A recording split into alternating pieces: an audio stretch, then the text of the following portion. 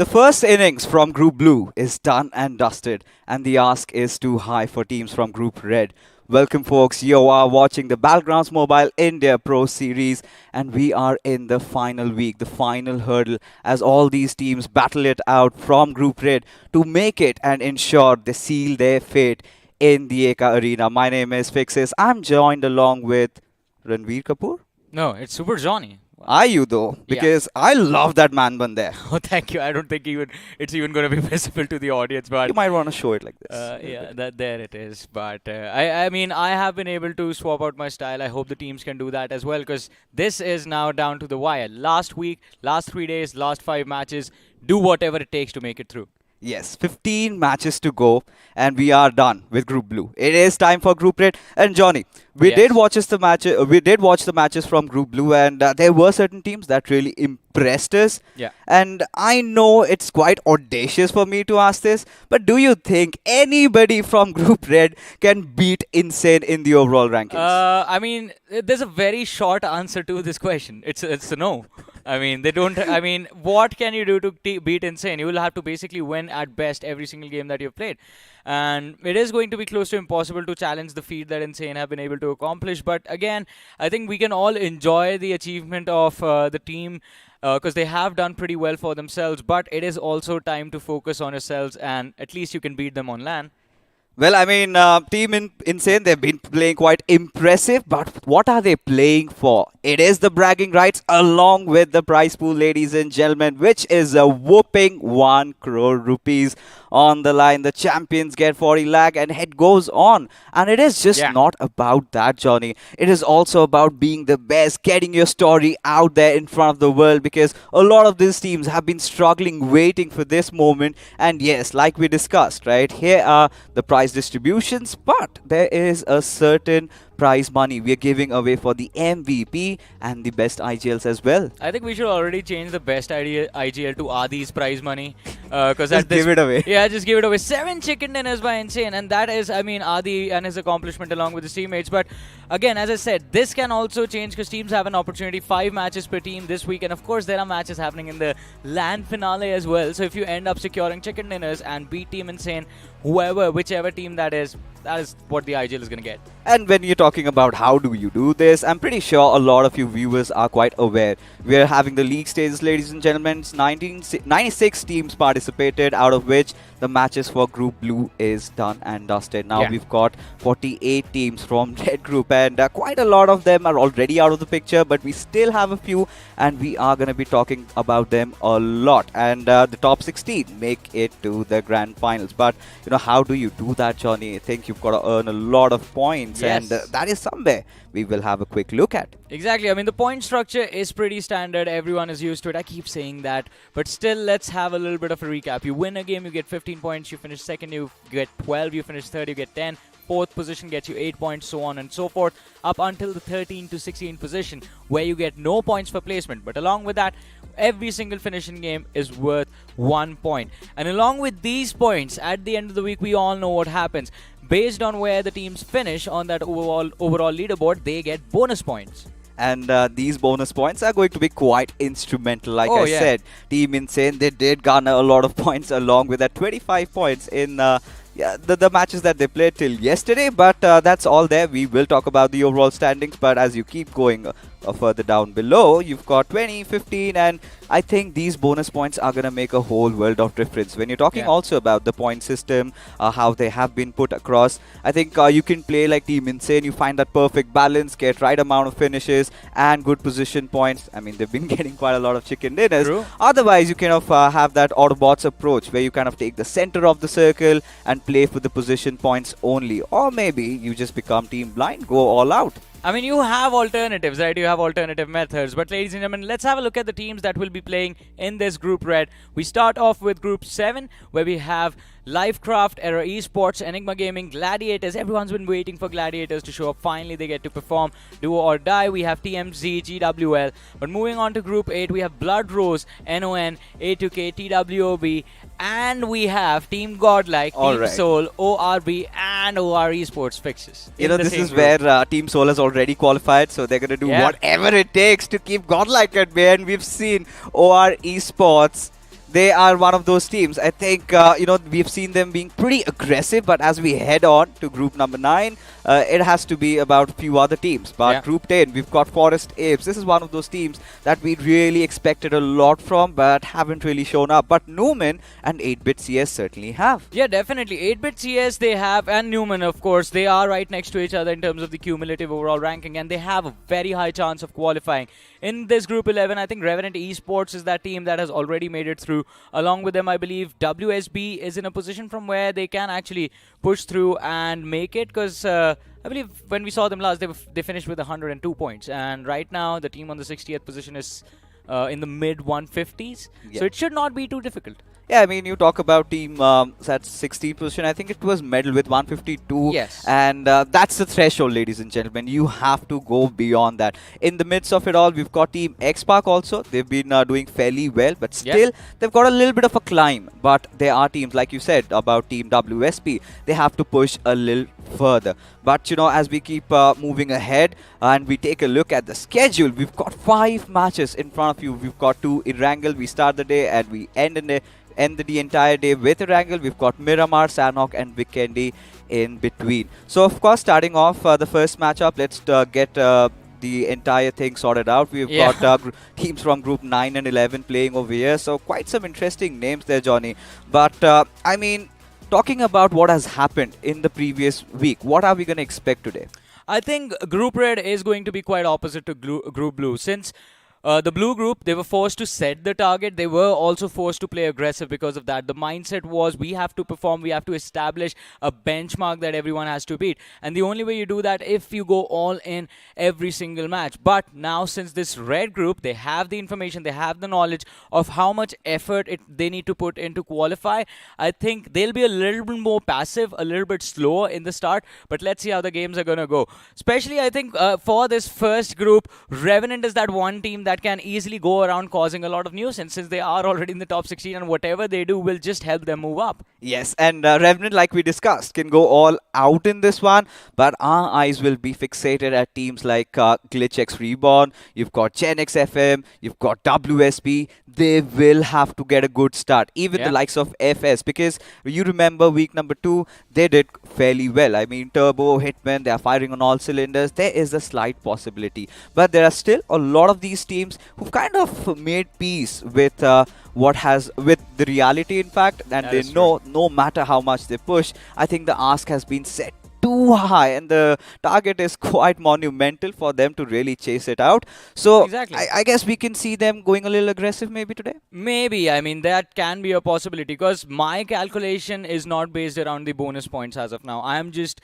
trying to analyze if the teams, they have 5 matches to play. On average, the worst we can ask for someone to perform is like get 10 points in a game. 10 Yeah. points per game is like 50 points. So starting from 156, 157, if you go back, I believe the cutoff right now is at 156. You can assume that team sitting at the 47th or the 48th position, where we have EG and MV with, I believe they have 98 or 99 points respectively to their names. They will be able to move through, but they will have to perform. Unfortunately, they're not playing in this first game. In this first game, though, important teams to keep an eye out on: GenX FM, WSB. They need to drop some big bombs if they want to Indeed. qualify early. Because riddle me this, right?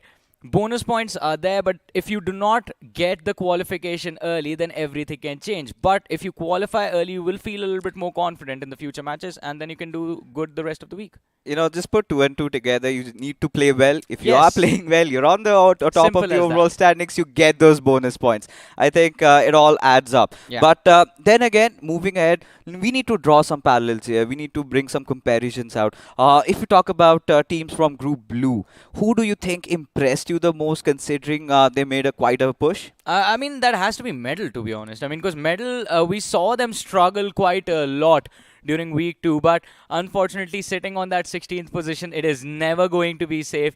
So we can assume that Medal, there will come a time when they will drop out of the top 16, and that will be a heartbreaking moment. But during the third week, there were moments where you could see the players perform. And of course, I mean, if I was to go with a simpler answer, it was insane, of course, because during that last week, they just played out of their mind. Especially Dark Lord was so phenomenal on an individual level. Yeah, I think we also love teams like Lucknow Giants who stepped out. And I'm certainly Yeah. hoping for in this particular group, we will have those teams. Maybe it could be OR, maybe it could just be anybody. But Johnny, I hate to ask you this, but do you have any predictions for game number one? I would say my prediction, I'm going to go with Revenant because that is going to be easy. Plus, I expect Revenant to basically try and break into the top 10 as quickly as possible because they will also not be safe. I believe Revenant is somewhere around the 14th or the 13th position in terms of Yeah, accumulator 14th. ranking, and that is still not safe. So them and Team Soul, they will try to make sure at least a top 10 or at least a top 8 so that they have safety cushion from the teams that are chasing them. And once they accomplish that, that is when we might see them completely disappear from the game and do something completely unorthodox. And this is one of those weeks where, like you said, right, Team Revenant can do a lot of experimentations, but here we are, ladies and gentlemen, the first match for Group Red beginning already, and quite an interesting flight path all the way from Quarry towards Novoripnoi. And What is this? boy, oh boy, Johnny, tell me something about this now. Well, I mean, it's leaning heavily towards the southern half of the map, not even reaching Pachinki, anywhere close to that. I mean, if you want to drop towards the military island right now, you are going to be celebrating. But if Yasnaya or Georgopol or even Mansion or Lipovka are positions that you like to start the game from, then you are in a world of pain. And it is going to be a moment where the IGL start pulling their hair as to where do we go looking for vehicles. Because majority of the times we've seen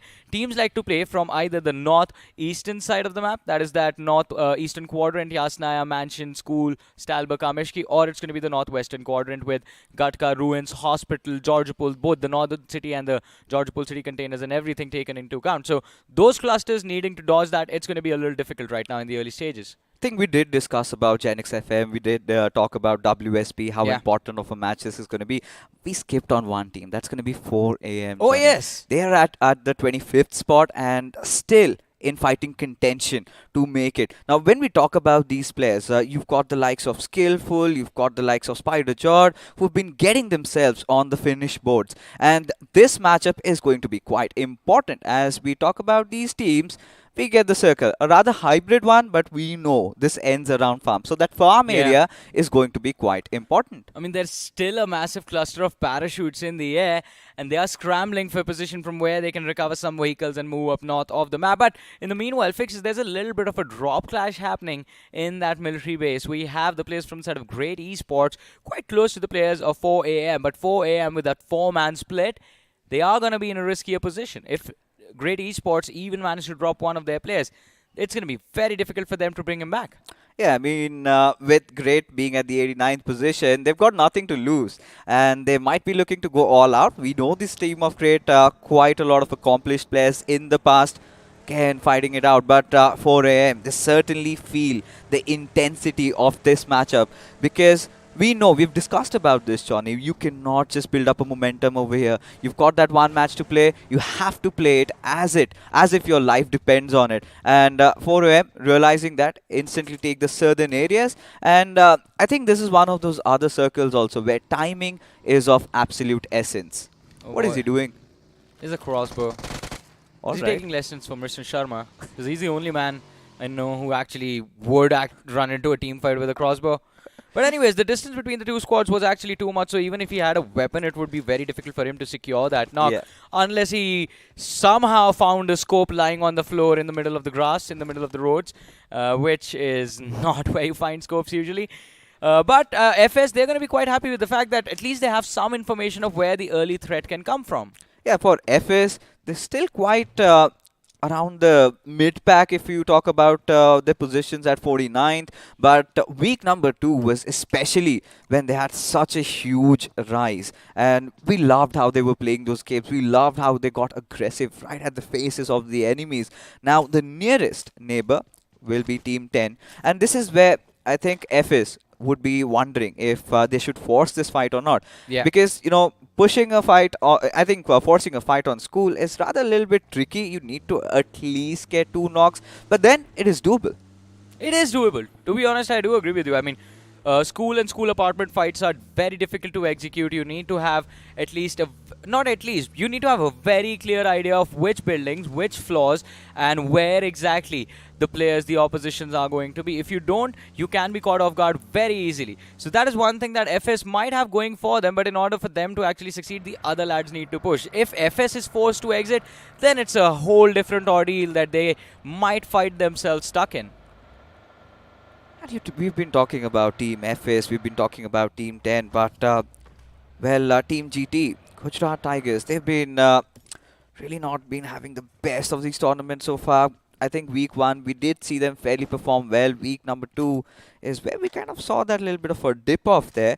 But yeah, if they have a really miraculous week, we never know. But right Yeah. now, they're in a good fighting position to True. maybe get the first chicken dinner. You've also got the players of Titan, who already have solidified their spot around that farm area. But for Team Revenant, Mhm. they will not have to move much. They're kind of acquainted to circles like this, and this is where we might anticipate with Revenant opening up with a chicken dinner actually. I mean, anything can happen. It is game number 1. Even the teams from Group Red are going to try and feel each other out, at least in the first few stages. But switching over to Gen X FM, we did talk about them as well.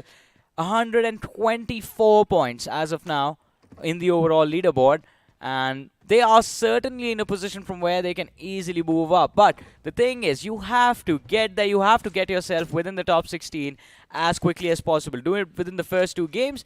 And if you can pull it off, it is going to allow you next level freedom in the future matches. And Gen X FM is definitely one of those teams that can easily drop a 30 bomb in any match. They have a lot of firepower in their lineup. They do indeed. But week number 1, Johnny, was amazing from the side of Gen X FM. But Yeah. suddenly you head into week number 2 and they look rather shabby. What do you think went wrong? I think it was the pressure of week 2. They expected the other teams to do something extraordinary, but we'll come back to that in a bit. Ladies and gentlemen, oh, I almost thought that was going to be the first pick, but Surajot, brilliant spray, skillful, with an even better escape. Just drives behind the hill in that US and just keeps on driving.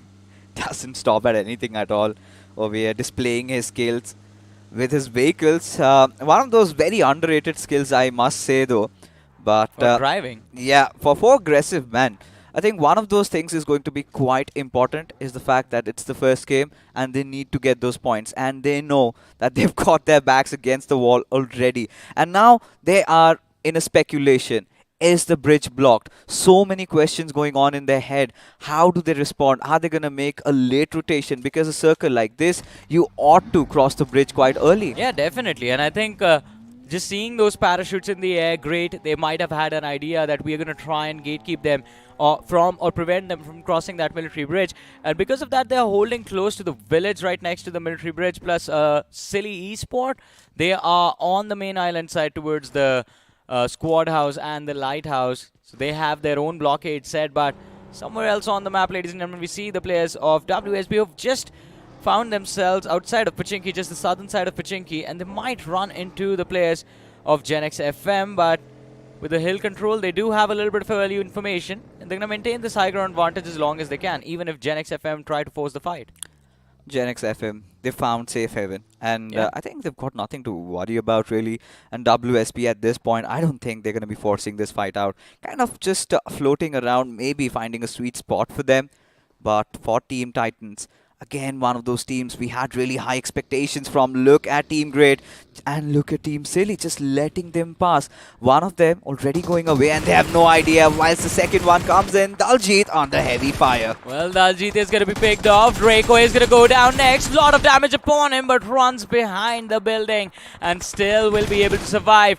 But what is Silly Esports doing? Do they not realize that there are 2 more players still stuck on that bridge? Easy pickings for them. And of course, along with this could be the opportunity of 4 aggressive man to capitalize and actually punish Great Esports for that early aggression. Or maybe they just got third party this entire situation because Team Silly, they've got their eyes fixated on the players of Great, and seems like Ace Black spots out Radko in the middle of nowhere, tries to take down his own teammate running over him, No. but eventually he was- gets the finish on He was Draco. protecting his teammate fixes. How? He was blocking the bullets with his car.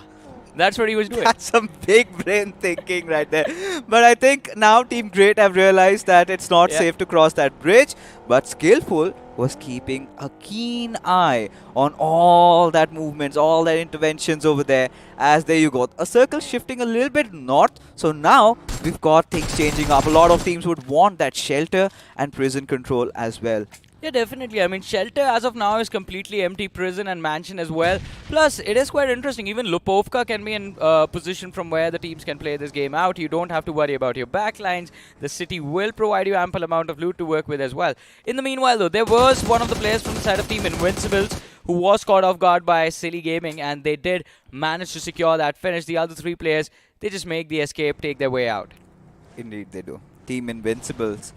Well, they've had their moments in these tournaments, but certainly not a lot to be worth remembering for. But yeah, I think this is again one of those weeks where they kind of test their full potential. no. But now we've got Team Great duking it against the players of 4 AM, and Skillful having already been taken out. 4 AM might be in a whole world of trouble. We saw that weapon, the barrel, peek from the corner of the wall, and so did the players from 4 Aggressive Man. And even though Skillful was knocked out, 4 Aggressive Man, they still have a lot to work with. All 4 players still alive. Great. They're down to the last man, Slayer, who will definitely be, well, if he wants to get anything done for his team, he will have to live up to that name. He will have to slay the entirety of 4 AM and then move up into the circle. We remember what a beautiful player Slayer was once upon Yeah. a time. One of those players who could yield that bolt action. He's done so much. He's been playing. He also played as an IGL a long time ago, but there was that little bit of a hiatus, and finally making his comeback. He's been trying, and in the Pro Series, yeah, he did play, but Yeah. you know, you talk about how they've performed, especially when you talk about peak Slayer and the Slayer right now.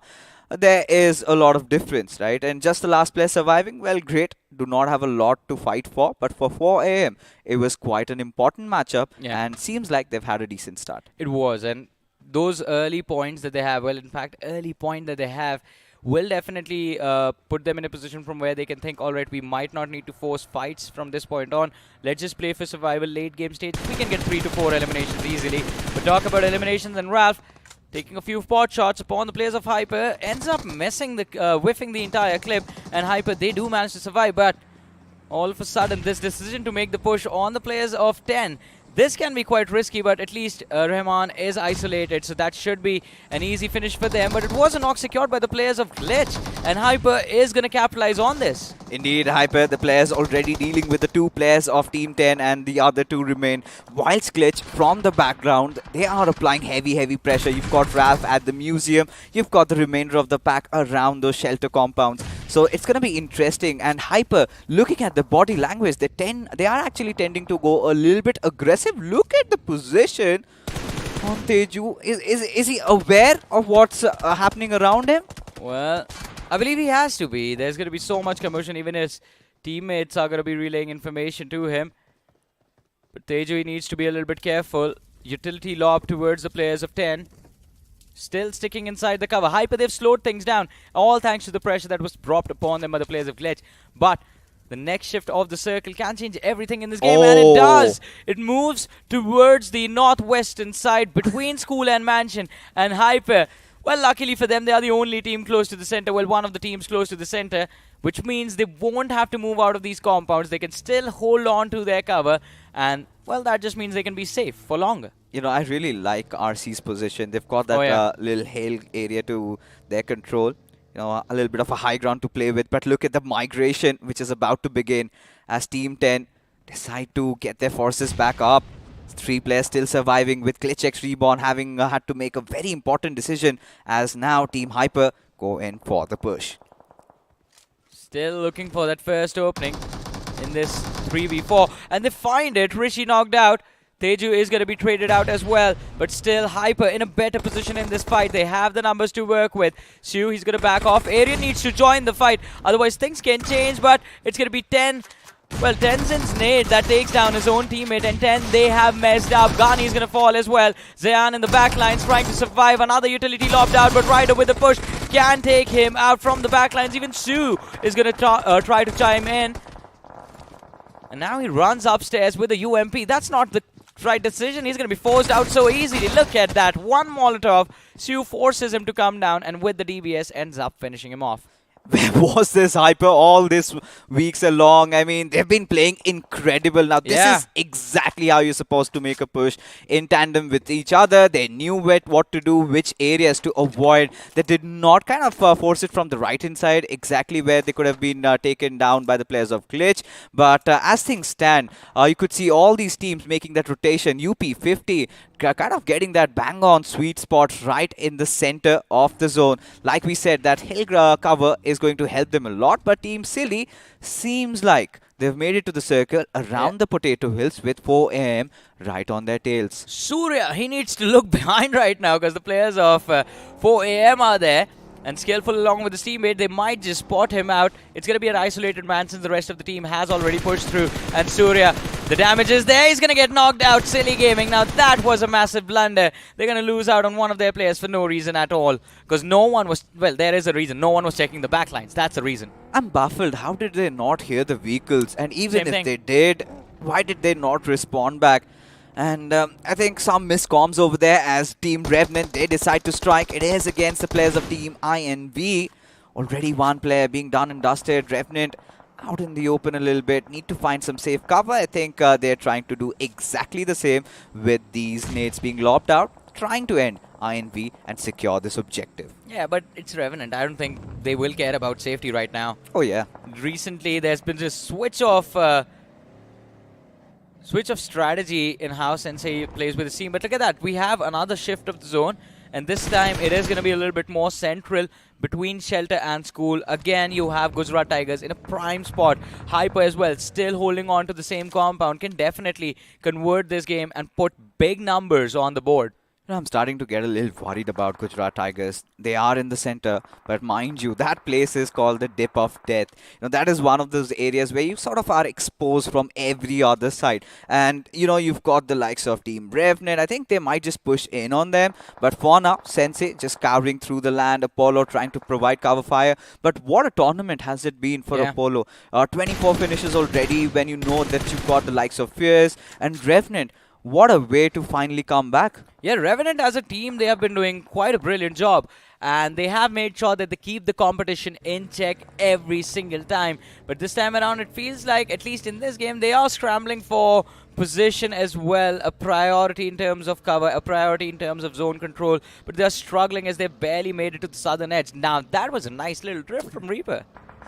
Thankfully, there was nobody to punish him for that, because in such moments, right, things get really heated up, sweaty, and somebody gets picked off. And this is one of those places where I kind of have this love and hate relationship, because at Museum you get that good cover, but the moment you want to get out of here, you're surrounded from absolutely everywhere. Now look at Team Redemption Crew. The moment they get out, you've got UP50 from one side, you've got Hyper already, GlitchX Reborn at a very good, comfortable high ground spot.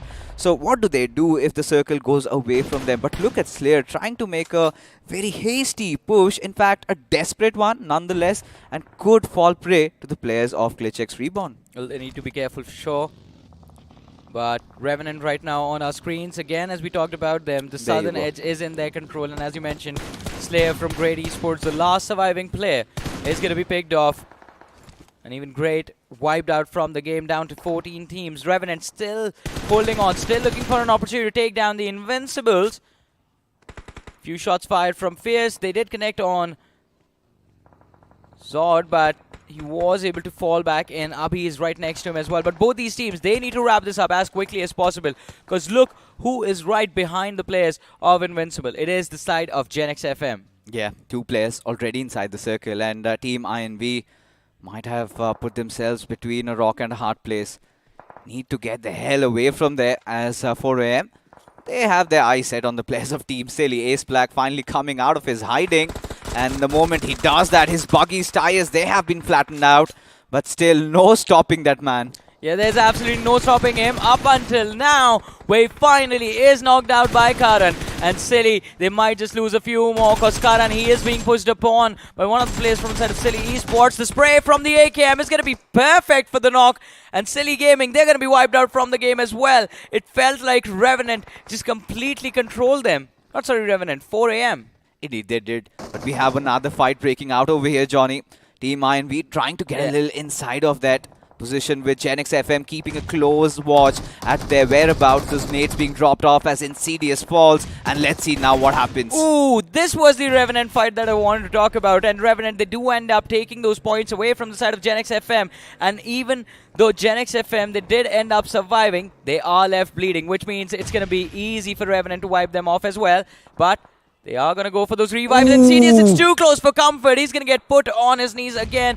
And even Crypto has taken a lot of damage. The nade towards Vishu also very close. Revenant, the utility usage from their side is just perfect. But so many grenades being utilized will also mean that they will run out of throwables very soon. No, this is exactly what we were talking about, Revenant, and them trying to do this, right? They want to go aggressive. They want to go right on their faces. Look at the drive-by, but Apollo has fallen down. Now Fierce comes in. It could go anywhere. It can definitely go anywhere. And Fierce, he's going to take this fight against Crypto, but from the backlines, WSB, they show up. And it is going to be the side of Genix FM wiped out from the game. Revenant Fierce knocked out WSB. They have an opportunity. MJ and Sensei in the backlines are the only two survivors. WSB, they can go for a hunt.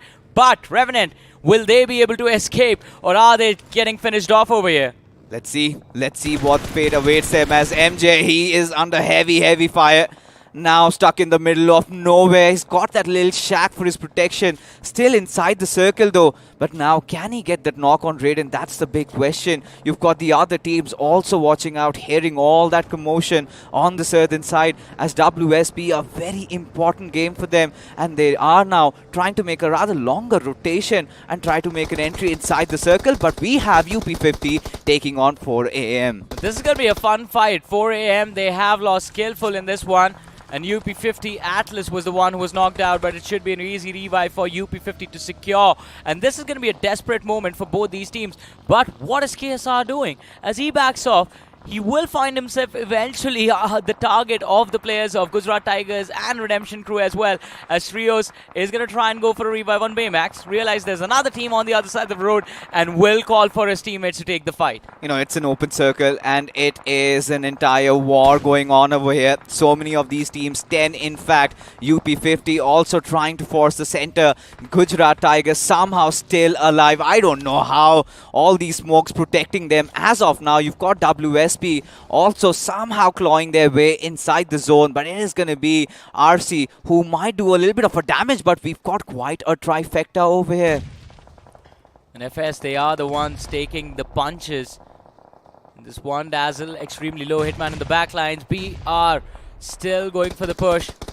Demon King knocked out. Hitman in the backlines, extremely low. Glitch as well. Both teams scrambling for finishes from the same side. Both of them in tandem want to take down the side of FS, but finally we see a little bit of utility lobbed towards the players of Glitch, who are also extremely low. It's a good time for BR to step out from this tunnel and actually wipe out both the squads. They are done with FS, and now all of their attention is going to be focused on the players of Glitch, who can't really do anything about this. This is not even a fight. This was a clean and crystal beatdown that just happened. Yeah, they just mopped the floor, waited for the right time to strike, and when they had it, they hit it.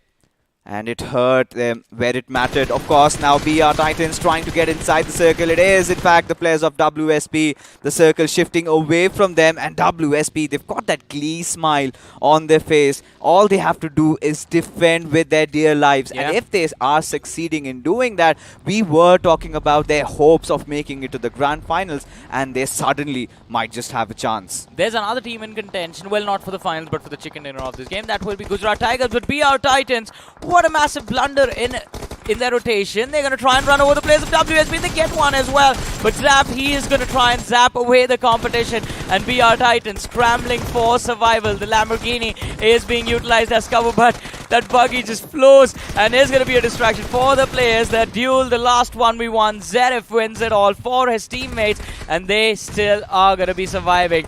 But guess what? There's an instantaneous third party, and it's going to be an artillery strike on the players of WSB. And it is going to be Team Hyper. They know WSB. They are wounded. They're crying for help, but nobody to provide them with one. As the other teams also want to capitalize on that situation. You've got Gujarat Tigers as Rinsler puts the final nail in the coffin. That's being said. WSB, they are done and dusted. But look at MJ. Somehow Johnny is still alive.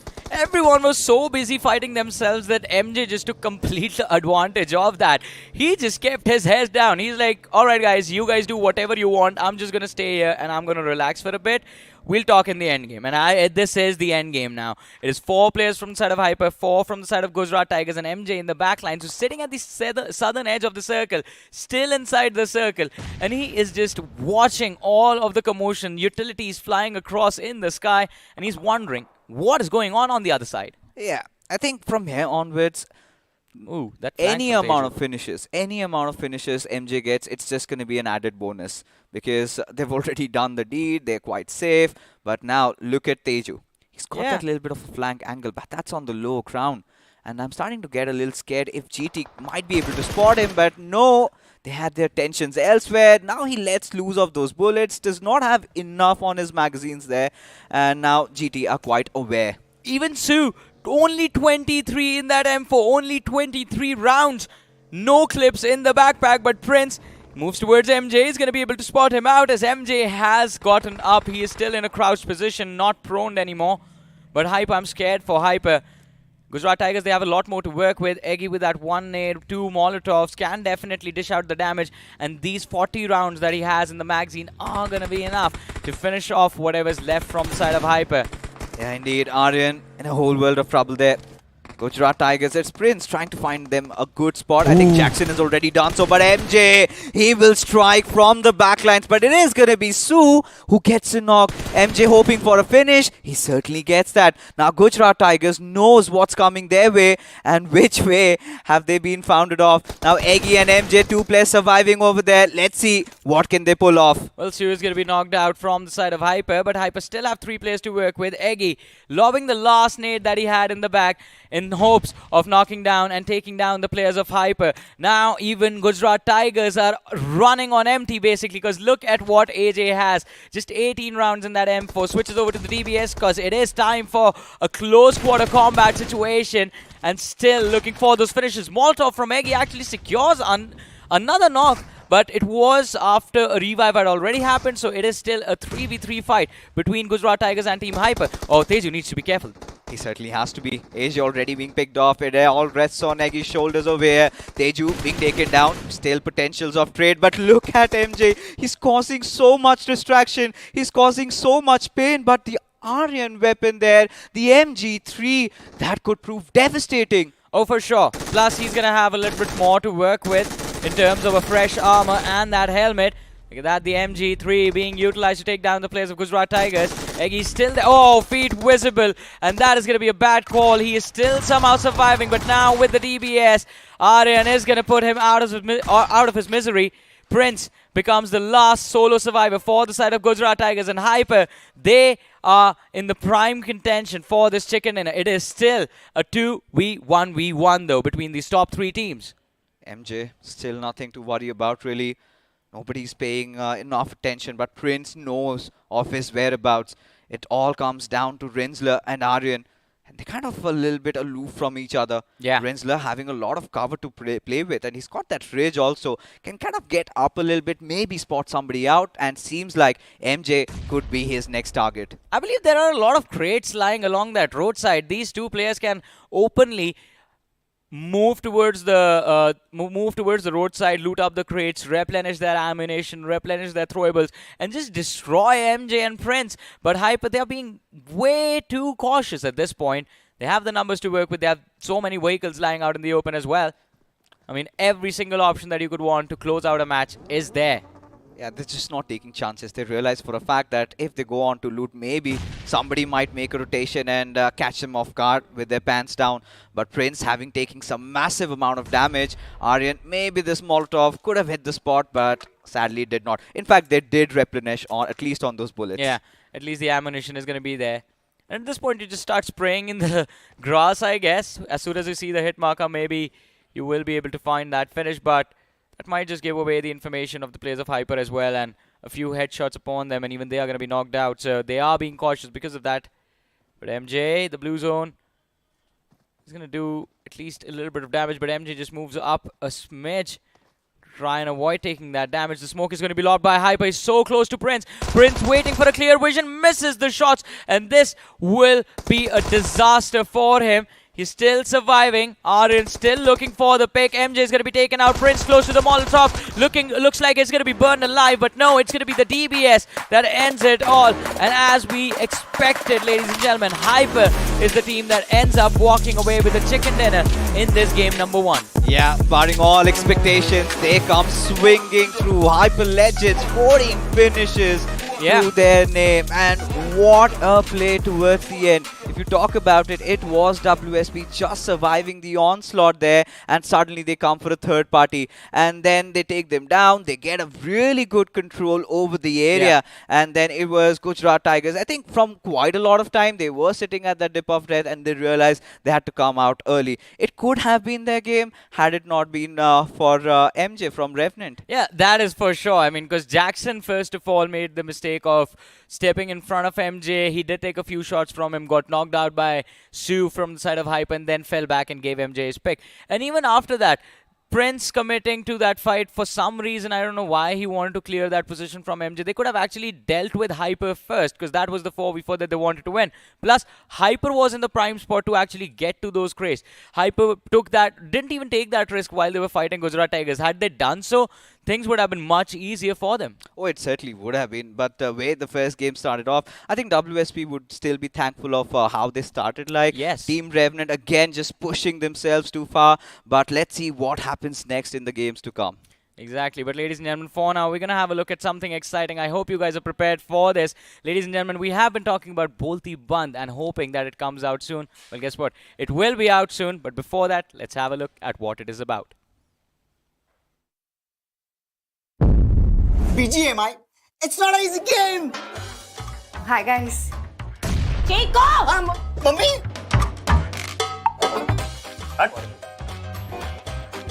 गाड़ी लेकर आ गया और वो भी bike. हाँ? इधर क्या भेलपूरी चाट पूरी खाने को जा रहे करे? वैसे तूने गेम तो प्रैक्टिस किया है ना?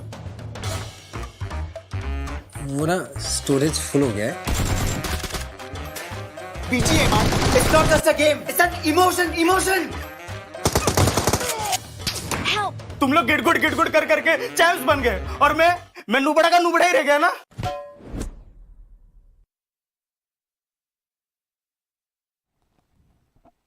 I think I've just found my new hairstyle fixes. I think this one looks better. No, I'm going to go with that next time.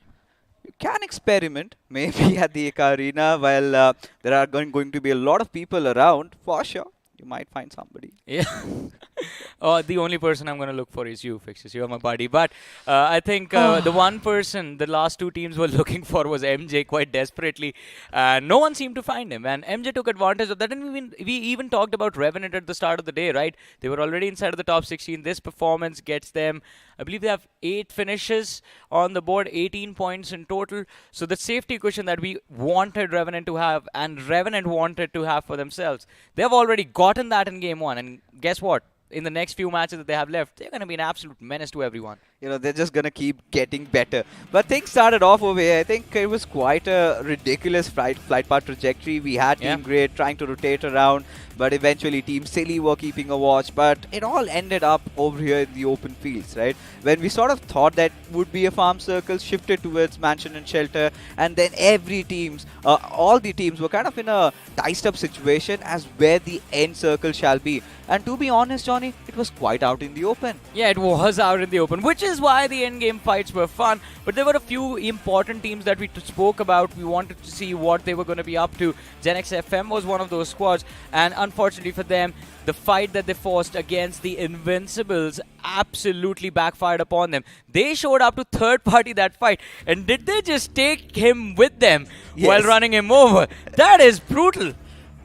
a lot of brutal things happened, especially in this one fight where BR Titans had no business. They were just waiting for that fight to break through, and once it did, they went all out. And later on, moving ahead to try to fight it against WSP. And the moment they have just won this fight, they could not be happy about it, because then Hyper instantly strikes, and there you can see the way they're all being taken down. There were 8 crates lying on that roadside, and it took Hyper so long to get there. Gujarat Tigers, they did a brilliant job trying to handle the pressure, but as soon as Eggy fell, it was done and dusted. Had Eggy been able to handle the pressure, not the pressure, but had he won that individual 1v1, things would have been different. Gujarat Tigers, they could have actually secured this chicken dinner for themselves. Oh, they certainly could have, but it's all about those coulda, shouldas. If they had done this, if they had done that, things could have been this way, that way.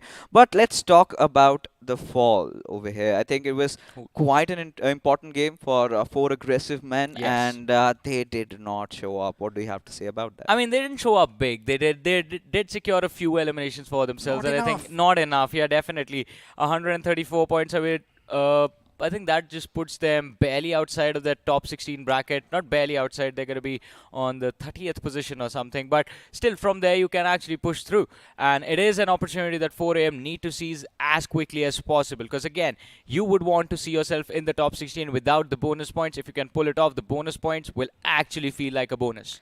I think when the day was starting and we were talking about the teams, we were all talking about there are 5-6 teams that will easily cross over medal, and you never know, because 4AM did not have the best of starts, and hoping so they recover. But when you talk about really interesting stuffs happening in BGMI, we've got the star from Bollywood, the biggest and the baddest. It is going to be Ranveer Singh. He is here to rule the battlegrounds, and you've got some amazing outfits. You've got those voice packs along with a lot of skins, and I'm just waiting to go for that opening there. Exactly. I believe there's weapon skin, there's a vehicle skin for the buggy, there's 2 costumes, voice pack, everything you mentioned, and of course there's more stuff introduced by Krafton India in BGMI. Do make sure you're constantly updated in the reward section of the game, and if you like anything, go check it out. You certainly have to, because I again, tried my luck on the Avalanche X suit. Did you get and no. Oh. I might be, For the cursed or first time, unlucky, you don't but get our viewers something. might be. For the first time, you don't get something and you say you're unlucky. I think, the gods of BGMI have given me enough. They're like, fix this. That's all you get. Stay happy with what you have. That is fair. That is very fair, because Fixis is one of the most loaded accounts I've ever seen, by the way. It's not loaded, but I have few items, but items that are, you could say, relics. It's loaded. It's It's very loaded. very rare. Not a lot of people have. It's Flex. okay. But let's come back Exactly. to the entire tournament's perspective. So the first game, I think WSP, however, did have a fairly decent start, considering they have to push through, and they are the ones, they can't really go for a brisk walk. They That will is have to make a run. I think still a 400 meters race is what I would say right now, and I think the way they have started, Johnny, what do you have to say about that? I think that this was a decent start, because WSB started with 102 points, and as we said, the target is, as of now, it sits at 156. Yeah. Now it has changed right after this game, because a few teams from Group Red will definitely take that leap. But WSB, their target, at least for today, not for today, but needs to be every single game they need to walk away with at least 10 to 12 points. As long as they can do that by the end of the week, they will get a few extra bonus points, and that might help them qualify. But this is a scenario if everything just goes right. If they want to take control of their destiny, have one big game, drop one chicken dinner with 15 finishes, or at least even 10 finishes, and that will put you in such a comfortable position that WSB can feel confident enough, like, all right, we are very close now, we can easily qualify on our own. We did talk about the MVP, and in fact, we could have a potential contenders in Grinsler, right? He certainly could be one of them, but let's see what the stats dictate, and it is right, guessed it. But yeah, for Team Hyper, I think one of the best things about this team is how they contested for the center of that compound. They had to force a fight, if I'm not wrong, it was against 10. The moment they did that, the next fight they took was against WSP, and these are the moments where they finally started taking over. Now, from here onwards, Johnny, I've got another question in my mind. How do you feel about Gujarat Tigers? They're somewhere around the 55th spot, but this is quite a good game. This was a good game, but still they are a little too far away. But if they have a performance like this again and again and again, at least 3 times this week, then they might actually make it through, because you will have to hit those double digits consistently no matter what. And for a team like Gujarat Tigers, it won't be about 10 points per game, the average they need to maintain. It will be about 14 or 15 points per match that they need to secure. I think they will have to pull off a reckoning. Yes. To be honest. Yeah. Especially Reckoning were also in a very bad position, and suddenly they were the ones whom we were rooting for towards the end. I mean, Team Insane, they were absolutely This was insane. horrible. This was a meat grinder. He did not want to stop, just team rolling over it. No, it was a fight. Who wins, a UAS or a human being? You ego fight there. You're not supposed to take that. But hey, ladies and gentlemen, we've got the point standings. It was Hyper Legend securing the chicken dinner with quite a decent number of finishes, 14 exact, and 29 points is what they've accrued. Gujarat Tigers, 17 to their name. Revenant, no surprises there, but WSP, they're also pushing through. Yeah, WSBA and in fact Gujarat Tigers, as we talked about them, both these teams did a brilliant job in this game. Hyper, of course, 29 points. That was a phenomenal performance from their side. But look at 4AM, we talked about them as well. Just 7 points secured from this match, just 6 finishes from this game. Had they been able to secure or in fact make it even within the top 5, they would have been happy. But as of now, they will still be a little bit stressed, but at least they have inched closer towards that qualification barrier, because I believe now they are sitting at 141 points, and we'll closely monitor which of these teams actually is the first one to cross within that top 16 bracket. And you know, considering the kind of a start 4AM had, I think I'm really happy that they managed to get 6 finishes, because if you remember, right from the get-go, they were struggling. Their drop was taken out. They had to go towards the southern parts of the military island, and whilst rotating, I think it was Team Great that spotted one of their players out, and they had to go for their plan B. Quite a late rotation into the circle, still took down a few players of Silly, and a great start. I think 7 points, not too shabby, especially you still have 4 more games to go. But now we are also talking about Group 9 playing one more match. Now, do you think they might have built up a little bit of momentum from over here? I think they can. I mean, a few of these teams have definitely built up the momentum from Group 9, especially teams that did well. 4AM, I mean, definitely opportunity for them to recover, because they know, all right, we are warmed up. 7 finishes that early inside of the match, it's not easy. They made it happen. And now this gives them the opportunity to just play for placements a little bit more, be a little bit safer during the early stage. In the late game, take the fights, get those finishes, be happy. They have to be happy, but for now, like we discussed, it is time for game number 2, ladies and gentlemen. Let's take a quick look at the matchup, as we will have Group 8 also joining us over here in this third week. It is going to be against Group 9, who've already played a game, and we will also have a slight change on the desk. While Johnny is going to unleash his inner animal, we've got our sweetie pie, the chocolate boy. A lot of girls love to call him that. And it is going to be Mr. Salty. And he is quite stricken. I mean, that's a pretentious face that he indeed has. But Salty, welcome back to the desk. We've got some big names coming to play in over here. And the perfect spot to put you under the pedestal. Because I'm going to ask you this. Yeah. You remember last time, BMOC, the qualifiers, it was Team Godlike and Soul in that one group, and you remember Team Godlike had to fetch a lot of points, and Team Soul went out for a hunt, eventually taking them down, removing them out of BMOC and spoiling their dreams for the BMPS. Do you think we can expect a little bit of that rivalry again? I think that possibly can happen, considering Team Soul, they have kind of secured their qualification, to be honest. They are inside the top 16. So they can take those risky maneuvers, not just against Godel, but against any team that they would like. And I think it's also healthy practice for them to just drop down and take those fights early on. Possibly even just try out different experiments, which they might actually do. You know, this is one of those things that they can do, because knowing Team Soul, I think recently they've not had the best of performances. Not being able to make it to the BGIS Grand Finals, they were missing out on INKR also. That kind of goes on to push them to limits where they're like, listen guys, we cannot lose off the momentum that we had. I think maybe they could also be looking for a couple of more chicken dinners and further solidify themselves in the overall standings. But you know, coming down to the other teams that are in contention over here, we've got the likes of Team OR. Now, Team OR, this team comes with a lot of rich legacy and a past. But lately, we've just seen them run around and find as many fights as they've been possibly getting. Yeah, and I think that is possibly because of the fact that they know that they are very far off fixes. They, as a team, haven't really played together in this tournament so far. I mean, they certainly have, but they haven't really gotten the performances that they would like. And I think at this point, all that they can pray for, I think they can do something which Team Newman did, right, to get back that momentum, try and get themselves that big chicken, possibly go for fights. And once you have that mojo back, eventually you can possibly build up the synergy. We've seen teams grow like that. We've seen Team Wingod grow like that. And considering it was a new lineup at the start of BMPS, it wasn't really ideal for them. Third week, I'm really expecting this team to perform. I think when you talk about newly formed lineups, the example has to be around global esports. Yeah. They've played fairly well.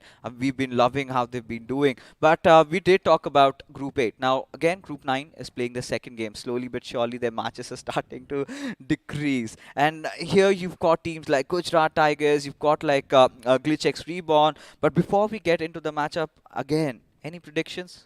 I think I'm going to go with Glitch X Reborn. This This team, one? I kind of feel they have that mojo. They really love to play on the map of Miramar. So let's just actually find out if they win. But before that, your predictions. I'm not going to do that. I'm the host over here, so The roles have switched, ladies and gentlemen. yes, the roles certainly have, as the big bird is up the skies, as the flight path trajectory, Salty, is all the way from the little oasis towards Los Leones. Now, this is again quite a standard flight path trajectory, nothing to scoff at. I think teams dropping down maybe at Valedemar or Monte Nuevo might have to take a little bit of that long gliding or maybe go for vehicles there. But for the others, I think it looks dandy. It does that. I think this is one of those default flight paths which you would expect, and majority of the map, in fact, is under coverage. You did mention about the Minas del Sur island. I think that region will be a little problematic. Possibly can drop towards the edges of Los Higos and then find that vehicle spawn, move your way upwards. But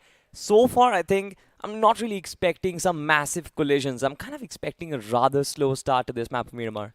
I think, the way game number 1 really started, Yeah. it indeed was kind of an abrupt start, because not the way we would have loved to pace it, because, there was a moment of absolute silence, suddenly a fight breaks down, and then there is absolute silence once again. But considering it's the final week, we've got a lot of teams over here. You're talking about RC, you're talking about Crate, TWOB, A2K, ORB. They haven't really been doing fairly well. So Yeah. at this point, you have to take into consideration that they will be putting the pedal to the metal, try to, have that last dance. But the circle forms, and it is around Los Leones. This is one of those games where 4 a.m. they will have to convert. Absolutely, but right at the get-go, we do have two teams dropping very close by. It seems like BR Titans, right from the start of the day, have Look at found a this. knockout for themselves, and the confirmation is there. You mentioned about Redemption Crew. They have finally suffered early elimination right now. 2 players knocked down already. Yeah, but seems like this fight for contestation of Picardo. You've got Neo trying to take a couple of bullets there. He's got that M16 to work with and a Tommy gun. And might want to reposition himself in this fight. And Team Soul, they never really struggled, especially in the lands of Picardo. So I think they kind of know All every right. single nooks All and crannies. right. What is Goblin trying to do? Is he wanting to cook something for himself? I think we finally could have figured out that he was just trying to lob a pan there. Maybe he had enough. He's like, how dare you come on our drop location. And yeah, I think 2 striking contrasts over there. You've got on one side Team Soul, who have comfortably qualified. Yeah. And on the other side TWOB, who are kind of languishing at the very bottom.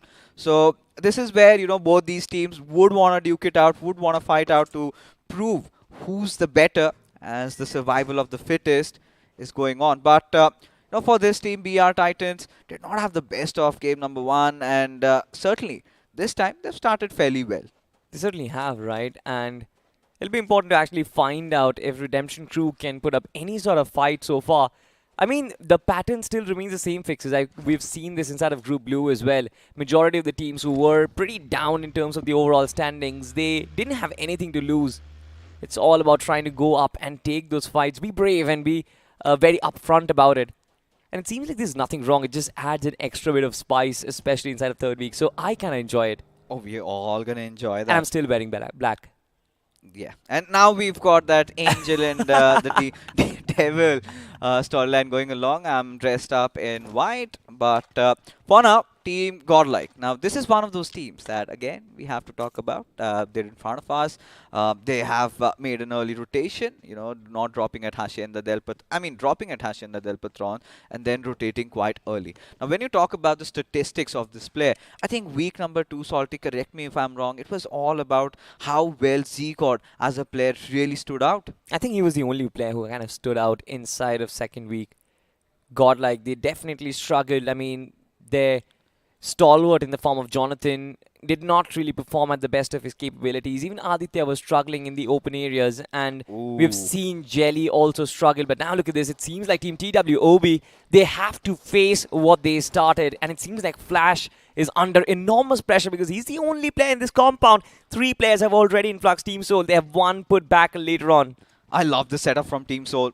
You've got Goblin who's out there to watch the flank if anybody is trying to make it inside the building. And then Flash, he's already been spotted. Akshat knows his whereabouts as Flash wanting to put up a fight. But Akshat one step ahead as Team Soul, they strike and get a finish already. Absolutely. I absolutely love the way Team Soul got the information that, alright, fine, this is just one player holding an entire compound. We can try and influx him, overload him with players, and then eliminate him one by one. I think if they can isolate and exterminate the rest of TWOB, Team Soul will escape this fight unscathed.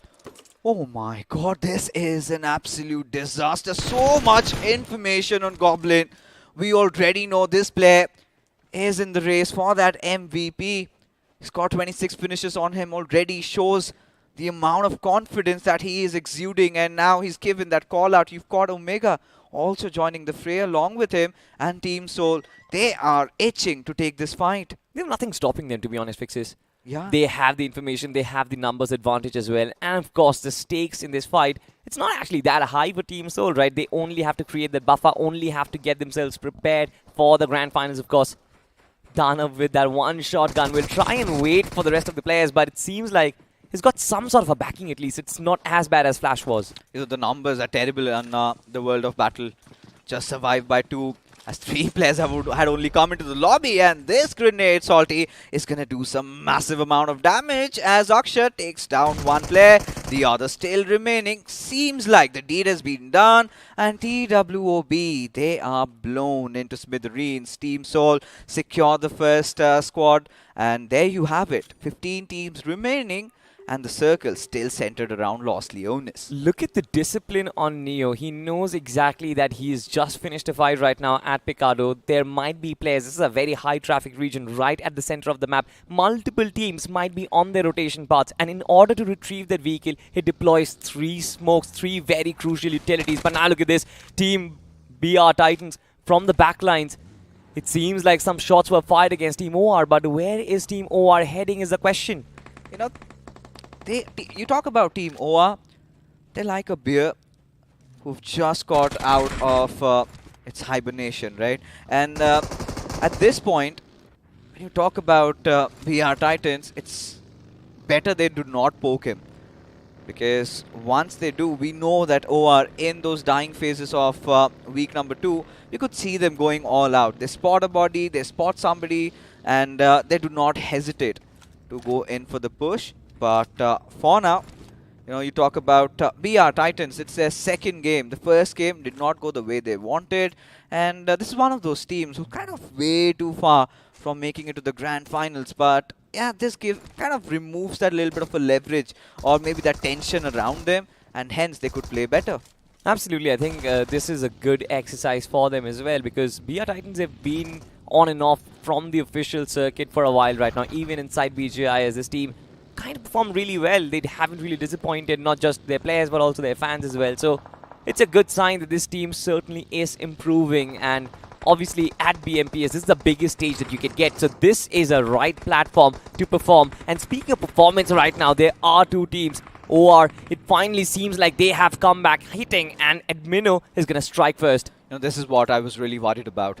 And OR, they know that BR Titans are on the lower grounds, and Admino making sure he cuts their means of escape, right? Stake down those tires, and they will have nowhere to run or hide. So now it all depends on Skeleton if he can find the flank, but seems like he's been spotted out. He definitely has been, but the only piece of concern is Gujarat Tigers and their presence. Look at that. One player just managed to escape. It was Skeleton, if I'm not mistaken, but from the back lines, Robin being taken down. It seems like OR, they've given them the space and time to move about, and now Exodia wants to create that flank angle. Beautiful angle that is being held, but that's the only UAS that is for cover. Smokes being deployed, which will deny lines of sight, and Exodia wants to close in the distance fixes. This does not look good for OR Esports. Certainly not. As Exodia, look at him. He's got nothing to lose. Spots out Trigger in the far of Ray. Trigger, ideally, he does not mess up shots like this, but you've got Admino to deal with, and Exodia seems like he's trying to buy a little bit of time. Yeah, absolutely. The nade being cooked up once again for similar measure. Robin is down and out. Trigger and Admino under too much pressure. Exodia, of course, from the top lines. And you've also got Killflex as well. PR Titans have actually got Team OR Esports in a chokehold. And it seems like it will be impossible for them to actually escape this. There you go. Skeleton dealing with one whilst the last player survives. Trigger also being dealt with. Seems like one more player from the far off vicinity. It is going to be Secret. But I think the deed has almost been done, as BR Titans will get those finishes, while Secret, I think he has to make an escape for his life, or rather, on the other side, since they do not have anything to lose, he wants to pick a fight. Once again, it was absolutely at display how disintegrated Team OR Esports are playing. Secret was not even involved in the fight. The flank angle did not really have a lot of trade potential, but now look at this. Skeleton, he's spotted Secret. He knows that his opposition is right underneath, but the numbers advantage at BR, it is phenomenal. Nades being lobbed in. Exodia is still knocked out. Skeleton, it's a 1v1 actually.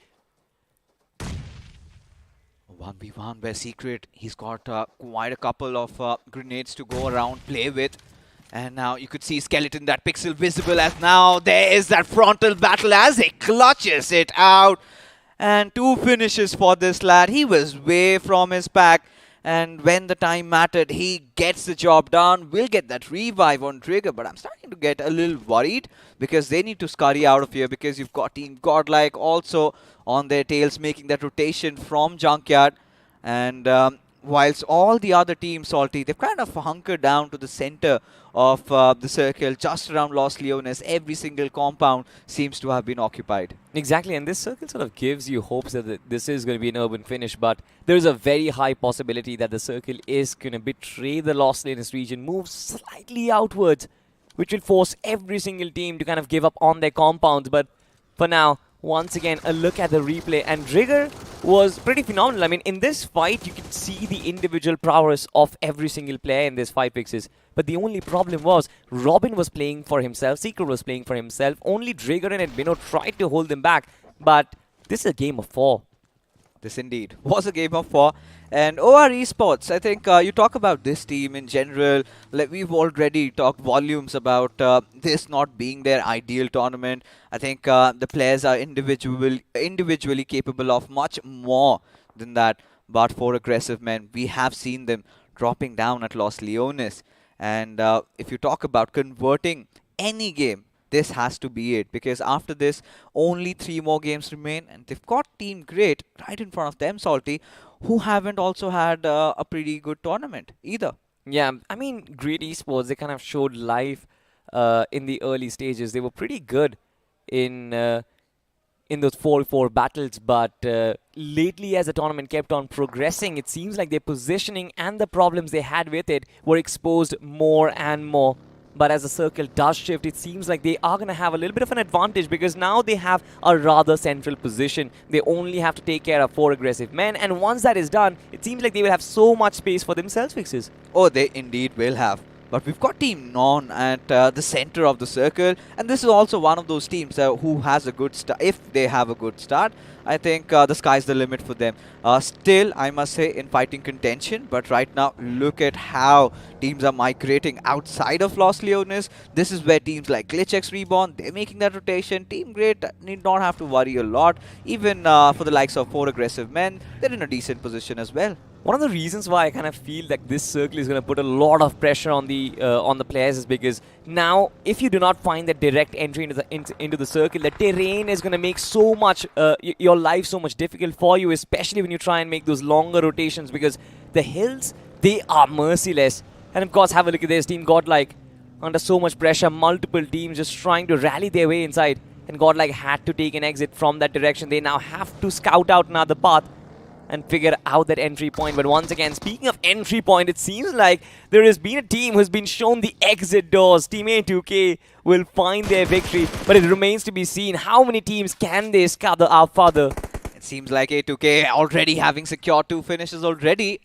I think they're in a position where they will have to get inside their compounds because they're on the lower grounds and they have to be a little watchful.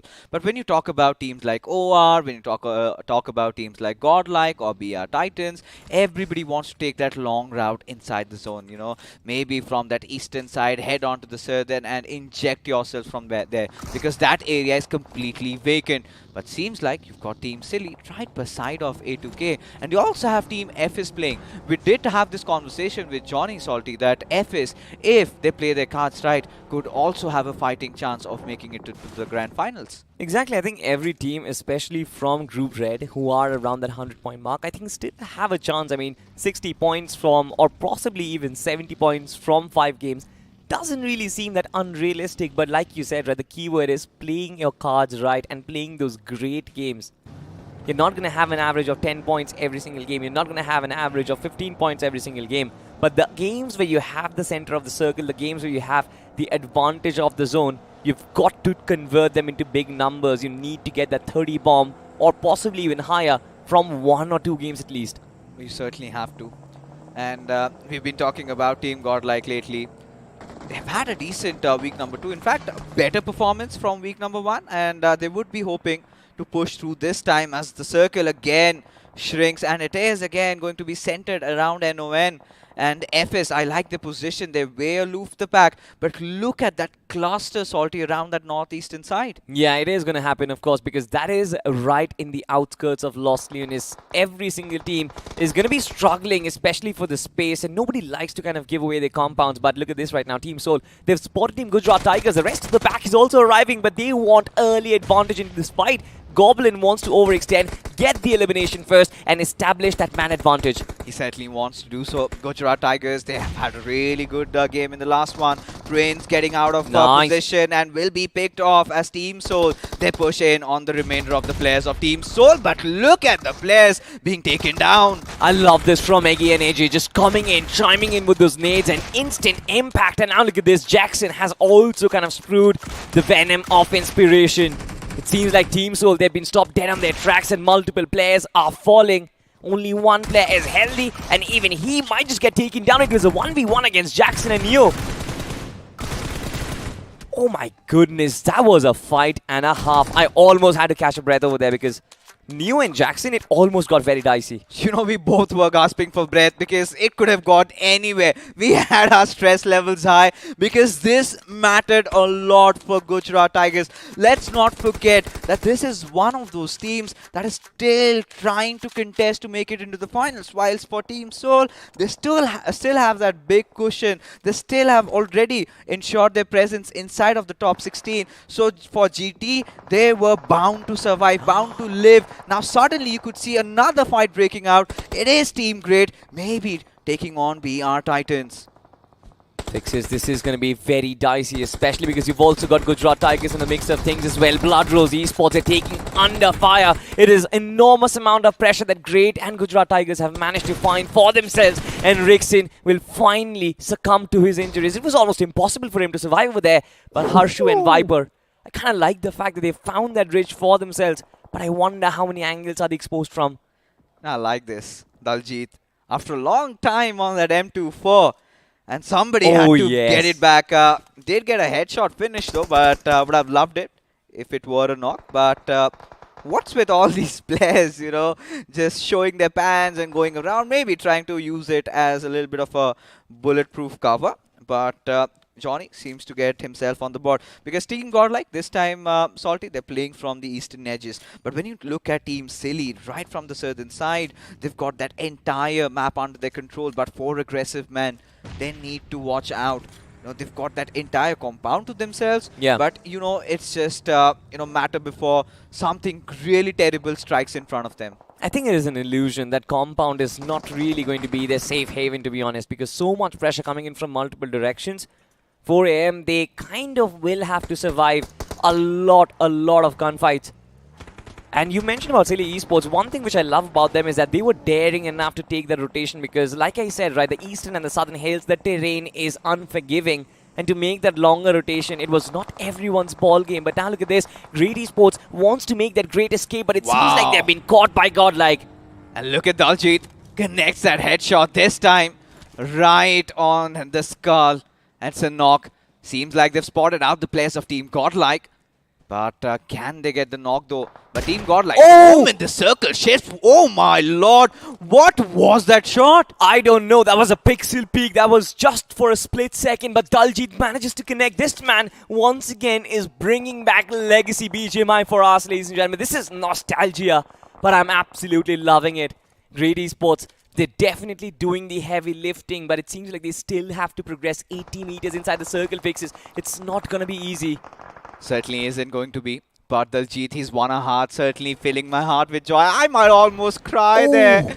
And look at that shot. Jot Gaming, he's not going to peak. Not again. Especially after how Daljit managed to take 2 of their players down. For a moment, I was wondering if Great would actually commit in for a push. But seems like things... I think on the brighter side of things, or maybe realistically, they were not inside the zone. And that's the reason why Great did not go for it, as BR Titans looking to keep the players of 4 aggressive men at bay.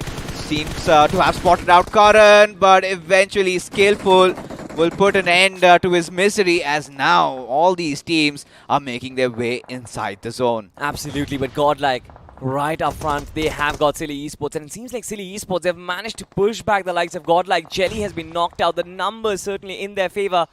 It's just Z-God up against the Almighty. Especially look at the amount of stress there is from the backlines as well. Z-God needs to protect himself. The dip might actually do that, but the nades, the amount of utility that has been shot in his way, it is absolutely impeccable. Silly Esports just playing their cards right in order to survive. But from the backlines, Jonathan might actually be the difference maker. We've seen him pull off clutches like this time and time again, and now is the time to shine. Now indeed, it is the time to shine for Team Godlike. It is quite important that they secure those points with 9 teams surviving. Jonathan being the last player living there, breathing. It's not going to be an easy task. He makes his run inside the zone and could just dig his own grave over there. Look at AimGod just backing off, and there you go. Gets that knock and that finish. And that being said, Team Godlike off to an early exit. This just dampens their mood, to be honest, dampens their hopes and dreams of making it to the LAN finals. It's going to be extremely hard for them for now to actually make a comeback, but one team whose rotation has been phenomenal has to be GlitchX Reborn, right underneath everyone's radar, just lying low in stealth mode, of course. But now look at the amount of space that they have, and this shift makes it so much more important. Even 4 aggressive men are going to be very, very happy with this performance and with this positioning. But all that they have to do is hold on to that pressure coming in from the eastern side. There will be that influx. A lot of these teams trying to get in. The team that you were looking out for, GlitchX Reborn, they're still surviving, Salty. And for Team NON, this is an important matchup as well. For NON might have to lock horns against each other as Chris opens things up against Vision from ORB. As Glitch, they would be holding on to the peripheries of the circle. But look at Skull. I'm not really sure. Lynch once again might actually bring out that superhuman performance once again. It's certainly required, especially for ORB and their success in this match, of course. But Ralph constantly trying to lob in the nades, trying to create that distance. I love the fact that GlitchX Reborn, they have so much time in the world, but it seems like 2 players being knocked out. Now it's too much responsibility on Glitch's shoulders. Indeed it is. But GlitchX Reborn just losing out on Roman, but they've got the others alive.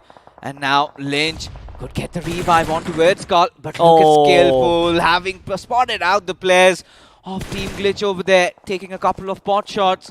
hoping one would connect. Now shifts on towards his mini. But talking about the circle, nobody, not even a single soul, is at around the center as skillful. That is a knock and a half.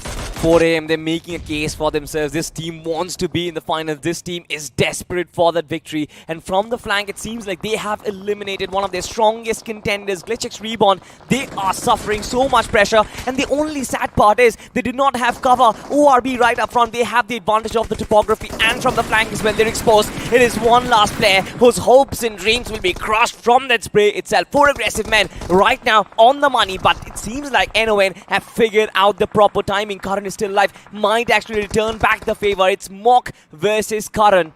Oh, indeed it is. Seems like Karan, he's getting spotted out from elsewhere. Did try to take down one, but eventually seems like that's all we get to see from 4 a.m. But still a decent amount of finishes to their name. And getting out at the 5th position will certainly earn them a few points. But is it going to be enough? But look at A2K. They've got nothing to lose, but against Team NON, it is going to be Mock who strikes. Absolutely. There are 4 teams left inside of this competition so far. And it seems like the northern fight is going to dictate who gets majority of the circle for themselves. But it seems like NON, they're giving up to that pressure. Mock running away from Team A2K in that situation. Of course, in the southern lines, you've got Team ORB versus Silly Esports still happening. And of course, a circle landing in the middle of nowhere. Team A2K know exactly where Mock is, and the topography is going to give them a massive amount of advantage. Nades being lobbed in, aim god being spotted in the back lines as well. Mock is not firing, is not moving a muscle. Yeah, I think he's just banking upon the fact that the moment A2K come in for the peak, somebody from Team ORB takes them down. As ORB, they've been having quite a run there, dealing and taking down the players of Team Silly. Now it is just a battle between the top 3. You've got Team Silly, you've got Team ORB, you've got A2K, and the final player of NON. I think this has been a good performance from NON so far.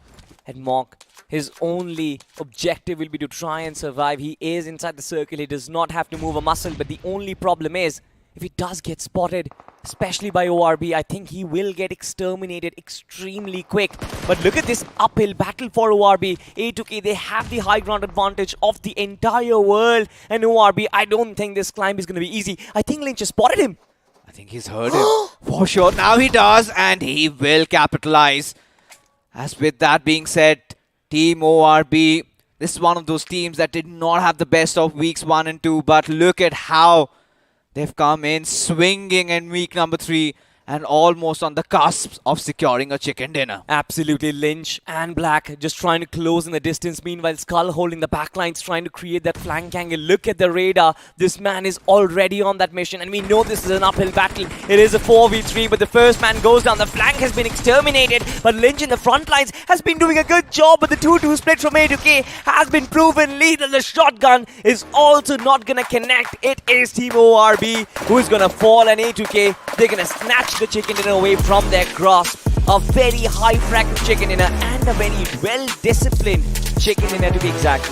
You know, what a time to step up for authority. 2K there, but yeah, 14 finishes to their name. But I'm loving how they sort of rotated out, and you could see them. They were silent in the first half of the game, but in the second, they just went all out. They spared nobody. You know, dealing with the likes of 4 a.m. You had got so many of the other teams. Towards the end, it was just that one player from non-surviving, but kudos to them. But again, this is one of those games, if you look at the bigger perspective, turned out well for 4 a.m. Got decent amount of finish points and positions. For Glitchx Reborn, they kind of got taken out a little bit early. Yeah. But for Team Godlike also being out at the 9th position with just 2 finishes, I think they need to start to understand what they're fighting for over here. Exactly. I think for Godlike, they need to get a proper game with good amount of position points as well, because at this point, the only thing which can save them is blessings from God right now at this point. Need to get those finishes on board, need to get those position points on board, and get that big chicken on the map of Sanhok. But for now, I think somebody else also needs some sort of blessings. I think they're the ones who need some blessings. From whom? But let's find out. I mean, they will actually find out. This is, ladies and gentlemen, Fool's Blessing set, which has come back inside of the game. And once again, this is what we've prepared for you guys.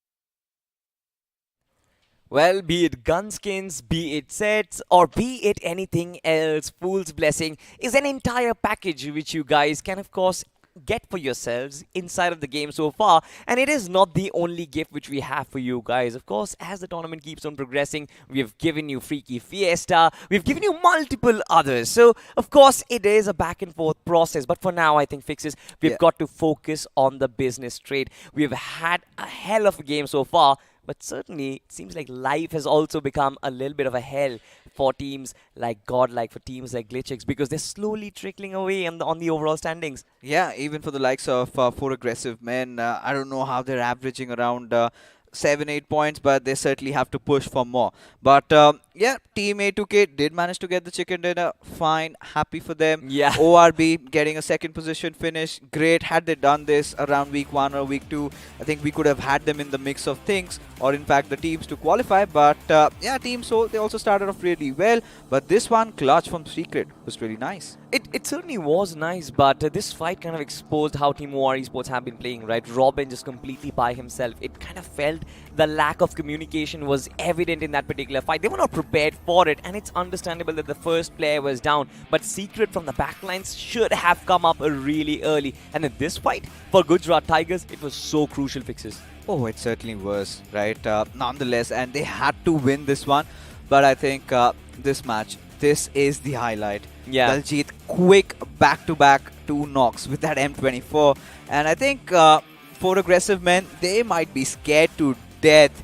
Never ever to peek against Daljit like that. But look at Silly, Aimgor coming from the back lines and getting the better out of Johnny. Whilst Godlike, I think the biggest problem was for them to try and get inside the circle. They were hoping, while a lot of fights are happening, we'll just sneak our way through. Yeah. But with the vehicles they've got, so many flashy skins out there, they were bound to get spotted. Absolutely, I think one of the rare occasions where Jelly could not actually figure out the proper rotation path, and we were talking about it, how awkwardly the circuit shifted away from the Los Lunas city, right?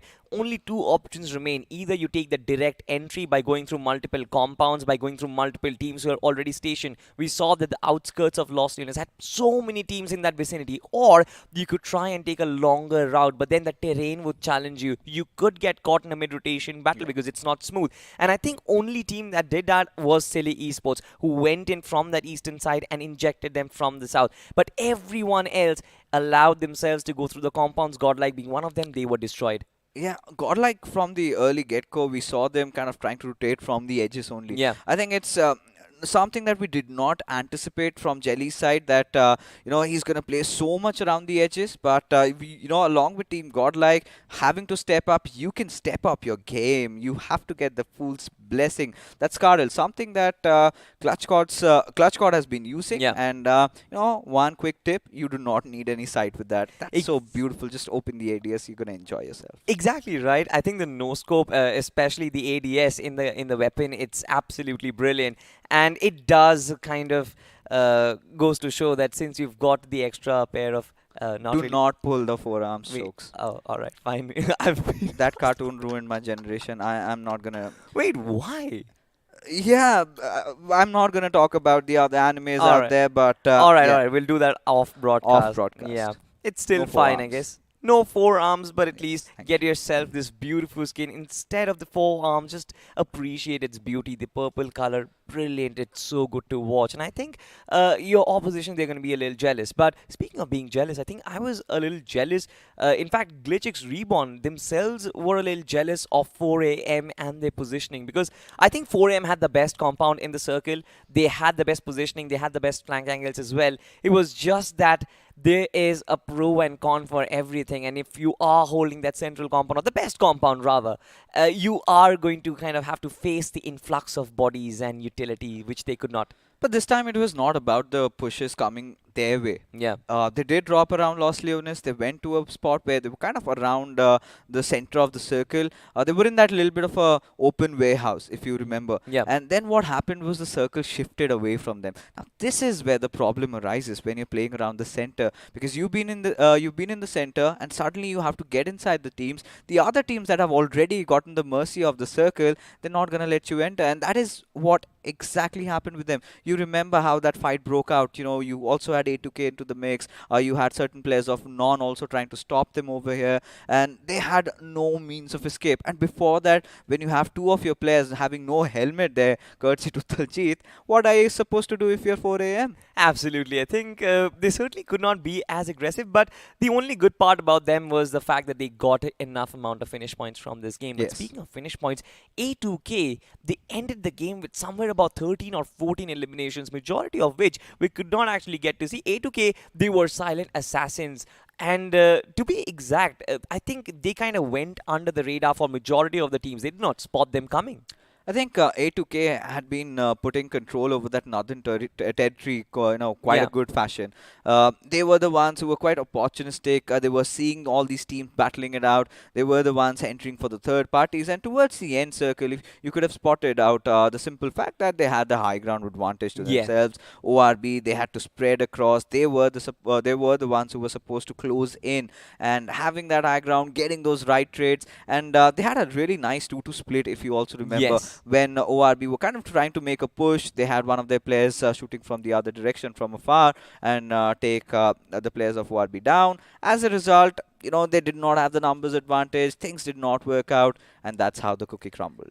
I think in a 3v4 situation, when you actually try and go in for a flank, especially if you are at a numbers disadvantage, I think you kind of lay majority of your bets on this individual lad who, if he does not provide the opening, I think your fight is done and dusted. You could have gone the normal route of just trying to be upfront with the battle, but as soon as they kind of put a designated skull on that flank and he was eliminated, the fight was almost as good as over. I think that flank could have actually worked better if he found that first opening. Numbers could have been equalized. The Achilles heels for Team ORB were just them being unlucky there, I would say, because they did not have the higher ground.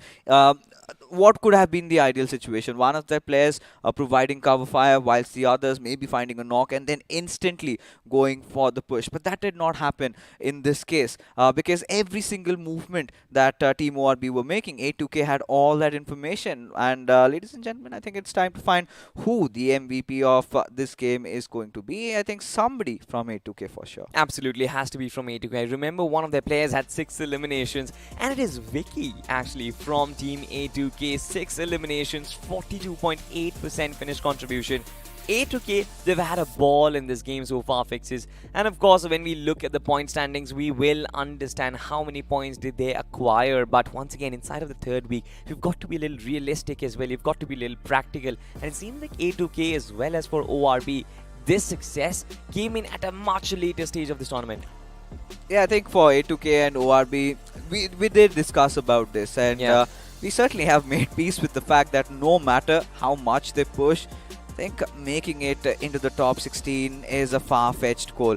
What they can do otherwise is just go in, play your hearts out, give your best BGMI performances, maybe look forward to different orgs trying to sign you in there, and maybe that's how they're gonna approach. But as the standings come in front of us, I think teams we focus at are as you've got Team Non, you've got Team 4am, you've got Team GlitchX Reborn 12, 11 and 7 points respectively, with Gujarat Tigers just having 5. Yeah, I think for Gujarat Tigers, they somewhat started the day around that 90-point mark. So they're not kind of helping themselves, especially in this one. But Team Soul, they've got nothing to worry about. I think for Team Soul, it's just about trying to be as good as they possibly can. And it is very evident from this particular graph as well. You've got 5 finish points and 0 possession points, and never really had the intention of surviving, because otherwise Team Soul would play completely different. But something which is very different on the second page of the rankings is that we've got only one team with an absolute 0. Everyone else did find somewhat or the other, but that's not really the case. OR and Goddle, 4 and 3 points respectively. Problems are going to start arising for these teams. I think for OR, it's already a journey that's over. For Godlike, they still have a long journey. And with just 4 matches remaining from here on, TWOB, you can kind of keep them out of contention because they were beyond 90 plus in terms of the overall rankings. And this time also, to surprise me, They had just 3 players playing in the lobby in an official tournament. I don't know what's up with the fourth, but seems like they've kind of realized what fate they're going to face. But heading on ahead, we've got some different set of matches, and now things are starting to really intensify for teams like Gujarat Tigers. They started off really well, Yeah. did manage to get some decent points on board, but the second game did not go out well for them. Same goes for four aggressive men. They did get some finishes in the first game, but the second game, decent amount of positions, but with just 3 games to go, they will have to push even harder. Absolutely. I think majority of the teams who are in contention for qualifying, ladies and gentlemen, they will have to push much harder. They will have to punch beyond their weight to try and secure that qualification. But for now, ladies and gentlemen, we are going to move on to that next game of Sandhawk, where you've got Group 7 and Group 12 duking it out. This is going to be a match for the heavy hitters. Now, you've got some very, very big names involved in the mix of things as well. You've got like Livecraft, you've got Error Esports as well. Enigma Gaming, you can consider that they are very far off, but GDR, this is one of those teams who are right on the money, right on that second page of the standings. So we'll have to find out if GDR is going to make sense for themselves. On the other group, of course, you've got the likes of Marcus Gaming Zero, you've got the likes of Team Xbox, Midwave.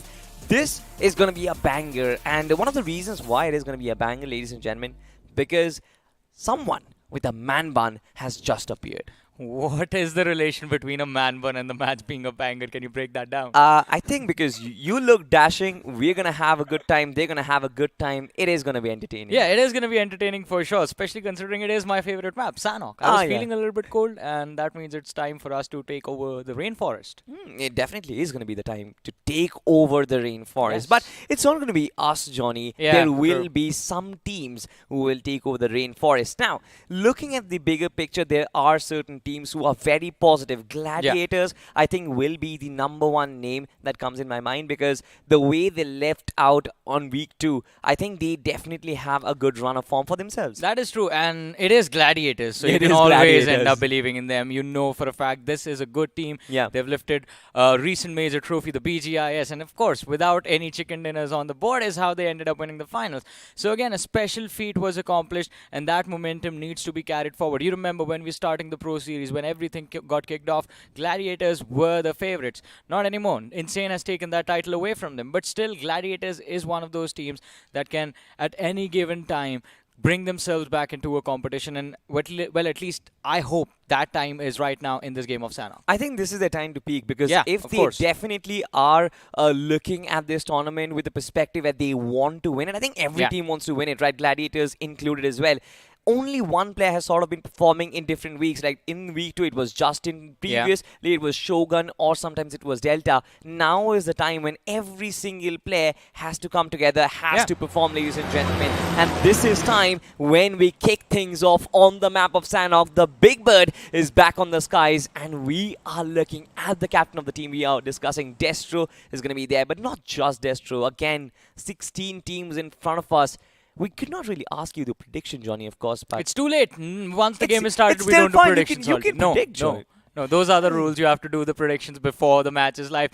But anyways, let's talk about the flight path that is there in front of us. It starts from the northeastern edge, well, just east of Camp Bravo, and goes towards the west of Hartin, leaning heavily towards the northern part of the map. But as we know, Sanhok, it's a 4x4 map, so you don't really worry about how far your drop is going to be. You can still drop in the middle of nowhere, use the terrain to your advantage, just walk towards your preferred starting spot of the game. But one more thing that we always expect is those early drop clashes. Last few days, boot camp has been the place where we've seen majority of those early fights, and I believe even in this game we are going to see a little bit of an early scuffle right outside of boot camp behind the triple warehouses. it's very funny. Team GWL, they just dropped in. Nick is charging with a double barrel shotgun for himself, and Zeus, probably for the first time, the Greek god is running away from his opposition. They're not for the first time. Ran from Kronos. That was the first time. Oh, he I'm ran a away. little weak in mythology. Well, anyways, watch him die now. There he goes. That's definitely going to sting. GWL spotting this Lone Ranger out in the open and now being taken down. So I'm sure, in fact, they've dropped outside of boot camp, very far away. I kind of did not understand why did Zeus drop in alongside Team GWL. But from the backlines, it seemed like somebody has actually found their knock. Yeah. And GWL, that early aggression. Now they're going to be wondering, why did we leave boot camp for just one finish? And they're going to blame Nick for that because he was the one who just charged towards Zeus. And DOD, do or die, they had the opportunity. They've taken control of the boot camp quite easily for themselves. And GWL in a very precarious position because now they will be forced to find a new looting spot Yes. after everyone else has already landed or already has weapons to work with. So this team is going to be pinned out. Well, if they get into a fight, they will get pinned out very easily. Look at that. Even the helmet armor, not good enough. Armor is level 3, so that is okay. But no helmet on Surya. Has the AKM, but with just one more mag to work with. So GWL definitely in a very tricky position. But Subayu, he has the control of the triple warehouses at least. This can work out. Exactly, right? He does have the control of the triple warehouse, and he might be the first man to actually inject himself inside a boot camp. But with DOD being in the picture of things and the massive road that they have to cross, Yeah. I think it is almost time that they have to kind of loot out scrambled compounds. It's not going to be easy, especially with gladiators kind of in that paradise resort. I think gladiators, once they are done with their looting situation, they will be out on a manhunt, because possibly for the first time we are experiencing gladiators play from rather the central parts of the circle. I mean, yeah. In Sanok it happens more than often Yeah. because Paradise Resort has been their home ground and they are willing to fight everyone and anyone for it. I think one thing going through the head of the gladiators right now is, what is this? Why are we alone? Because for the first time we are seeing them just in complete control without any early aggression. There's no one around them. GWL, it looks like they're going to move to Paradise Resort, but even that will be a very bad call because gladiators end up dominating every single Paradise fight they've been in. Well, majority of them they have dominated. And I think they will have to dominate even now as well, because this team, they need those finish points as well. Yeah. Kind of in that 140, 150 mark, need one good game to kind of position themselves inside the top 16. And once they are inside, I think it's all about building that buffer. It's going to happen in this game, of course, we will find out. But look at who is approaching the bootcamp Southern Hill. You've got Team 4 Horsemen. And Krypton for the prop of this rooftop is actually making sure he has some information of the players of Do or Die. But I think, again, all you can do is just spot the players, look at them, stalk them if you can. But engaging in a fight from this hill, it's going to be close to impossible. The distance, while you cover up the distance between that hill and boot camp, the lad is going to be revived again. And you just charge into a 4v4 where the opposition has concrete cover to work with. So 4HM need to be extremely careful, and in fact even more careful than before. Because look at this team, Lifecraft on our screens. Now they are climbing and they will take control of a hill just east of where 4HM is. And in a few short moments, I believe Lifecraft, since they started from the city of Painan, will definitely have the scopes to take that long-range engagement. Yeah, and I think they will do that as well, because on the overall standings, Lifecraft, they aren't really that far behind. They've done good for them themselves so far. And 5 games, certainly an opportunity for them to pounce. Yeah. And they've kind of showed us themselves that they are capable of getting those big numbers. We've seen Team Lifecraft drop the 30 bomb twice inside of this tournament so far. So they know exactly how to kind of get the ball rolling. It's all about getting themselves the early start. And I think taking a long-distance engagement can be the safest way to find a good start for themselves. That is true, but now let's talk about this team, the Oh, side no. of Midwave. We have spoken them about a lot about them, and this time around as well, they find themselves against the players of Seven Shaw. And as we saw in the start of the game, Seven Shaw already reduced through a 3-man lineup, so Midwave will have the upper hand in this fight. But unfortunately for them, they took a few shots, did not really connect, and now they believe the opposition knows where they are, which is going to be true. But they realize that it is just 3 players that were there in those shacks and not 4. Yeah, I'd love to have a look at the circle right now on our screens, because this is a rather interesting circle. Does center up on the eastern side of Paradise Resort, but I'm still kind of considering the Northwest Island to have a little bit of a stake inside the circle as well. So it will be interesting on how these teams position themselves, because now look at this, right? Team Psych, they are in Hathin and they have a very easy gateway, the bridge that connects the Northwest Island Hathin region to the mainland. It will be under their contention. But what will Marcus Gaming Zero do? They are dropping in towards the hills of Camp Alpha, so it'll be interesting to watch out what their strategy is. Yeah, it will be very interesting to see how Marcus Gaming Zero react to this. Plus, Psych is not an easy team to beat. Psych Yeah. is actually quite a brilliant team. We have seen them drop big numbers inside of the game again and again and again. It's just they are not as consistent as some of the best teams in this tournament, but they can still be a big threat to anyone that charges towards them. And as of now, I think Marcos Gaming Zero, since they took the exit from those hills towards the west, it leads me to believe their point of rotation will be that bridge towards the ruins. You mentioned a very important point about Team Psych, and it seems like Psych and Gladiators, they were kind of very closely placed on the overall standings, which just goes to show that this team has massively improved, because you remember inside BGI as they were a very soft target for every single one of those teams, getting eliminated pretty easily. So right now it seems like Psych, they've had the improvement curve for themselves. But for now, U4G, it seems like they're stalking the players of Lifecraft. And having spotted them, they want to take this engagement. I think Lcraft have no idea about this presence. I agree with you. I think they are not aware of the players of U4G just waiting for them. Although Prithvi might have been spotted out, but Anonymous, his position is going to be the key to all of this. Redox in the back lines can be isolated, but he's being extremely careful. He's just prone down behind that rock, not really allowing the players of U4G to even get a pixel into their visions. In the meanwhile, though, still towards the Temple Hill, Scout is going to be the man on our screens. Shows up again. I think they've already looted this position. No, they started off with Camp Alpha. Now they are back towards the Temple Hill.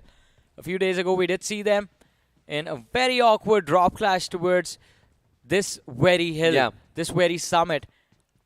But it seems like they did get used to those early fights and they were able to bring themselves back into this match. But this time around, they were left alone. So a much better position to be in at the start of the game.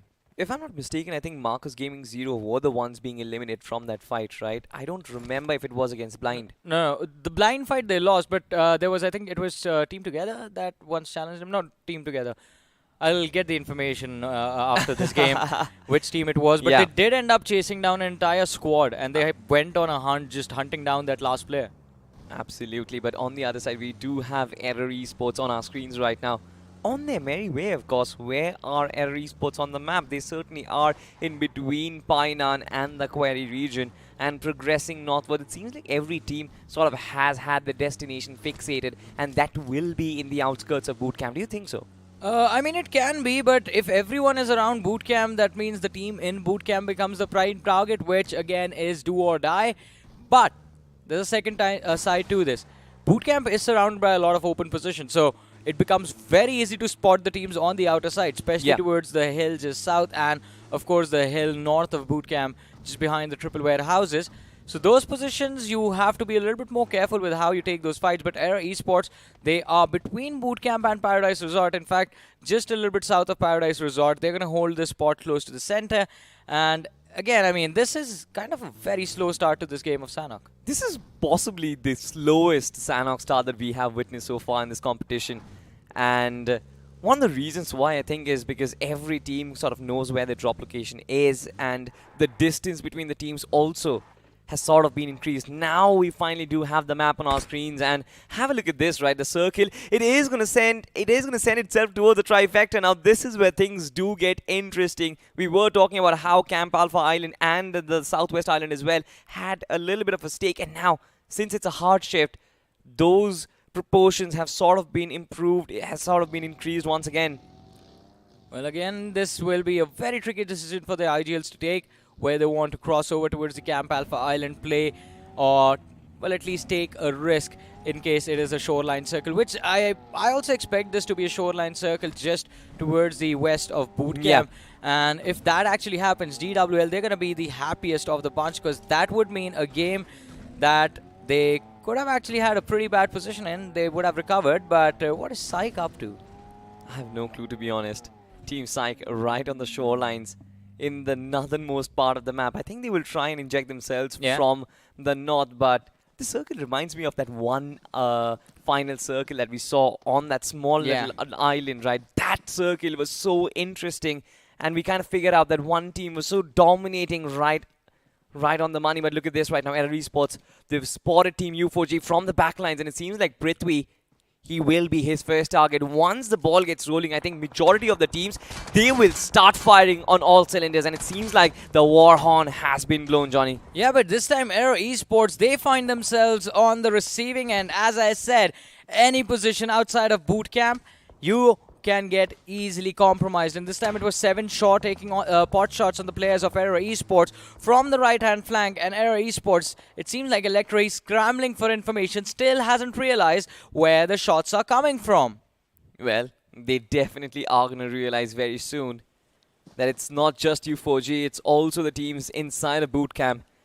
Do or die. From the backlines, there are multiple approaches as well. You've got GWL, you've got 4 Horsemen, and you've got the likes of Gladiators slowly approaching this fight. So it's going to be an absolute maniac. And we'll have to find out, or rather wait, for this entire situation to brew up into a hotter mess. For now, of course, Team X Park, let's just talk a little bit about them so far in this competition. Have been rather decent, especially with that addition of Spray God. He's individually managed to get themselves games. Yeah, definitely. I mean, we had one of the greatest moments of BGMI, at least for this year, presented to us by Spray God in week 1 itself. Yeah. The DBS 1v2 in the Barn House. The man was unbeatable, absolutely invincible. You could not touch him, even if you had an M249 at that point. But X-Park, Was I mean... that a personal target against me? No. That weapon has the biggest clip, right? Oh, yeah. Biggest magazine size. But anyways, coming back to the conversation, X-Park, with the kind of experienced players that they have, you expect a lot more from them. Yeah. And that is one of the reasons why I feel that it was a little bit of a letdown and an underwhelming performance that has been displayed till now. Because you look at the lineup on paper and you immediately think, all right, easy top 10. Yeah, easy top 10 for sure, and especially after that third position inside of BJI, as there were lineup changes, we knew kind of that the changes might actually affect the team. And it seemed like the team did not really take time to adjust inside of week 1, but then came the slump, and we actually took a lot of time to figure out what went wrong. Even the players, they kind of took a lot of time to understand what went wrong. But currently in a position where they are, it seems like one chicken dinner can actually pose themselves pretty fairly well inside the competition so far. They will have a fighting chance, but that only comes if they get a chicken dinner in this game itself. Well, let's see though. Will they be able to secure the chicken for themselves? Although, as you guys can see towards the top right-hand side of your screens, ladies and gentlemen, the clock is about to hit 0. And that means we're going to have the next zone of this game. And it will take us again towards the western side. Still split between the Camp Alpha Island and the main island just east of west of Paradise Resort. The shoreline is where a massive cluster is already there. But look at that. The only team still on Camp Alpha is Marcos Gaming 0. And they have just made sure that this is the game where they can drop a lot of big numbers on the board. Possibly they were the only team inside of this Northwest Island, but suddenly it seems like Team X Park are also going to be joining the mix of things as well. But inside of the PIP, look at this fight happen. It is going to be Team Live Drop. They are under fire from 4 Horsemen who's invaded them from the backlines. This is perfect. One player was caught off guard. He's been taken down, but it seems like there's been a positive trade as well. Blaze has been knocked out. 4 Horsemen, they're not completely down and out. Well, but there's a reset opportunity in this fight. 4 Horsemen, they back off. Blaze is going to be back on his feet, and since this team is inside the circle, they can just run up north. There are a few compounds towards the west as well, and they can utilize those compounds for cover. So Lifecraft, if they wanted these finishes, they will have to be the aggressors, because 4 Horsemen, they're just going to wait them out. They certainly are going to wait them out. Frozen has got that topographical advantage for him. It seems like no movement any further from either one of these teams. On the other side, of course, Team Psych just trying to make a move, trying to make themselves rotate themselves on towards the Northwest Island. It's not going to be easy, especially with so many teams being in the vicinity. And now look at this, 4 Horsemen. It seems like U4G has charged against them. And this is the surprise that 4 Horsemen did not want, but U4G, they take a massive hit. Frozen with the DBS is going to find the opening for his team. He's burning alive in the Molotov, getting shot at from the front as well, and yet he is still standing. Lifecraft, the opportunity is there for them to go for the third party as 4 horsemen are left bleeding, and Lifecraft will look to take full advantage of that. In the meanwhile, though, U4G, they become the first team to be eliminated from this match. Frozen, my goodness, takes down Omega, goes for the reload. The DBS, he has no ammo in the backpack. He's looking for the second pick for his team, and if he knocks out Mafia as well, then Lifecraft, their match will be over. Look at that, Blaze. He goes for the flank. He's not alone. Has his teammate right next to him. Jadu, being careful, takes down one. Is going to be instantly knocked out. But Frozen, he's the last man left from the side of 4 horsemen. And Mafia, he had the first hit to work with, so he did recover the HP. The fight is still on. Frozen, how is he still alive? But finally hits the deck. And Lifecraft, they barely survive with the skin of their teeth. I mean, it was a 1v1 at the very end. Both Frozen as well as Mafia were quite low in terms of the HP. But the one good thing Mafia did was pop a couple of energy drinks and painkillers even before he took the fight. No. But now look at this. The smokes and the gunshots were heard. And Seven Shaw, they are tempted to take this battle. Goat really wanted to take those shots. It's just the fact he did not have any vision, whether there were players actually there or there was just a squad wipe that happened and the team that survived got away, so he was being a little bit more careful. But Midwave in the meanwhile scrambling for a position inside the circle, and they have spotted out one team right next to them in the form of 4 troublemakers. Down assist, getting out of the car, tries to take a few shots, does not really connect. I mean, for Midwave, I think their journey is going to be full of twists and turns right now, because now they are finally inside the circle, but the long journey towards that Northwest Island is still yet to be made. But I think they're not going to focus on that for now. For TR, they've been knocked out first, and it seems like Midwave, they will look to capitalize.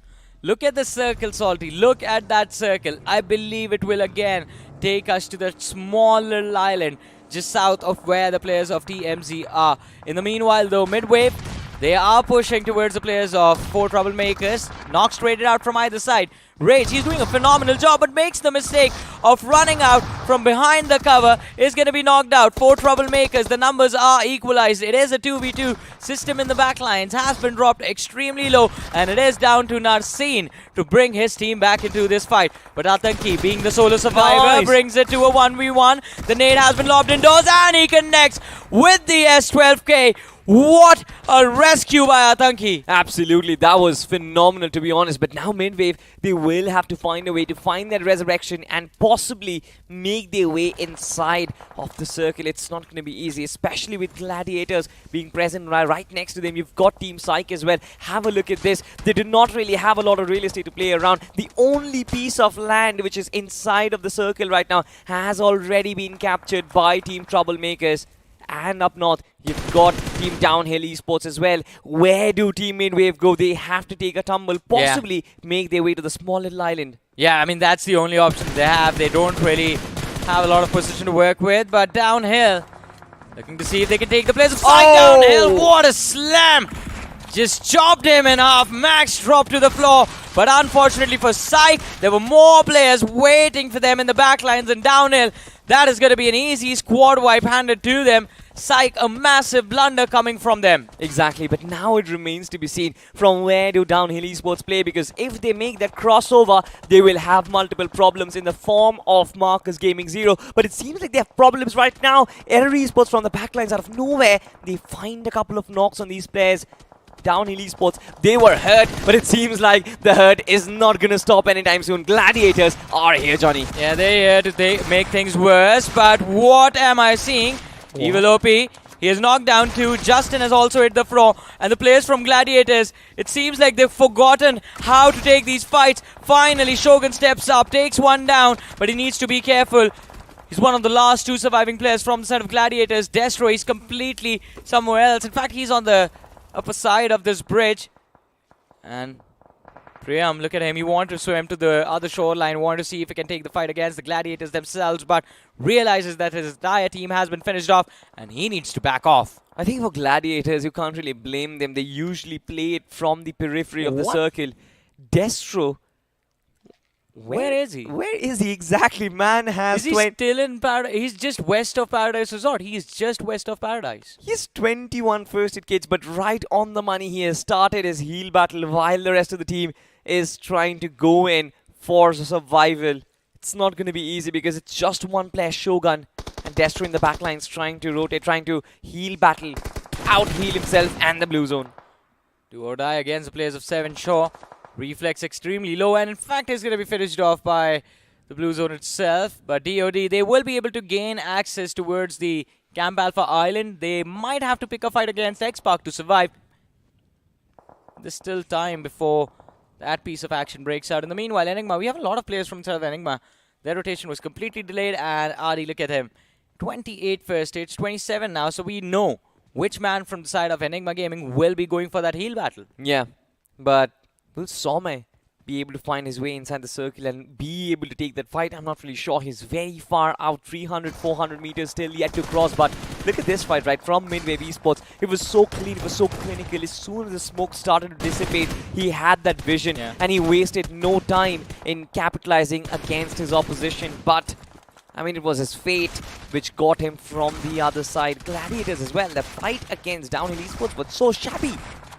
Talk about fights being shabby. Marcos Gaming, they were pushed upon. They lost one of their players. They have brought him back. Still under a lot of threat from the other side of the river. The players from the side of Troublemakers. Optimus, he's taking a few shots. Scout, it seems like the flare from the weapon was enough to help him figure out where the man was going to be. But DOD, as I said, the fight against X-Park was inevitable. But from the flank is where they're taking the damage. And it will be very difficult to survive. It is Shibayu from the side of GWL, the man standing in the middle of the river, who ends up securing that finish for his team. X-Park in the backlines have taken a massive hit as well. It's not just Sarang, it's Pukar along with him who have been knocked out. And GWL down to their last player. They certainly are. I mean, Shubhayu making himself a mermaid in that occasion, but will he be able to enter the circle is the question, because this is possibly one of the most obnoxious circles that we have seen. 50% of it is underwater, which does kind of excite Team Troublemakers. They are already fishes and they are progressing towards that 50%. But on the other side, Shogun is in the backlines, and this is what I'm scared of. If Shogun finds those connections on Team TMZ, I think their run is already down and out. Oh, for sure, but Shogun realizes that if he does not move now, he will be taken out by the blue zone, and his teammate Destro in the backlines might actually be running out of first aids eventually. Not eventually, in fact, very soon. So Shogun, it's going to be down to him to survive, to secure those extra points. And it's better to just swim and get yourself along those shorelines into a fighting position from where you can actually use your weapons. And now once again, this was a fight where Kylo was being taken down as well. Just charged in by the players from Team Air Esports. But Air Esports, they themselves have been extinguished. But it seems like Marcus Gaming, they're in a prime spot right now. They are constantly putting pressure against all of these teams approaching the shorelines. It's just Karanjot who is still standing, who is still swimming rather. Well, he's going to have to swim for a long time. It will be a very difficult endgame for him. In the meanwhile, X-Park, Spray God, just 6 first stages remaining. Not enough to actually survive a full-on heal battle. But guess what? Shogun, he ends up drowning. So he's going to bleed to his demise eventually. And even Destro gets finished off by the blue zone. So ladies and gentlemen, we're down to the top 4 teams. But we have TMZ who have made it to the shoreline, but also into the crosshairs of Marcos Gaming.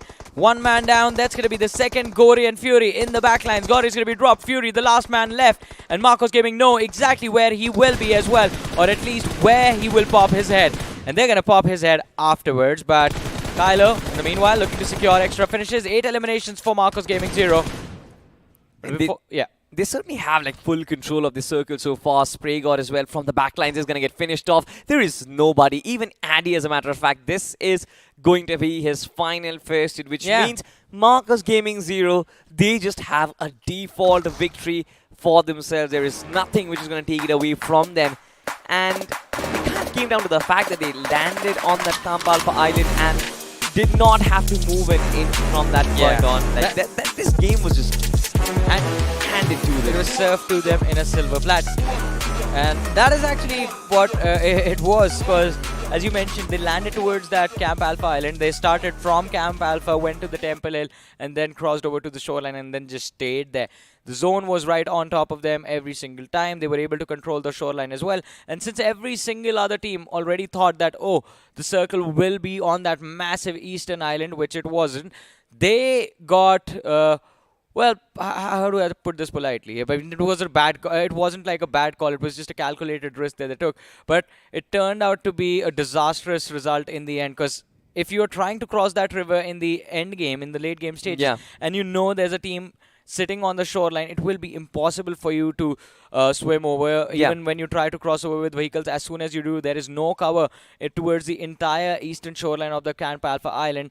The only compound that was there was in control of Marcos Gaming, and the game just became very easy for them to secure the chicken dinner in. Absolutely, they certainly were not challenged. I think the only team which who could have actually challenged against them was possibly Team X-Pac. Yeah. But even X-Pac were taken down. I kind of felt Gladiators will be able to kind of cross over, considering that they do have that little bit of a firepower. But Yeah. it seems like that firepower has been dampened quite a lot because Justin in that fight being taken down, very, very shabby. But ladies and gentlemen, something which is not shabby is going to be the Royal Pass, which has just come by. Freaky Fiesta is on your way.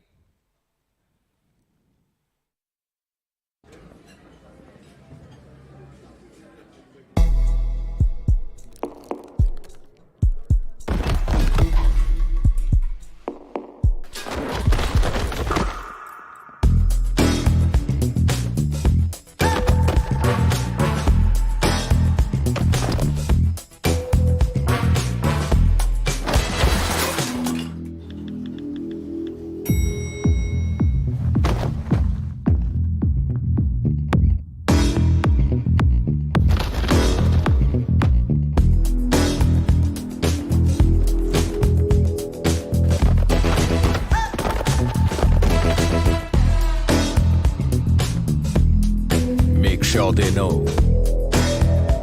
With a new Royal Pass, get epic skins, catch unique emotes, collect exclusive rewards. Don't be default, wear your cred. Battlegrounds Mobile India. Ladies and gentlemen, you just witnessed what happens when you are not default. When you actually walk down the path, everybody else just faints. I mean, when Mr. Johnny actually walks down the path, especially with his man bun, everyone faints. Especially women. Yeah, I don't know about that. I've I never mean, seen of that course happen. you wouldn't. I mean, he is a massive. Okay, fine. I mean, this is not really going in the right direction. We'll have to get back. We'll have to get back where we started the game of Sandhawk, Yeah. right?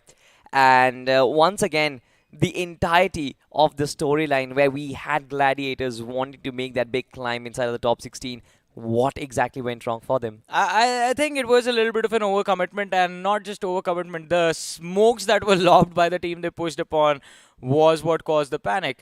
And even though they tried the level best, the third party did work out. So I think they did secure like 4 or 5 eliminations in total by the end of the game. And Destro's heal battle did get them a decent amount of placement points as well. So overall, it was not that shabby of a performance. But that fight should not have gone that way. Yeah. Because the players they pushed upon were surviving with like 10-15 HP upon them. It was just the fact that Gladiators were not able to see exactly who to shoot and where they were. And so they just started spraying blindly. Yeah. And the opposing side was a little bit more accurate. Absolutely. Even Livecraft, as a matter of fact, I think they had a decent positioning. Yeah. But this fight against Four Horsemen kind of weakened them to a point where they could not actually resurrect even Midwave, as a matter of fact. Even though Midwave has had their massive slump in this competition so far, Yeah. I don't really think they have a realistic chance of getting back up for the grand finals. But a good performance to end the day, because I think Midwave, they've got a huge flare of fans coming in and cheering for them. For sure. I mean, Midwave has a pretty big fan base just because of the players that they have as well.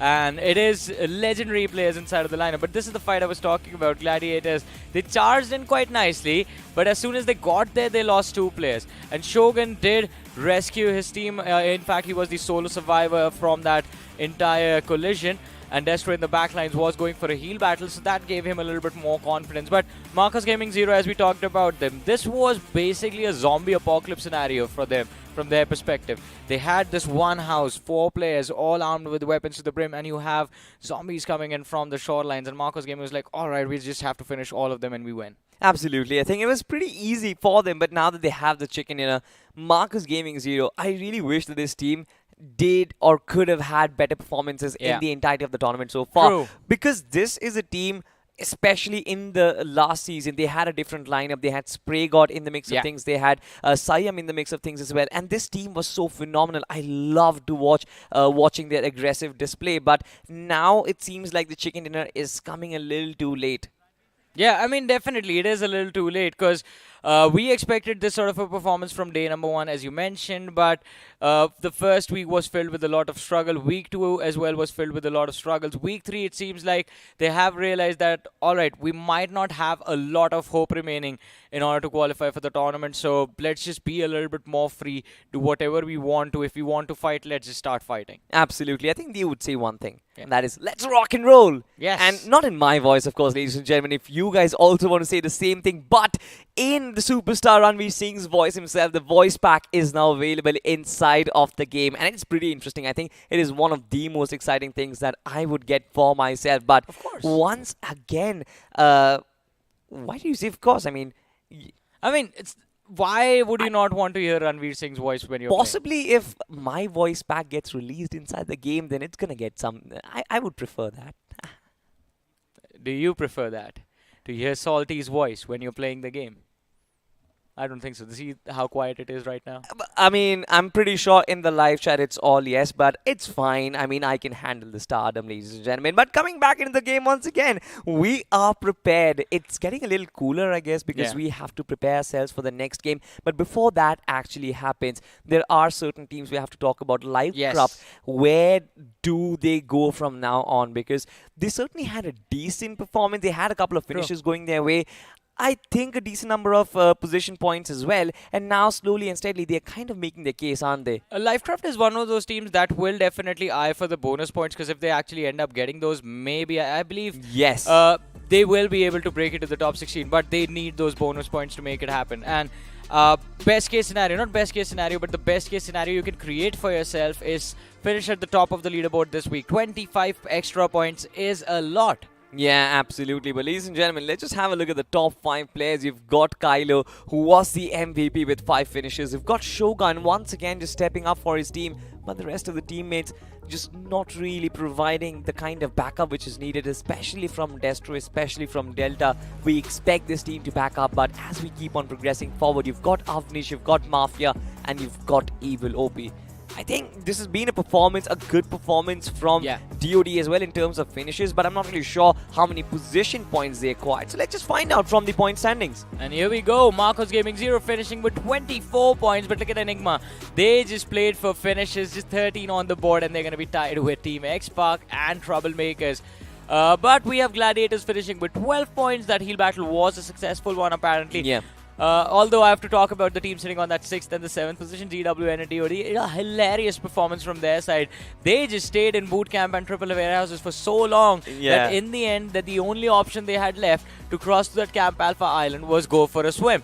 GWL, their players got wiped out inside the water. DOD, they were able to make it to the shorelines, but Avinash, I believe, was the last player surviving for the team. He tried to take a few fights, eventually got picked off. I mean, this is what happens when you go swimming in the battlegrounds, ladies and gentlemen. Yeah. But on the second page of the standings, you've got another team whose case was actually pretty solid before this game. I'm talking about Team Psych. Yeah. They certainly were en route to being inside the top 16, especially when you include bonus points. This week has been fairly good for them, but not this performance. Yeah, this was just unlucky. We saw Psych running into a fight without any information, and they just got absolutely annihilated. Because information in a fight about position, which team you are going up against, what sort of weapons are they armed with. If you have the more details you have, the better you will be able to perform because you can make more calculations. But Psych had none. And that was the unfortunate incident for them. But they still have more matches left. So hopefully they win at least 1 or 2 and maybe they'll cross through. Absolutely. But the only team I think from Group Red, barring Marcus Gaming 0, who will be happy from this game, I think is going to be Gladiators, because 12 points that they acquired from this game, it actually puts them at that 160 point mark, I think, which is enough for them to be inside the top 16 right now including the bonus points, I think they should be making it, especially considering the fact that this team has so many games left as well. Exactly. Gladiators, I think they are eyeing out for one win, and if they have that one chicken dinner, we know they will be able to move through to the grand finals. But before that, ladies and gentlemen, we'll be moving forward to the next game, the next map, which will be the map of Vacandy. And it is going to be an exciting one for sure because we have teams from Group 10 going up against the teams from Group 11. Teams in Group 10, Seal, GH, we have Newman. Newman definitely a team to look out for along with the side of 8-Bit CS because these are the two teams we talked about earlier on in the day as well and how close they were to qualification bracket. On the other side from Group 11, Gen X FM, we saw them at the start of the day. The performance was decent but still not what we expect. WSB as well tried their hardest in game number 1, the first wrangle of the day, and were able to walk away with a few extra points. But from Group 11, a team that will definitely be the biggest threat today. In fact, let's make two of them because Hyper ended up winning the first chicken dinner. But Fixes, at the start of the day, we wanted Revenant to win that wrangle. They didn't. Well, they did not, but let's talk about the elephant in the room right now, the pressure that is starting to surmount on all these teams, these players. Revenant, they won't be one of those teams, I mean, I would be really eyeing out for because, let's be honest, Shawnee, they've qualified. We want that little masala, right? We want the others, the teams like WSP to really perform. You certainly had... there were few moments where Gen X FM, you would expect this team to also come into the fray and deliver. But then again, when you're talking about the group that they're going up against, they are going to be playing their first game. You've got the likes of 8-Bit CS, you've got the likes of Newman, who are in a really nice position right now. And both these teams can be extremely deadly. As you mentioned, Yes. both of these teams are in a position from where they can actually easily move forward and qualify for the grand finals. They need bonus points, but they might not even need them if they play well enough. And I think even with just one wonderful game, Newman and 8-Bit CS, if they end up dropping a 30 bomb right here in Vacandy, they will be inside the top 16. Is that correct? Yes, and if they have that one good game, they will enter in. But I think they would want to do it in style, maybe make sure that they've got some nice advantage going on. Because when you talk about Newman and 8-Bit CS, I think there was a really good rise, at least in week number 2. Newman, it was all about how Shadow was outperforming everybody. And even when you look at the likes of 8-Bit CS, you've seen Juicy step up massively as an IGL. Yeah, definitely. I mean, Juicy has been absolutely incredible. And 8-Bit CS as a team have also played pretty well. One of the new additions that was there, not new, but a key player, another key player is Leo Whitey, who has been quite consistent for his team. But let's see, ladies and gentlemen, what is going to happen once we are there in the end of this game of Vacandy. But before the end, we have to start the match. And here we go. This trajectory of the flight path, it's going to be quite a simple one because even this time we expected to stick at least... Oh, it is central. Thank God for this one. Starts from Dobro Mesto and ends just south of Peshkova. Well, let's not just put all our eggs onto one basket. Of course, we're loving the flight path trajectory, but Johnny, what do you think? We've been witnessing that same old boring... Yeah, it's you and me again. I think, same circle. I'd be really disappointed if that were to happen. But I would love some of those extreme zones to form. I think riddle teams down a little bit. True. But when you talk about Vikendi as a map in whole, we've seen a lot of those teams, those off teams stepping up. So I think we might get to see something new over here. You know what? I miss the old Vacandy now. I miss when the circle would literally just be in water. Yeah. There has... I've been in a game... Are you surprised? No, Look at the circle. Fixes, it's us. Every time we are there on Vacandy, we get that Podhosta circle. Oh my God. I think it's 4 in a row now for you and me. For sure. Every single day we come into Vikendi, it is the same old circle. At least one good thing for all these teams, if they've been doing their homework, certainly could play around the topography of these places. I think at this point, the teams can just predict the zone by seeing who's on the English casting desk. Oh, sure. I think if it's Johnny and Fixes, it is going to be that Port Vosto circle. But for now, I think taking a look at things, Johnny, to be honest, it might be really cold. It might be really extreme in this particular map. But I think the temperatures are starting to soar a little bit. No. It's way too cold. It seems like one of the players have frozen. So we will have the game being restarted because hypothermia, Hypothermia hit quite soon. Just dropped right into the water bodies and suddenly like, guys, it's freezing out here. I can't play. I don't know to be really happy about this or really sad because on one side, for sure, hoping so, fingers crossed, we get to see a different circle. Yeah, I mean, again, so this is the first vacant restart we have had. Hopefully, we can actually get to see a different circle. But what would be one of those zones that you would want? For me personally, I would love to see Dino Park Endgame because it's been years and years since I've seen like. It's been almost a very long time since I've seen people drop in Dino Park as well. You literally spoke my heart out because I was exactly going to say about say that we need a Dino Park circle because that is one of those areas you've got a lot of hiding spots. Yes. There is a maze for Christ's sake. We've seen that also, and we've seen so many of those really beautiful moments. It's been a while that it hasn't gone towards Dobro Mesto Yeah. also. That is one of those extreme circles that we get to see. Give me a southern zone, I'll take that maybe towards the hot springs or maybe around Volnova, where we had a little bit of those moments yesterday, if you Yeah. remember the players there. So from Team Medal, but sadly they could not make it. But focusing on these teams out here, it's going to be such an important game, like we discussed. 8-bit CS. Now you've got Juicy playing along with Ronak. You remember Ronak was a very old player, Yeah. also used to play for Marcus Gaming some time ago. Coming into CS, they had a really good BGIS run. Now there's a little bit of a collaboration. Seems like the stars are aligning for 8-bit. I mean, the stars are beginning to align, but they still haven't aligned properly, and Not it won't happen until they make it to the finals. And if they align perfectly, they can even lift the trophy. So, 8-bit CS, I mean, the potential is there. Don't get me wrong. I mean, the players, we know they have experience under their belt. We know they have firepower within their lineup as well. So, it shouldn't be too difficult to get things in order to compete for the top position.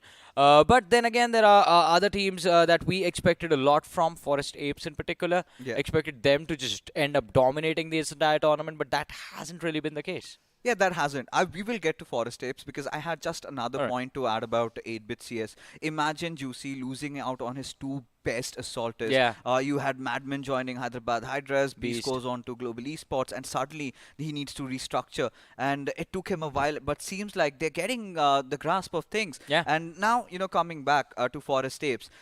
When you look at the statistics, you've got AKOP, Viscor, these two players, they've been delivering. But the biggest concern for a team like Forest Ape has always been their rotations. And even in those 4v4 fights, the moment Viscor or AKOP get picked off, the entire team is in shambles. Ash, That you is look at true. a player, he's as an IGL, he has evolved recently. He has been getting a lot of finishes, but in this tournament, let me break something out for you. Just two on the board. It's been unfortunate, right? Yeah. And I do agree with that one thing that you said, that Wizgod and AK are forced to deal with a lot of pressure themselves and forced to be the front lines for the team. A lot of firepower coming in from these two individuals. Definitely have also performed up to the mark, but you can only do so much as a duo, right? The rest of the team has to come together and they need to play as a four-man unit. But ladies and gentlemen, now we will have a little bit of a recap and we will have a look at a few of the best moments today. And Fixes, while we have the clips playing, I want you to tell me which was one of your favorite moments of the day till now. Undoubtedly. I don't even have to think about it. Daljit in the map of Miramar getting two skulls cracked in two shots, and kind of makes your heart fill with joy. That player, it's been a while. You see him yielding a bolt action, Yeah. and if he delivers, and even this fight, I think the intensity of this fight was very much because Gujarat Tigers, they had a lot on the line because Team Soul, let's be honest, they've qualified. They can afford to take a fall in this one. You did call this at the start of the day that Team Soul and Revenant are going to be two teams that will just cause menace. But yeah, so why are we surprised? It's Daljit. Daljit was hailed as one of the best bolt action users. I love the fact that he was using the M24. Sexy. I mean, there's no other way to describe this. It was so lucid. I think we loved every part of it.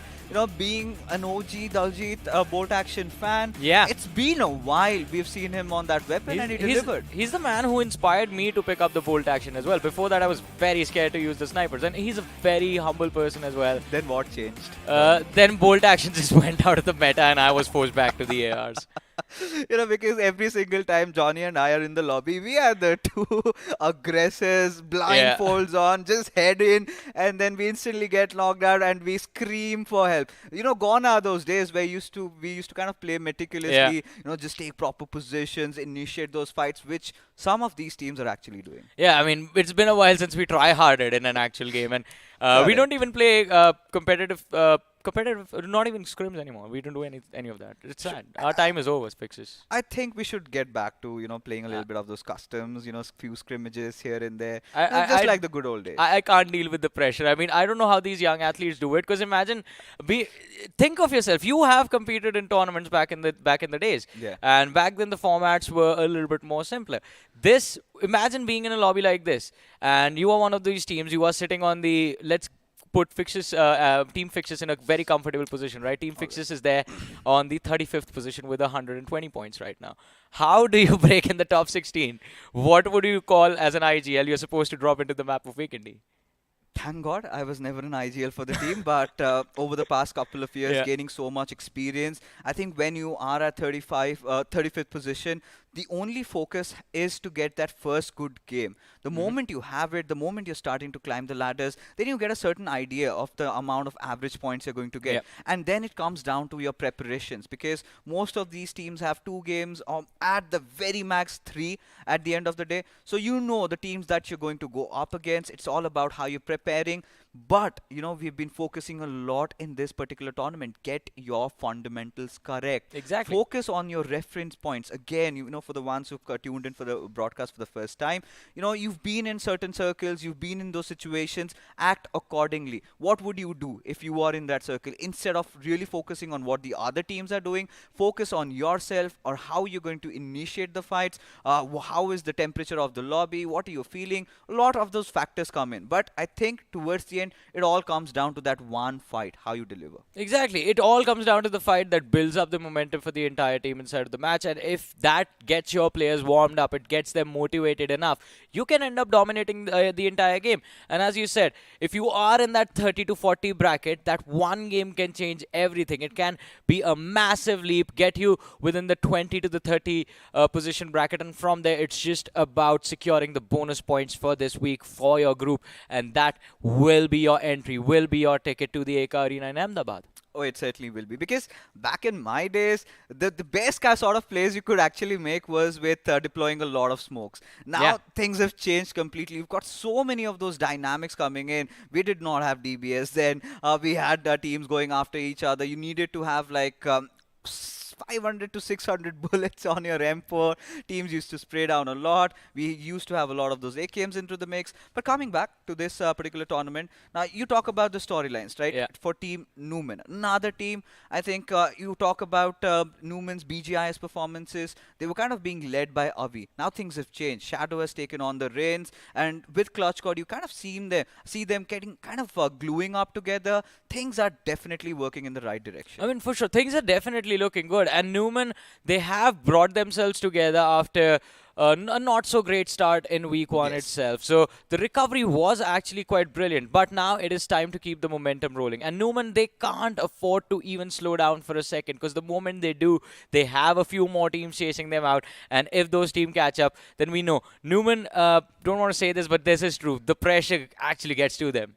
I think this is one of those bitter facts, but I feel like it's kind of come true. Yeah. Shadow going out of Godlike there, joining Newman. I think the new team he's had, with the amount of time to play around with those players, they've been doing fairly well. Yeah. You talk about the addition of Wixky. As a matter of fact, you remember those clutches that he had made in Miramar, and goes on to show that Wixky, even as a player, I think in the past he was playing with Midwave, if I'm not Yes, yes, wrong, yes. along with Aru, and with so little time, doing so much for this team. This is definitely one of those teams that we have to look out for. Well, let's see if everyone else will be looking out for Newman as well or not, ladies and gentlemen. But Weekendy is live again. And here we go with the matchup. This time the trajectory of the plane is going to start from the northwestern. Yeah. It's pretty much the same. It starts from Trevno, goes to Dobro Mesto. Last time it was from Dobro Mesto to Peshkova. What has changed? Nothing.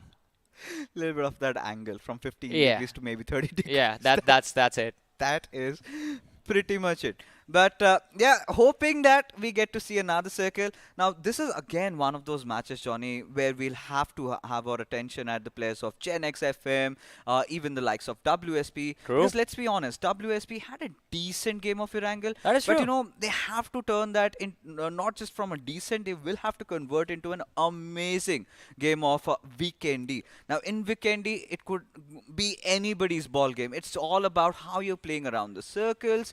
But let's see what the first circle has to tell, and a little bit of a different circle. I'm gonna take this.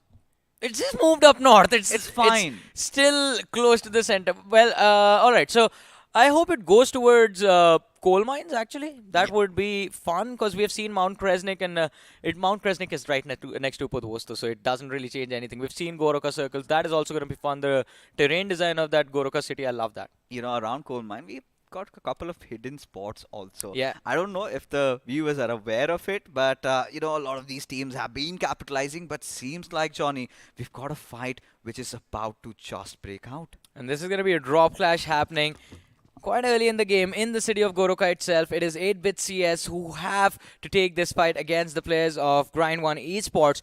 And 8-bit CS, I mean, they are used to these early drop clashes, but it's never easy to bring yourselves back from this. Even if you lose one player, it can turn out to be a very, very detrimental factor, a very big factor to a detrimental result in the end game.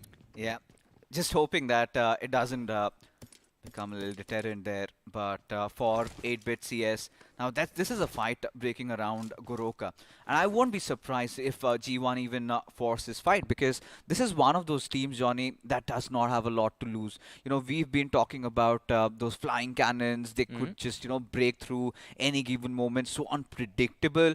I think they are the wild hogs in this lobby.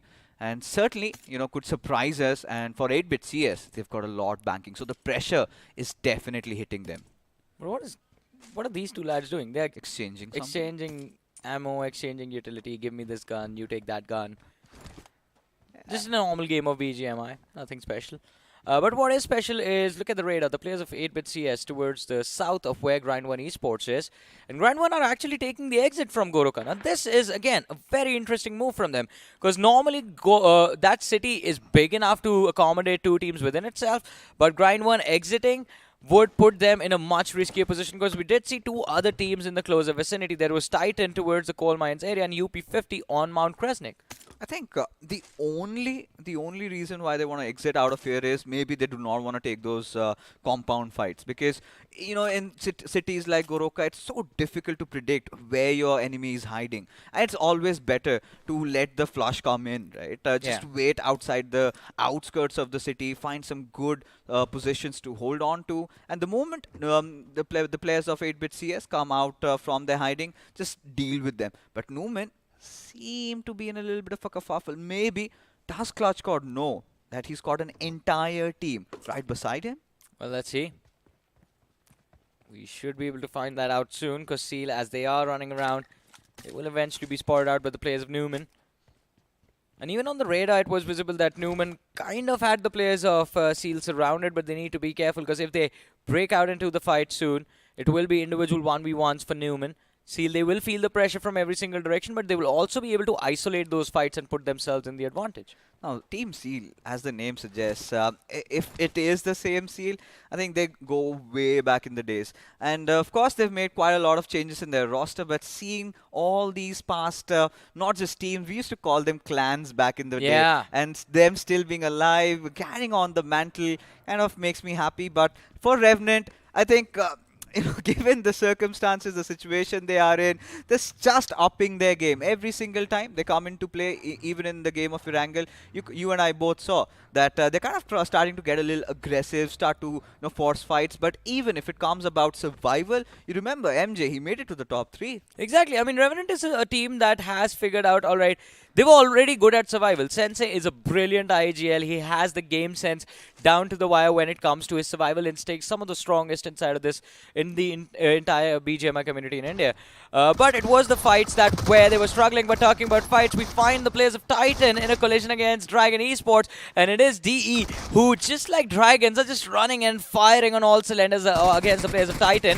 They have 2 knocks secured, looking for the third. Jimmy taking a lot of damage. It's what? How do you make that mistake? You know, that has to hurt. And just like that, in the blink of an eye, it was an avalanche, I must say. Yeah. And Vikendi just shook the players of Titans apart, not from the arena, just throwing them out. And, this is something that I would love to see more from this team. The kind of conviction that was present, every single player knowing what they had to do and just wiping the floor. You're talking about Dragon Esports knowing what they wanted to do, right? Because Titan, it felt like we're completely lost. Yeah. No communication at all. They were not prepared for it. It feels like. The man forgot where the windows were. I think it was just that panic button setting in, and it was like, Mayday, Mayday, get out of here. I was like, Eject, I just can't kept see. running. Yeah, I can't see the window. And when you have 4 players charging at your direction with DBS, Yeah. it's such a close combat situation. I think I might have wet my pants if it was. I me. think for a second, even the lad, Jimmy from Dragon Esports, even he was confused. Like, hey, where are you going? Oh, that's the other guy. Takes him down and then ends up focusing on Nano Baby. But anyways, that brings us back to this particular collision, G1 against the Yeah. players of Newman, and it seems like the distance that was there between the teams it's been cut short. They are a little bit too close for comfort now. Well, let's hold on, because I think last we remember G1 dropped right beside 8-bit CS. Oh yeah. They decided to go out, and it's suddenly Newman who are inching in closer. Now imagine we could have a 3-team standoff over there. Newman on G1 fighting it out. Then you suddenly have 8-bit CS coming in. That Let's is not true. forget, taking a look at the map, you've got UP50 also in the nearby vicinity, with Team Hyper also rotating inside the circle. I think they've got a little bit of that confidence going on, especially getting that first chicken dinner. But hold on, they've got THW also. Fixes, I have a question for you. I mean, Forest Apes still sticking towards that hot spring area. Yeah. What is going through your head? Like, what do you think could be their strategy in this game of Vikendi? Because for me, it feels like if you are sticking out inside of the blue for so long, and if you are one of the last team to enter the circle in Vikendi specifically, where you know where the zone is before the flight path comes to an end, it's a heal battle along the way. One of those points, yes, it's heal battle, but this is typical Forest Apes rotation. What they love to do is just kind of try to float around the edges of the circle. True. You know that there is that one point in Vikendi where the circle takes a slightly harder shift, and I hope this time we get a more extreme one. But yeah, that is how Ash really likes to play around. We have rarely seen the players of Forest Apes. If you talk about former Orangutan, they kind of like to play around the edges, kind of have a little bit of that gladiator style of play in the mix. But yeah, that is exactly what they're going to do in this one. Well, hopefully it works out well for them. In the meanwhile, the WSB mid-rotation spotted out by the players of 10. Few shots were fired, but I don't believe any of them connected. So WSB, they're going to go along their merry way. But there has already a cluster towards the center has already started to build. And we talked about this. Newman against the players of G1 Esports. Tony was the only guy who was hiding in this factory, and he will be gunned down by the 2 players of Newman. Whiskey did take a lot of damage, but I don't think that's going to bother them. They are the only ones present in this area as of now. But in the distance, what's happening? Is that TAW pushing towards the players of 8-bit? Not pushing towards 8-bit, actually. I think they're heading for Goroka. I think the density of this map is as such. You've got so many adjacent compounds next to each other. Yeah. It's like a little village, got little spots out here and there. And but one thing for sure we have to talk about is the fact that 8-bit CS, they might have heard the commotion. Yeah. Shadow definitely stepping up, but seems like we've got Team Revenant going in for a push. Well, they have already committed to the push against the players of Team Seal. But Seal, they are going to be so careful, and Revenant, they need to be extremely cautious, because look at the radar. There's WSB right behind them, and it seems like even they are looking to close in on this Villa position, looking to third party. Both these teams. The nade from Fierce was quite close actually, but does not really connect. And Fierce and Apollo, they need to be careful, because look at the radar once again. Revenant, they are playing a 3-1 split. That means if the fight actually breaks out, Seal is the team that holds the advantage. And oh, Fierce getting knocked out. This will just make things worse. I thought it would be a nice bait and switch strategy, but not the way Fierce anticipated. One of the arms of Revenant being chopped off, as now nade. MJ has to come in. But considering how this fight has broken down, now Team Seal might want to aggress a little bit, but Team Revenant seems like they're on the retreat. They have no business anymore around here. They went in as the aggressors, and now they want to scurry away from this position. Well, they should. In fact, if I'm being honest, because at this point you will risk losing more than you could gain. What? Did Apollo get left behind? Yes. And I think this can be a brilliant bait as well, because if Seal don't realize there's a man waiting for them, they are going to lose a few of their players. Player 3 is going to be knocked out. Blackie's position is going to be compromised as well, and he's going to take the damage from the Molotov, but no, it falls a bit short, and Apollo is looking to go for the push with the DBS. The second knock secured by Apollo, and it's going to be converted into a finish, but Seal, they have recovered their numbers, and they're back to 3 players surviving. Oh, sees one more, takes player 3 down before he runs back behind the cover. Apollo, you man, you myth, you legend, but he needs to commit to the push and he can't do it alone. So MJ and Sensei, they join hands, and Team Seal, they are on the verge of getting wiped out. Apollo, another knock secured so far, has taken down 3 players, just 1 man left, and that is Wilder in the backlines, and he just has one option. He has to run for his life. You know, this Greek gods, Wrath strikes fear in the heart of the players of Team Seal. Wildu being one of the final players will get traded off as every single player diminished, evaporated. My, oh my. Johnny, you were absolutely right on your point. It was all a bait. It was all a ruse. They kind of forced the players of Seal into thinking that they were kind of making a run. But Apollo, I think he was just too angry. Yeah, I mean, the man was upset. His teammate got finished right in front of his eyes, and he made a promise. Buddy, I will take your revenge. And, well, that was one of the best 1v4s we've witnessed. Just perfectly moving around, juking the players from the opposing side and just finishing them off. Seal, they did not stand a chance against him. But, alright, that is too much hype. They actually did. They need to work together in order to pick him up. But unfortunately, it seems like Seal was just focused on taking the fights individually for some reason. Blackie aggressed for no reason at all. He could have just stayed back behind the walls along with his teammate and just kept the players from the side of Revenant at bay. But this man, he just played phenomenally. Took every single advantage that was given to him and pressed it to the max. In the end, I think MJ just purposely got knocked out so that Apollo could just chime in from the back lines and finish off Wildu for that 1v4. Yeah. But that was just absolutely brilliant. I think Team Seal, they've learned the lesson the hard way. I mean, when you've got Apollo around, just run away from there. Do not try to pick up a fight. And these big brain plays is exactly what makes a team like Revenant special. Now, this is something also that we were talking about. You know, they can experiment. They've got that little bit of a cushion there. But a very important game, we must say it is, for Genix FM. I think had a decent start in Erangel. Not a lot of points, though. But still, I think they will have to have a better week than how they performed in the previous one. But for Team INV, I think this is one of those teams that are kind of in the bottom of the points table. Not a lot on the line. I really hope they go all out in this one. I have a feeling Glocky's just frustrated adjusting his scope between the 6x and the 3x variation. Yeah. He's constantly been doing that, but Genix FM, no clear line of fire being given to Glocky, so he will be forced to stay in a passive position. Plus, his teammates are a little too far away. Not a little too far away, but a little far away from him. So he needs to be careful just in case he gets knocked out. Genix FM, they can take this push towards their position. It is a high ground that Genix FM can work with, but we will witness the next shift of the zone very soon. And I wonder where this one will take us. Anywhere far from Revenant. I want to see more of Apollo. I think his terror has finally struck, and he's in the mood. But we know sometimes the circle shifts barely even look like shifts. But look at Team Forest Apes. Like I suggested, they love to kind of play around the edges.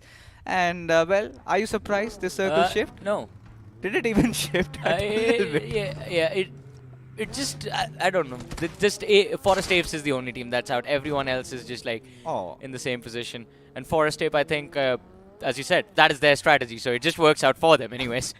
I think this is one of those moments where they can even consider trying to go around Mount Crescent Edge, maybe play across Coal Mine, because this is one of those circles we might get to see on the outskirts of Goroka maybe. UP50, I like the spot they're holding on to. I hope they've got all the necessary supplies in terms of getting the right wood, kind of lighting a campfire, maybe sitting and chilling it out a bit, because it's going to be some time before some team decides to go mad and go for a push on them.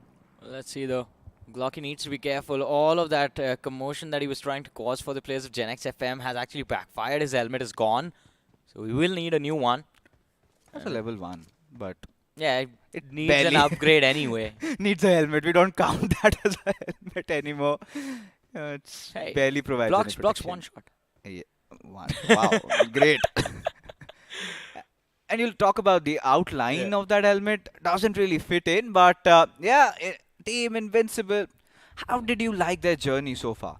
I mean, would have been nice if they lived up to the name Invincible, but that wasn't the case. Although, I mean, there were moments where a few individuals from the side did step up, and specifically Glocky was the man who has actually individually performed really well. So, definitely talent to look out for in the future. Oh, certainly. We've got so many of those talents, especially if you talk about one individual. I think Nadex Officials Pro. He played in Group Oh, Blue. yeah. The way he had been playing, he has really impressed me. You talk about Godbot. I think even in BGIS, he performed really well. But I think even Rico from Autobots Yes, has been one of yes. those revelations of this particular tournament. But Team Ape slowly but surely getting under the foothills of Mount Kresnich, where you've already got G1 camping there for quite a long time. Yeah, and we've always seen Mount Kresik. It's not an easy hill to retake, especially considering it is vacanty. So you have a lot of positions to hide around, just lying all over the map. Players are going to prone out in awkward positions. Just use that TPP to see you come, and then they will just make sure that their team is going to be prepared to deal with the onslaught. But let's see how this one is going to break out. Forest Tape, I think they are a little bit aware. They're cautious. They're being cautious. They were constantly checking that summit again and again. And if G1 position themselves poorly enough, Forest Tape, they're going to be prepared for that fight. I think they're bound to anticipate somebody to be over there. Yeah. I don't know if they know if GH, it's sorry, not G1. Yeah, if it is GH, but regardless, I think they will have to make their moves accordingly. Like I suggested, they will be waiting for that one hard shift. To Team Newman, this is a very important game for these lads. I think this is again one of those teams, Johnny, to be honest. They've got that potential. Lately, they've been improving a lot. But THW, now tell me something about this team, because it's just been kind of a roller coaster ride for this. Yeah, but again, TSW also have a few of these players that we've seen in the past. I mean, specifically Kyolamau and Sakiro are players we have seen in the past as well.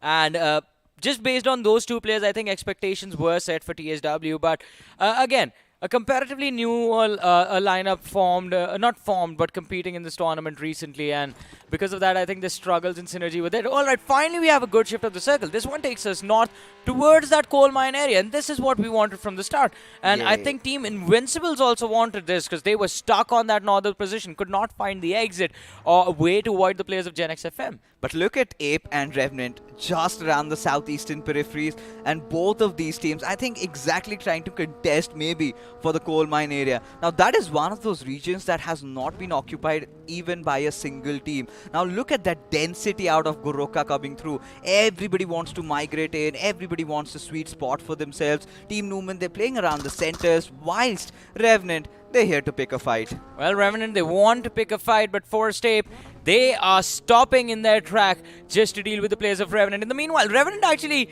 this is brilliant, this is genius. They made sure Forest Ape stop, and Revenant just kept going. They're like, all right, guys, that was a prank. We are going to go. We're going to be the first ones to enter and take the advantage spot.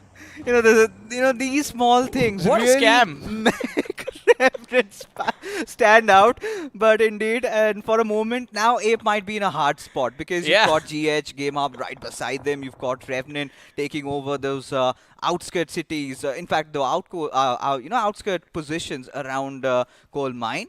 But for now, as things stand, Wixky, he gets his hand on this airdrop. Guess what he might find? Was that an AWM? Because seems like he did not want to trade it off. There was a time when people would just fight within a team. Yeah. Teammates would fight each other for that weapon, and now it's like everyone still sees an do. AWM, they just go, ew. I think in the classic games, we still do, don't we? Yeah, in classics, you're not like competing for 1 crore rupees on the line, right? Yeah, I think that says in volumes about how the bolt actions have really come off, because you miss one shot, it is going to punish you. Yeah. The moment you kind of reload again take the other one. Competitive players constantly keep on moving and they never seem to stop, but suddenly WSP might just be crashing onto their own graves. Well, but 8-bit CS, Ronak ends up missing that spray, and WSB, they safely make it through, at least they will be able to enter the city and look for cover, at least one building that the players can hide in. But it's not just 8-bit CS. There's also the players from the side of THW waiting along the coastlines, and WSB, they're going to feel a lot of pressure in a matter of seconds. Look at Zap. His HP just disappeared, but he's still standing, barely surviving. And Kyola Mao has a lot of utility to work with. Was expecting the players of WSB to actually push indoors, and they are indoors, in fact. But they want to recover their HP. Now, finally, Zap reveals himself. Kyola Mao sees the opposition, waits for the opportunity to take a shot, ends up missing. He does. But still, Oh, that won't perfect deter molly. the players of WSB to try and make a push. But this is perfectly timed. But somebody needs to come back from the backlines. It is Hellgod. We do see in our crosshair, in the map feed, in fact. Let's see. Has he spotted Raiden out? But seems like... Oh my god, that's a disaster. Yeah, that was just an absolute disaster from the side of THW, and I think they are going to pay for that. Anut's too OP, as we said yesterday. He is just too OP. THW losing out on more players. What is that? Malik! No! Sees the man come towards him on the staircase, was still cooking up the nade. No, this fight is going wrong on multiple folds for THW. Not really the way they anticipated, and just the one player remains. It was a desperate push from WSP, for God's sake. I felt for a moment THW could have done something, but seems like they're in no mood. Every single attempt is a disastrous one, and it keeps getting worse and worse. And what's worse than getting wiped out? Absolutely nothing. THW wiped out from this match. WSB, they are going to be so happy when they go back and watch this VOD and watch what their opposition actually did to make this fight so easy for them to win. Yeah, a comedy of errors there, but sadly again, THW weren't really fighting for a lot as the Apes come under heavy fire, Johnny. It is UP50. And two players just like that have been taken down. I mean, props to WSP under so much pressure. It was kind of torturous for them, but still they kind of stand out. But really can't go on to say the same about the Apes. Yeah, Forest Ape, they were mid-rotation. Two players are going to get picked off. And UP50, I think this backstab could not be predicted. So nothing taken away from Forest Ape. UP50 going for a wide rotation from the southern edges. In the meanwhile, though, 8-bit CS, look at them. They moved out of that Goroka city, or in fact are looking to move up towards the northern side. In the meanwhile, G1 catching the players of WSB off guard. And Newman is going to be spotted as well. But G1, they're down to the last two players, so it will be very difficult for them to decide where to take the fight and when exactly to back off and survive. Yep, just playing from the edges. It is going to be the player, one player, Cruz, but look at Clutch God. He's being pushed over, his compound being infiltrated, and in the midst of it all, kill. Johnny, he's been taken down. Now Clutch God needs to capitalize on this situation. Does he have a DBS on him? Well, we are going to find that out soon. Still... No, I don't think so. Wait, yes he does. Oh, he does, yeah. He has a DBS and a G36C. The unique, the exclusive weapon to this particular map. But for now, I think Newman, they've done a decent job. They've lost out on Shadow, 2 finishes already. And Clutch God trying to get the hell out of here. I think which is a right call. As UP50 just keep on looking out for him. And this is some nice teamwork. Clutch God almost gets away with murder. He gets in. He makes it. He makes it in one piece. Does not get knocked out.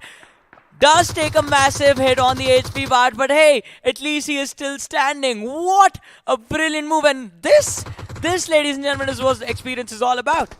Look at the amount of smokes they've committed into this one fight, and I think it's going to be worth it, especially the kind of a situation that Newman have found themselves in. But look at Revenant. Every single time they come marching in, strike terror in the hearts of their opponents, as their next potential victims could be Team 10. Oh, especially in this game. Apollo is definitely going to be feeling himself, as you mentioned. 4 eliminations on him, and that was a 1v4 that he was able to pull for his teammates. But let's see. There's another team quite close to them, Team 10, as we talked about them. A lot of nades lobbed upon them. Ghani taking a lot of damage, down to around 40 HP. Zayan as well on the flank, but Revenant on the move, looking for cover inside the circle. And it seems like they have found it for themselves, but Apollo needs to be careful. The car repositioned them. His teammate saved him. Again, that wasn't a fluke fixes. They were trying to protect him. They were like, this is not safe enough. You got to go over there, buddy. Sure, I'll take that, but we have a fight, and just like that, Game Hub annihilate Revenant. They were not prepared for this. But hold on, the fight's still not over because we've got one more team, and that is DE right next to Game Hub. Wait, what just happened in Vacant? We haven't stayed 6 is down to 18. Make that 7. Game Up also get wiped out. The early stages were so passive, and this is why I love coal mines so much. The terrain is so difficult to traverse. It's so complicated that everyone ends up making blunders after blunders within these fights. I'll tell you what happened. Somebody has opened the Pandora's box, and it is wrath all over. Mayhem, absolute anarchy over here, as everybody fighting for control. You've got certain teams, however, Johnny, holding on to the center of the circle, but there are a lot of teams that are still playing around the peripheries. Now Newman, now UP50, they've got to make a run. You've also got the likes of 8-bit CS, but with Genx FM right on the edges, how do they do that? Well, let's see. We will find that out, how they pull it off. Genx FM, I mean, again, the numbers advantage can be quite beneficial to them, but look at that. I mean, UP50 Newman, as we were talking about them, even 8-bit CS and Genx FM, I mean, opportunity for that southern edge control. But I think these three teams, they need to fight it out first before they move. If one of them tries to move even without even securing a knock, then the entire team is getting wiped out. I really hope somebody has got those healing battle strategy on. But look at 8-bit CS. Oh my god. 4 players, everybody tucked just behind this rock. And I'm kind of starting to wonder if their position has been compromised, because trust me, it might look like 50 meters of a run, but it's going to be a really tough one. Oh, it's definitely going to be quite tough, but what is even more tough is taking on the players of Newman. But KlutchGod, he has been dropped low. If Adnan's nade actually connects, KlutchGod is going to get knocked out, but there's going to be utility tossed upon him as well, and it is a trade coming in from both these teams. A Molotov towards Ever to make him and force him to fall back, and UP50, they have lost a little bit of control in this fight, because while Adnan is still bleeding out right in front of Evert's eyes, KlutchGod has been brought back, and Newman, they found the opening they were looking for. I think both these teams, especially Newman at least, is trying to get the hell out of here. Yeah. They understand. Look at that smoke screen path that they have already laid down. As 8-bit CS, they are taking heavy fire. Wixky, this one grenade is going to do the job for now, but the big question is, can they get out alive? It is going to be Mighty, and shows his might as KlutchGod falls down. As Gil, he'll be going up for a heal battle. Mighty was just spraying the smoke. He wasn't even trying to go for the players. He's still trying to just blindly spray inside the smoke, hoping to catch one from the side of UP50 off guard, but he does not really have the HP to work with. He's going to be dropped to the floor, and 8-bit CS all of a sudden are only in this game survived by their IGL Juicy, who is out of first stage, by the way. So he's going to be forced to take a fight, starts taking shots towards the players of Genx FM, and they retaliate in kind. We are down to the top 5 teams of this game. 8-bit CS also sent back to the lobby. Oh yeah, of course, when you're going up against a player like Crypto, who's been firing on all cylinders for this team, and you talk about the favoring factors for them to thrive, it has to be about Crypto delivering. But Gil, down to his final 2 first stages, you've got Genx FM having a really good game in this one. Could be the potential contenders in getting a chicken dinner. Yeah. They still have DE right in front of them, and let's not forget Team 10 also. Team 10. DE right next to them, as you mentioned. Genx FM with the man advantage in the backlines, which is going to be taken away from them by Gale. 2 players knocked, and both of them looking for the second finish. Almost gets it. At least one was there in the back, but he has made sure that Genx FM will not sit in the endgame with a man advantage, and it will be Dragon Esports with the best odds to secure the chicken dinner. Look at them. 13 finishes already for Genx FM. This is that one good game they were looking out for, as Chokegod choking Rehan down, putting him under fire, and he is burnt to crisp. Yeah, I think Rehan forgot for a second that he is not the Ghost Rider himself. Oh, what a nade! What a brilliant nade towards the top of the rooftop. Zayan, the last man surviving from the side of Team 10, and Dragon Esports. It seems like this chicken dinner is guaranteed theirs. Zayan running back into the blue zone is going to be forced to take a lot of damage, while Superboy goes ahead and lobs a nade indoors in order to secure one finish. Well, it's not even going to matter. Zayan, still bleeding out from the blue, is going to try and go for a heal battle instead. Gen X FM in the meanwhile in the backlines with just 2 players, out of which Vishu is still sticking around towards the edge. Dragon Esports, what a brilliant game from there. And he has 13 first aid, should be able to survive for a few extra seconds, but 1 nade and he's done. Look at all those grenades coming out from Gen X FM. Now this is the most pivotal fight that we were talking about, and they will have to deliver. Gen X FM, they've got all those finishes. Maybe getting even a second spot might just do the trick, might put them in a really good position going on to play those further games. But Zian, I think something, if he could kind of replicate something like what Gil did, especially considering his position is compromised, that would be the moment of the day. Yeah, it can be, I mean, definitely, but I think the moment he even reaches the door of that washroom, he's going to get finished off, because that is the only lineup the players of Dragon Esports have. In the meanwhile, Gen X FM, they are going to run out of utility and run out of first stage. But Wanted, is he running out in the open with a pan? Is that his attempt? Panning the last 2 players. Zayan goes away. Dragon Esports, they are in a 4v2 now. Not got a lot banking along, and Wanted getting picked off. Gen X FM, how on earth did they save on those utility? As now Jimmy out of nowhere, this is such a crucial knock. Yeah, it is a crucial knock indeed. And Dragon Esports, it seemed like on the verge of winning this game. Vishu extremely low. Drops 1 with the DBS. Needs to realize there is another man in the back lines on the top of that roof. And that man will be his Grim Reaper. Dragon Esports, an amazing winner chicken dinner, and it was because of Jimmy, I'll be honest. I mean, he was very precise from the start of the game till the very end. An amazing performance, but Gen X FM not too far behind. They also did an incredible job in this game. You could see Dragon Esports just spreading across their wings, and they're finally seeming to open up. They kind of saw the circle. They were right on the smack center of it. Did not engage in a lot of fights unless it was necessary. But when the clock struck 6, they realized this is the hour they have been waiting for, getting their chicken dinner. But so many of those moments, Shawnee, it all started with Apollo, getting a clutch. I mean, we've been witnessing so many of those moments. Yeah, it started off with Apollo, then suddenly Revenant, their demise towards the end. We did not really see that coming. I mean, the restart was worth it in the end, because we had one of the best circles in Vacant we could ask for. The amount of action we got to see from the mid game was very intense, and it did not even slow down for a second. Yeah, the early game was like always, it was standard. It is Vacant. Everyone in the early stages does absolutely nothing. But usually it happens that mid game there will be aggression, but there is always a dull pause after stage 4 when the hard shift actually happens, because everyone is scrambling for position and everyone is scrambling for control. But this time that wasn't there. But in this game, you look at the bigger picture, Gen X FM really hit the ball out of the park. You talk about Newman, still had a really decent game in this one. Yeah, but one thing is for sure, this game was anything but default, ladies and gentlemen, and it was one of the most exciting Vacancies we have had in this BMPS so far. And guess what? If you guys are not default, your gameplay is going to be filled with a lot of excitement as well. So it's simple. Don't be default. Check this out.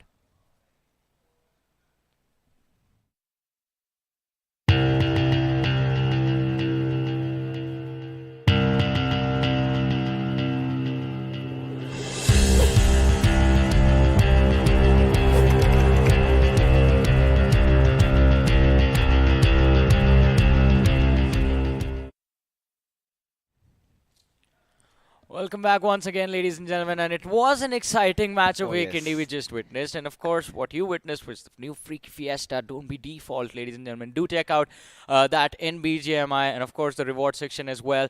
But let's talk about the matchup again. At the start of the game, we thought 8-Bit CS might be in a prime position since they were closest to the center, and it is 8-Bit CS, of course. So we thought, alright, this is going to be a massive game for them, but that wasn't the case. But let's be honest, they put in a lot of hurt to the players of Newman, because both Newman and UP50 were trying to get inside the zone, and Mighty, I don't know, out of nowhere, what struck in him suddenly just went all out. My favorite moment in this game was the Apollo the Apollo moment, and of course the Forest Ape scam, where Revenant just was right behind them, took a few shots. Forest Ape stopped. They thought, all right, are they willing to take a fight? And Revenant was like, bye-bye, we are just leaving. We are just driving by. And then we did witness what fate had Yeah. in store for Forest Apes. They eventually got picked off, and you could see the confidence, the morale really dipping off. And for Newman, I think I must say, considering the circumstances that they were in, they were hoping if they had got a little bit of that blue there, or in fact the circle there, they could have done much better. But Apollo, this one clutch, and this is why this weapon is so disgusting sometimes. It was almost around 40-50 meters, and he still one-shot him. So for the few viewers who don't remember the history of the DBS, when it started out, it was an airdrop weapon. Yeah. And back then it was horrible. It was one of the worst guns in the game. So after an update, it got moved from the airdrop to a regular drop weapon. And then everyone just started picking it up. They were like, this is a pretty brilliant shotgun, and let's just utilize this. Now it's everywhere. There was a certain patch in which the shotguns were buffed a little Buffed, bit. yeah. And after that, we had the inclusivity of MG3 also coming in. So Yes. for one to come in, somebody has to go out. It was the poor DBS. But who knew that this weapon would go on to become one of the most used weapons in this particular I game? think at this point, might as well just get the arm out of the airdrop and put the DBS back in. I think it's high time, but I don't think that's gonna happen. But Yeah, arms never coming again, out. coming back to this game, for Gen X FM, I really like the conditions till Jimmy was present. I mean, him getting that rooftop area to his control, I think that is something that Vishu did not anticipate. Gen X FM, they were causing so much trouble for so many of those teams, but still getting those 14 finishes and still having a second spot, I think I really liked how they developed. Yeah, they did a pretty brilliant job in the end, but my favorite moment was when one of the players from the side of Dragon Esports was just running out with a pan, hiding behind it. I think he just forgot that, it's like they aren't there with just 1 HP. It's not just one player, it's 2 of them. So I can't really just pan this last guy. Have you done this one thing? Usually people in those situations kind of Just tend to go for throw- a grenade and then you can hit the pan. And if you're right on the sweet spot, it could ricochet back. That has happened. We've seen this one fight. It was, I think, it was during the grind. We saw this one battle on Miramar, which was a 1v1, and both the players just ran out of ammunition. So just started throwing pans towards each other while looking for crates around them to get some ammo for Anything for survival. Anything for survival. It was the last 1v1 for the chicken dinner, by the way, and everything was already committed. What's left? Yeah, this. Take this. And moments like that are rare, but when they happen, they're fun. They're fun to experience. Yeah, might as well cook some omelets on that skillet, but regardless, I think, it's such a perfect setup when you're playing a map like Weekendy. You need that little bit of an extra edge. Might as well get yourself the Avalanche X suit and, those upgrades on it. The final ultimate form. Have you seen it? No, not yet. In front of your screens. Well, that has been epic, but I want to see every single animation and movement that's there. that I want to see it animation in there. its full glory. We certainly do. And And every especially single- in my account. That would be even better. I wish, I hope, because, I've been trying my luck. But maybe the viewers have a better luck than me, Yeah. because Lady Luck hasn't really had been kissing on my foreheads, but that's sad. It's Do alright. you want me to kiss you on your forehead, Fixes? No, Instead. not you. Maybe that will help you out. You're the last person there, Johnny. I mean, I love you, but it's platonic. Alrighty, buddy. But let's bring our conversation back to the game, because now it's time to get to the important discussion, the numbers, ladies and gentlemen. But before that, let's talk about individual performances. Let's have a look at the MVP of this game of Weekendy. And I'm pretty sure we all know who it will be. Jimmy from the side of Dragon Esports. That's going to be my prediction. And I think I'm going to be correct this time, for the first time in my life. Jimmy deserves this. If you talk about the stats, and yes, there is 6 finishes to this man. And I think Dragon Esports were very patient, because if you remember, that was the exact same compound where Revenant hit in and suddenly came up out of nowhere, came charging on their way. And Dragon Esports, they were very cautious, they were very calm in that situation, and did not just go all out, because they knew if they kind of step out in the open, they're going to get picked off. But when you look at the other players also, you've got Insidious playing really well, Mox also playing really well, and let's not forget the Greek god Apollo. Yeah, Apollo was phenomenal, but Gen X FM, we were praising them, and I think they deserve every single bit of it, because Gen X FM as a team in this game were brilliant the entire time, not really slowing down any given second. They took their fights perfectly, they positioned themselves perfectly in this game, and overall from their side, it was a brilliant match.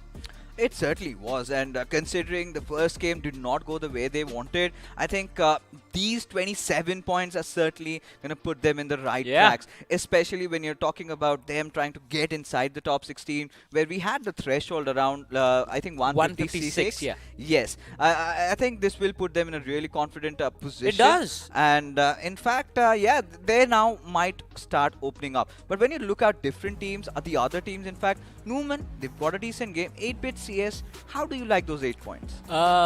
Not a lot, but I mean, still, 8-bit CS, the push that they need isn't really there. On the second page, though, a little bit of an upset from the side of WSB and Hyper.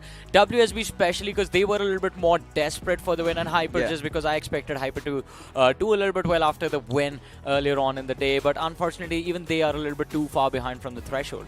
Yeah, I think Hyper a little too late to really come alive. They did have that Irangle chicken dinner, but we didn't get to see much out of them in this particular one. But I think the best part about this weekendy was it did not end around Mount Kresnich or maybe Port Vosto. It had a little bit of that shift. Would have loved a coal mine circle, but hey, I think we will take what we've got this time. Exactly. We're going to take what we get every single matchup. And it was an exciting matchup indeed, so we can't really complain about this weekendy. As I said, for me personally, this was one of the best weekendies I've witnessed this entire tournament yet, because we still have the finals to go. Yeah, there was another weekend, if you remember those final ending phases of week number 2, where everybody just went all out from minute 1. But yes, this was certainly has to be one of the best, according to me. But right now, from the frozen tundras, we head on to the grassy green pastures of Erangel. It is going to be the final matchup of the evening, ladies and gentlemen, as we finally bid adieu to Johnny, while Star Chocolate Boy Salty joins us on the desk. He's all riled up because, you know, we were enjoying ourselves in the game of weekendy, but now we've got Group 10 and Group 12 duking it up against each other. We've seen Group 12 play in the map of Sandhawk, but I think it is Group 10 that will be playing another game carrying forward from weekendy. A little bit of a momentum there, but Salty, my man, how have you been, considering, you know, weekendy was electrifying? It certainly was, right? And I kind of expected Erangel to be a similar event as well, because now you've got a repeat of the groups. You've got Dragon Esports who can kind of repeat their performance. And once again, Marcus Gaming Zero, I think for them as well and for Team Side, things have been good on the map of Sandhawk. So the greener pastures, it will be there in their favor. And I think this game is really high stakes for teams like Psych. So I will be looking and rooting for this team as well. That's going to be my prediction, but what about yours? I'm not going to make one. Like what is up with fixes today, ladies and gentlemen? To be honest, I just don't want to be the reason behind teams getting crashed out of this tournament, because eventually it comes down to somebody telling, you know, the casters predicted our name and they jinxed it. So I don't want to be the one taking the fall. It's better. Who hurt you, fixes? A lot of people. A lot of people. But certainly I'm not one of them, right? No, you're fine. You're fine. We're still brothers. And but you know, I just heard Johnny wanted to kiss you on your forehead. Yeah, I mean, what's wrong with him lately? We don't know. But yeah, we love Johnny as well. We all do. But this one matchup, of course, Marcus Gaming Zero did have a good start in Sanok. But again, Salty, as the storyline goes, I think it's a little too late. It certainly is. I'm not really sure how late it is going to be, but for sure, when they actually make their move, I kind of feel Marcus Gaming Zero can leave an impact. And I think I'm looking for that impact right now. But this is one of those games where we can expect a little bit more from teams like Team X-Pac, because the Sanok game, they had such a nice position, but really could not convert a lot. I think it eventually ended up in a healing battle where Spray God was the final player surviving. You would certainly expect a little bit of more push from his side. But when you talk about the other teams, like we said, we're talking about Psych in the mix, and then you've got Forest Apes also coming back into the picture, and things have been really awry for them. I mean, I'm not really going to talk about Forest Apes, to be honest, because they, at this point, do not really have that much of things to do inside of this tournament. But ladies and gentlemen, what we have to do right now is just focus on this game of Erangel. We do have the flight path in front of our screens, and it does start off from the military base towards on that Yasnaya region. Indeed. And, you know, this is one of those circles, Salty, where we kind of hoping to see maybe a Gatka circle once again. I think that has been the so-called circle that really forms. But again, when you look at the groups once again, 8-bit CS, Newman, they're the ones contending, and even on the other side, you've got the likes of Team Xpark and Team Psych into the mix. You've got these top four teams that, yeah, my eyes will be on them. For Dragon Esports, again, the similar storyline, something similar to what Marcus Gaming have accomplished in this tournament. Not a lot, but Yeah. getting those chicken dinners, I think a little moment of pride for them at least. It certainly will be a moment of pride, but for I think another team, Newman, I think this game can set them apart. They are right at the periphery, possibly in the third page of the overall standing. So we'll have to find out how this game goes. For now, of course, majority of the teams will kind of focus themselves on the military base island. 3 teams, in fact, focusing themselves on the military base island. This is interesting stuff because all of a sudden now Team Apes will have to face pressure from both Team Xbox and 4HM. And then we have it, the circle on the north. This couldn't have gotten better fixes. Oh, this certainly could not have, because when you look at this circle, it's got so much going on. But hold on, we do have a fight. It is Grind 1 taking on 8-bit CS, and seems like if you talk about the position, Manav is way aloof from his pack, but he could be that wild card into this Yeah. fight if you can have, because they have got that little bit of a high ground advantage there if you talk about the other side of the road. But seems like there's also a fight Oh. breaking around Puchinki. Absolutely, this seems like Team Seal, they've had the first knock, but it seems like they certainly are not scaring and not firing away from this fight. What is happening? We've got revolvers shooting around. Team Seal, what have you done? Why don't you have weapons? Hell God, this is not a Mexican standoff. We just turned it into one. Indeed, and to make things worse, to add insult to their injuries, the players of Team Seal barely dropped, and hence, lesson 101, folks, watching this broadcast, make sure you're good with your landing, because THW did, and now they're reaping the rewards. But Yeah. for 8-bit CS, oh my goodness, this could not get worse than this for them at this situation. They did not anticipate Mana's position, did they? Oh, They yeah. wanted to escape, Oh and my it God. seems like the M249 could have possibly been one of the reasons. I mean, this is one way to stop a moving vehicle, to be honest. Yeah, there was this time this weapon was heavily buffed. Like, before you had that extra magazine being Yeah. added to this weapon, that is when it got a little nerf and the players kind of decided to part their ways. But Manav showing that if it's a vehicle traversing around, one good spray of that magazine and that vehicle just bursts wide open. And 8-bit CS, this is something absurd for them. They need to figure out a way to remedy this hemorrhage, because now, considering how important this matchup was, they messed up. Let's Absolutely. be brutal. They certainly did, right? With just one player left, that's going to be Juicy. Massive responsibility will be on his shoulders, of course. And you can feel Team 8-bit CS internally bleeding at this point, because I don't really see them, after having a disastrous start to the day, just moving really further up in terms of the overall standings, because this game was quintessential for this team. And now with this one player left, barely they can focus on is going to be those position points. And that too, not really much. If Juicy can make some magic happen, of course, that is a different story altogether. You can't really ponder upon the losses anymore. No time for remorse. I think at this point he needs to rub it off his shoulders and move ahead. I think still he's the one player alive. We've seen those miraculous moments, right? Even those single players alive somehow find some little nooks and crannies, hide over there towards the end, maybe focus on those position points, but still it is going to be such a long shot.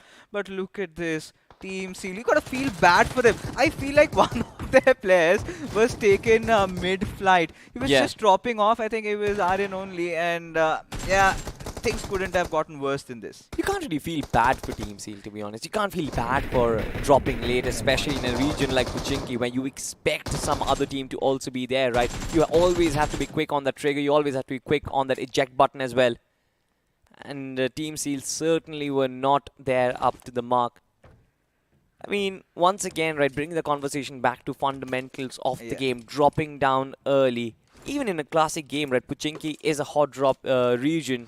If you do want to survive in those locations, you've got to drop in early, equip yourself with weapons, and prepare yourself for the worst. And Team Seal certainly were caught napping. You know, maybe we're thinking too much. Yeah. Let's be honest. Both Team THW and Seal do not have a lot going on in this tournament, right? Yeah, certainly. Both somehow have made peace with their fate that awaits them. That is, it's those final few moments that they'll get to live in the BMPS. So, hence, why not? Just go to the good old Pochinki, fight it out, decide who's just better, and get away. Yeah, certainly. But now look at this. 40R having no idea that U4G were present. The first player has been taken down, and finally, all of these players, they're going to come at the same angle. This is insane. Anonymous was up there, but information was not relayed. System is still hanging around in that corner, but I'm not really sure if he's going to be safe over there. Nades being cooked up, and I think that is going to push him away. But look at this pressure coming in from the back lines. Anonymous under too much pressure, heavily damaged, but he needs to escape from this rally as quickly as possible. Oh my god, just get stuck after such a parkour move there. But Anonymous has that medkit to his avail. But right now, you've got U4G in a whole world of trouble. But so are the players of 40R. Having one of their players, Narsen, being knocked off in this given moment of rage. You've got the players of Rage. In fact, Rage himself coming out in the open. What went wrong with him as he fell prey? Team U4G kind of suffering on their losses, but it seems like Prithvi is once again going to re-establish things, re-establish control. Another player bites the dust, and that was Goku. And it seems like only 2 players are going to remain. But will they be able to do something? Anonymous has been taken down for sure. Some sort of damage has been done, but it's all from the outside, and System needs to figure out a way to not just find himself a different angle, heal himself up, and try and work together with Narsen to bring a Mammoth down. At this point, System had to change his position. He did, but again gave it away. Now U4G, they've got all the time in the world to sort of rejuvenate, recuperate in this particular fight and then get themselves back in. But Narsen, he's suddenly silenced. He's shushed in this position. Kind of completely in a situation. He does not want to even move a muscle. While Stark has a good idea of where System is inside that little shack. I love the fact that System could actually find that timing for reposition. But it seems like U4G, they have pinned down his location. It is going to be a mammoth task for System. Isolated players as well. No trade potential. System will get taken down. And now it's all down to Narsen. We'll try and create the choke angle, but the timing was so off on that Molotov. U4G will caught him napping. And 40R, they will get eliminated without anything. Just one finish on their cards. Yeah, U4G really played this one perfectly. I think down to every single moment. But right now, we've got Grind 1 maybe dealing with the players of Midwave. As one of them already being taken down as Cruz. He's going to cook that nade. But is it going to go into perfection? I don't think that's the answer. But still needs to buy enough time as Snacks. Wow, that was a lovely connection. That certainly was. Midwave Esports just looking to hit back, not giving in to the pressure coming in. The nade! It is so perfect from Arthinki. How could he cook that to perfection? Absolute chef's kiss over there. And Midwave now have a massive opportunity. The rest of the 2 players, of course, they are far away. It seems like Jagga and Manav. It will be a wise decision for them to fall back from this fight. But again, we know Grind 1 and where they are on the overall standings. Might as well take this fight and take it till death. But no, they decide otherwise, and they do decide to disengage from this occasion. Yeah, indeed. And when you look at this particular fight, both these teams have not a lot to gain. Because Midwave, for a moment, in week number 1, we felt like they were really in this. Yeah. And suddenly in week number 2, you see that collapse. And kind of has thwarted them off beyond those 70s. But right now, they're going to do whatever it takes to kind of walk off with their heads held high. But looking at the circle, look at the shift. You've got Team Newman exactly where they want themselves to be at. And even for the likes of Marcus Gaming Zero, I think I kind of love their position because you've got a nice amount of coverage. You've got those nice compounds. You can't really be easily pushed at. There will be certain teams, maybe teams like Dragon Esports, that kind of tend to take over those shooting range hills. Yeah. Because, usually we kind of see these circles ending around that area. Exactly, and I think Dragon Esports, they are approaching Marcus Gaming Zero, and the shots have been fired. They've found early connection, and they've taken Dark Lord away. Dragon Esports, they start things early. This team is on a roll, especially since the last game. And now they're just riding the tide. Another position acquired, but look at how MGZ are stationed. You've got Shadow, you've got Scout and Kalyo completely separated. All right. All right, Scout. He's going to take his chances. One of the oldest players. And this time representing Marcus Gaming Zero. It's going to be interesting. But yeah, you got a feel for Dark Lord. That poor lad was just hunkered down to that one spot. And it was just Dragon Esports charging in and spitting fire there. Had no means of escape. And yeah, but this is one fight that we absolutely loved, right? You could see U4G were holding on to the school compounds. It was the players of 40R who kind of initiated those pushes, but there were those mistakes we committed. I think some unwanted positional changes we got to witness from some of these players, and they had to pay a hefty price, didn't they, Salty? Absolutely. I think both U4G and 40R, they kind of were caught napping in this fight. At certain segments, of course. Majority of the times it was Team 4 troublemakers, especially when they made that entry, right? No information This one, whatsoever, wow. just walking in. But this one little nade kind of lifted up my mood because it was so well cooked fixes. Did you have a heartbreak or what? What's up? No. Then, what's up with the mood? I mean, see, when you see something like that, You it get just- overexcited. Yeah, you get overexcited, right? That is the joy of watching a perfectly cooked nade. A perfectly cooked nade and a perfectly cooked steak are the two things which make my life easier. I thought you were kind of proceeding in a different direction, but yeah, that's something we will have a conversation around after this broadcast. But my oh my, Salty, it's going to be an interesting zone, to be honest, because look at Team Sai. Now, this is one of those teams that we have been really looking out for. Really started off well in Sandhawk, and if they keep on playing like this, I'm pretty sure we're going to meet them at the Eka Arena. Possibly. They certainly are doing good for themselves, especially in the position that they are holding. They've shooed away the likes of Team THW. And of course, have to sort of prepare themselves for the next shift, which happens even northward. Severny being the central compound, and I think majority of the teams, they're going to scramble with their vehicles, try and get those compounds as early as possible, because they might just be the secret source of success in this one. Now, somebody needs to take the shoreline, and somebody has to do it right now. There will be a lot of these teams trying to take over the edges of the Severny compounds, but look at that flush coming in. So many of these teams trying to enter inside these compounds, and this is one of those circles we've also witnessed in the past. It kind of usually ends towards that western side of Severny, but let's be honest, we've seen so many of those ridiculous shifts, and I won't be surprised anymore if we see something similar in this one. Exactly. I think in the final stages, the statistics kind of aren't really the best way to judge it. We have different shifts every single time. And this time as well, we might actually see something unexpected, just like this one. Skiro being brought down from the buggy itself.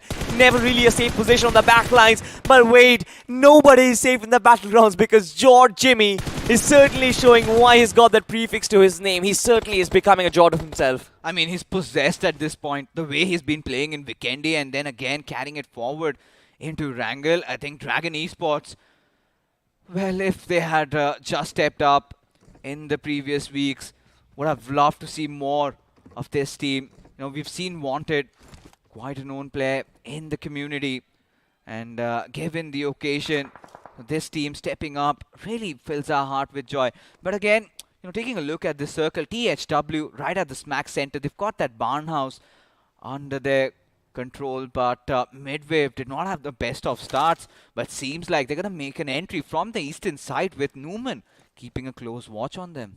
In fact, Midwave's movements has kind of caught me by surprise, because Atanki is left stationed on the eastern boundary, while the rest of the players, they are trying to make a northern rotation. But look at this trifecta which has been set up right now. Of course, you can divide Severny into multiple quadrants, and those are the quadrants that are being occupied by individual teams. You've got Downhill Esports in one of them. You've got Dragon Esports as well. And at the periphery, you just mentioned Team THW. Now, the problem is majority of Severny is already occupied. The rest of the teams who will make their way inside will have to really fight for their space. And somebody's doing that already is going to be Juicy from 8-bit CS. He's made his way to the shorelines. Yeah, just get inside the water. And I think it's time for a swim. I hope he does have his bathing suit. But, that's the perfect way to live, right? Yeah. Just get inside the water, have your buggy, and get to the back seat and start healing. I think if he can manage to do that, maybe he might enter into the top 5 and get a couple of points. I'm pretty sure, I think Vixky must have spotted him over there, but this is the moment of truth, and like we anticipated, now this is Team X Parks' circle. They have to convert this, considering in Sanok, they were in a similar situation. Yeah. They had the better of the zone, but could not convert. But right now, that 2-2 split, I'm starting to enjoy it. Absolutely, but it seems like Ryan One Esports, they're not enjoying this fight anymore. Another one of their players being brought down. Team Psych just absolutely magnificent in this fight. Once again, Saad and the rest of his crew just providing so much pressure. Grind One Esports, it's 3-on-1 and they are never going to survive, especially when this team is in such a momentum. Especially Striker, look at that, 3 finishes on himself already. And Team Psych on the southern part of the circle, I think they are looking very good right now. Every single finish for them is so instrumental, Salty. Yeah. Because we know that Psych are in a good position at this point. I think averaging around 10 to 12 points a game in this particular week should do the trick for them. But seems like Saad, he's under heavy fire. Seems like it's Pukar who spotted him off. But I think the Forest Apes also do have a slight idea of the whereabouts, as now Midwave in a direct contention against the players of U4G and Atanki. I think he's beyond saving. It's still stage number 4 if you can get some bandages there. But there's this other way around, a new feature added. Put your teammate inside a vehicle. But Did he slip out? Atanki, I think he's not in a good mood right now. I have never seen this happen. I did not. I thought he put him inside the vehicle, but he actually slipped out midway. Snacks is the last player surviving, and he has nothing really left for himself to do. It's Newman Gaming. They're still holding the outskirts of the circle, and they're doing a good job. But from the back lines, U4G, they kind of forgot about their presence altogether. Oh, indeed they did. And now I think they might be on the receiving end of things. Team Newman, Vixky still fighting back, but Prithvi taking that heavy fire, false spray to Shadow's heroics and his acute preciseness. But given now this circle, we know have a slight idea. Team X-Park, they've gotten that entire Western territory under their control. But bear in mind, Salty, we've got so many of the other participants. Yeah. We've got the likes of 4 Horsemen right under their tails, right on the southern side. We've got the players of Forest Apes. They've also scattered around. And it could just all be about one fight breaking, and it could be a chain reaction that follows. Exactly, I think X-Park and Forest Apes is going to be a very interesting fight. But for now, of course, Newman Gaming finally making their last-ditch entry inside the circle. Wixky was caught, and he has been dug 6 feet under. But it's not just Newman. Even U4G has had to take to the shorelines as well. It is the only place where you are going to be safe, because inside Severny, it's an absolute warfare. And even outside Newman, they just explode. It is Cloud9 for the rest of the players who have already stationed themselves inside the hard covers. But it is going to be so difficult for Gil to hold on to this position. This is actually a pretty nice place. I really hope he has some kills there. Needs to survive, would need a lot of that.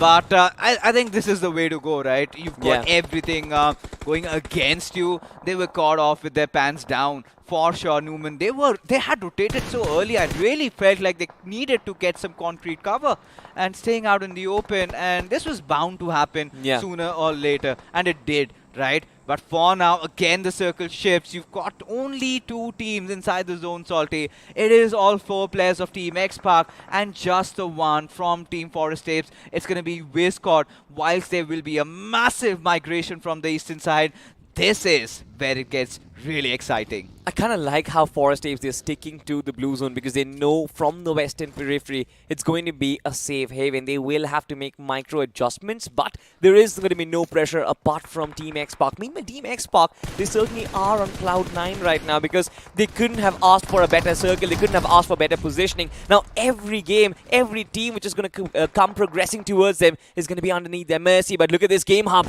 Seems like they have spotted Downhill Esports, Evil OP all by himself.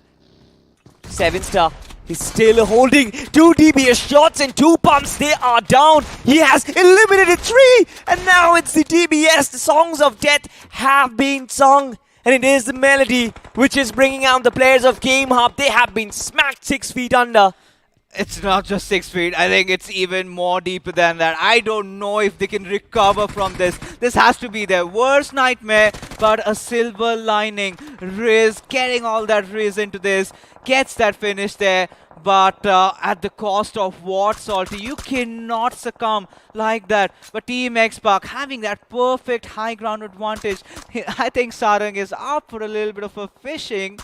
Yeah. And seems like has already taken down 2 along with him. It is just barely matter of moments. Spot Supreme out, and there you have another team done and dusted. I kind of like Sarang's position, to be honest, because he gives him the control of the shoreline, becomes the coast guard for Team X-Pac. Meanwhile, the rest of the players, they're guarding, they're marking the shorelines, of course. Not the shorelines, but the edges of the circle where a huge migration is about to come. Look at that radar. You've got Dragon Esports. You've also got, I believe, Team 4 Horsemen. Yeah. And both of these teams just applying pressure in tandem on just a couple of players. It will be difficult to hold, but I think Team X-Pac, they've got a nice split in action. I think so many teams are fighting it out amongst themselves from the edges, right? You've got 4 Horsemen, you've got Dragon Esports also coming in the nearby vicinity. Krypton did take some shots, but you've got Superboy from the far off frame. But how did Krypton survive this one? We were all shocked. I was scared for my life, to be honest. A vehicle passing, especially Okay. in Lamborghini. But no way, Dragon Esports, you can't do him dirty like that. This is absolutely insane. But now they are going to be punished. Team X-Pac, a massive flank, a migration has happened from Team X-Pac as well, because Picard as well as Dream and Sarang, they're all progressing towards the eastern edge of the circle, and now they have complete control. They are looking to eliminate their biggest threat, and that is Dragon Esports. So right here, right now. I think they need to reunite their forces, rally up together, because they know Dragon Esports, they have that momentum with them, the way they've been playing, the confidence that they've been exuding. But looking at Forest Apes, they could be the silent assassins in the lobby. And Jimmy, he's been having a run of his own, but Team Psych, they're also still alive.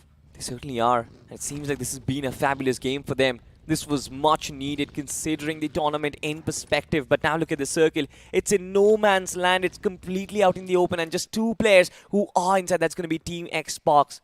And look at Spraygod's position. I think he is here to cut off that flank coming in for Team X-Pac. He spotted all that commotion over there as Dragon Esports barely in a little bit of a precarious spot there. As Striker, he's ladling them down with bullets as they keep falling down. They certainly are balling down. I mean, Orzi, he has spotted AKOP from the backlines. He knows that there is threat lying around, so possibly a smoke could have been there. But Team X-Pac, they've found a massive flank for themselves, but in doing so, they've exposed themselves. The nade is going to destroy Dragon Esports, but will Team X-Pac be able to survive the onslaught which is coming their way? Team Psych, they've found the perfect opening, as well as Forest Apes. They are possibly for the first time inside the top 3 fixes. You know, Spraygod has to do something. He has to weave magic over here, because Ape, I think he is the one wildcard who can change it all. But Dreams needs to watch out. Has had a really good tournament so far, but Orzi in front of him, he still has 3 more grenades, and I think one might just hit right its mark. You know, Sarang has joined forces, but Spraygod still in the backlines might be the X factor. But Forest Apes, who never really showed much interest in fighting, have finally found their way inside the final circle, and now in this trifecta, they certainly have that opportunity to pounce. Meanwhile, Team X-Pac just being so proactive in this position, just constantly moving around and constantly trying to put pressure on Team Psych. And now with this nade itself, Orzi is going to bite the dust. Indeed, and it comes down to the final player surviving. It is Strike God, but now we've got the players of Forest Apes, Wizgod, Yash, AKOP, all in the nearby vicinity, as Sarang will get those finishes. Nice. And Striker also meets his same fate, as he has to kind of lament in the depths of misery, as Team X-Pac and Forest Apes, what on earth are they up to? I have no clue, to be honest. Forest Apes just driving around, taking down Spraygod. Now the flank has been eliminated. It is Dreams, and it is on up to him to take down, to in fact pick up Sarang and try and regroup for this fight. Spraygod is beyond resurrection at this point, but Team Apes, they know they want to surround him, and AKOP is on that white flank. Meanwhile, Wizgod is here with his vehicle. He's going to shut down everyone. Sarang will find the trade, but Yash is in close quarters. But what exactly is he doing? Just constantly switching seats, and seems like he's found a way through it. Now it is going to be that 1v1. Sarang against AKOP, as there you have it. AKOP prevailing supreme. as the apes rumble once again. A winner chicken dinner coming in. Not with a lot of finishes though, but if I were the apes, I'd take it. Absolutely. I think this has been the first signs of life from Forest Apes. We saw little glory from them inside of the second week, but then again, problems continued for them. And possibly for the first time, Forest Apes and their rotations, which used to kind of be their signature move, which always kind of set them apart from the competition, we got to see that once again, because they always preferred that western edge, not really getting into any mess. When the situation arises, they get themselves in a split, and what a stronghold they had in the final circle. I think the apes had a little bit of a cape on them. Just hiding, lurking in the shadows, not making a lot of noise. They were waiting for that one opportunity. Yeah. And I think hell broke loose in those final moments, right? The moment the players of Team X Park eliminated Team Psych, I think it was Praygod who wanted to try and unite with his friends, but that did not happen. He was just passing by, and suddenly the apes come crashing in.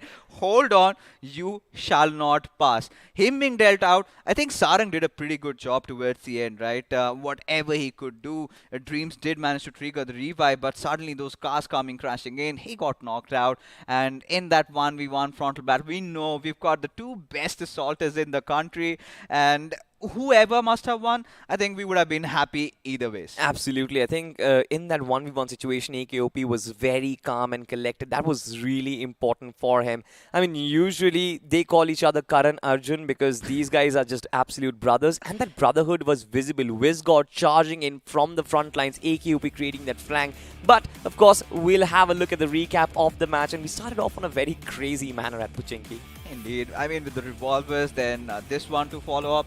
I really kind of forgot what happened to Juicy, because the last player surviving, he had kind of rammed in inside the waters. Oh, in fact, I do remember now. It was, I guess, Gil who took him down. Yeah. I think saw him somehow trying to figure a way out. But this was, again, another one of those fights. But, talking about matters in hand right now, you have to mention that Team X Park did have a good run in this one. They had the better of the circle. I think they were looking a lot more coordinated as a whole unit. Addition of Spray God has been phenomenal. I think getting around maybe 20 to 22 points in this one, I think this is exactly what they wanted. Not just Team X Park, I think even Team Psych, two teams who were in close contestation for the top 16. They both have had a great game for themselves. Team Psych, as a matter of fact, me and Johnny were having this conversation how they were like a soft target for every single team. Hold on to that conversation for a second. What was this moment? All the players just charging a 1-by-1, no utility being deployed. I think they were kind of overconfident in that situation. A 1v3, they thought it would be simple.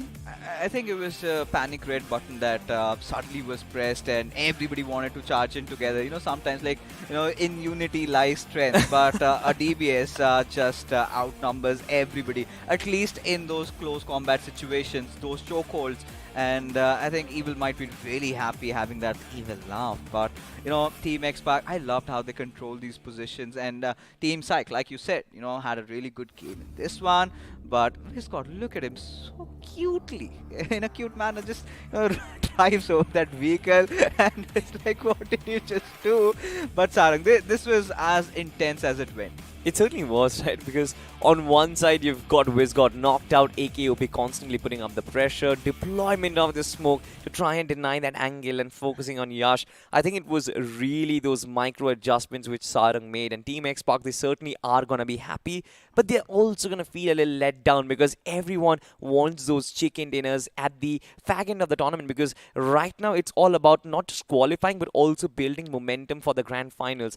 I specifically remember inside of BGIS, X Park would start their day with a chicken dinner every single day. And it kind of felt like a pattern. It feels like Team X Park want to go back to their winning ways once again.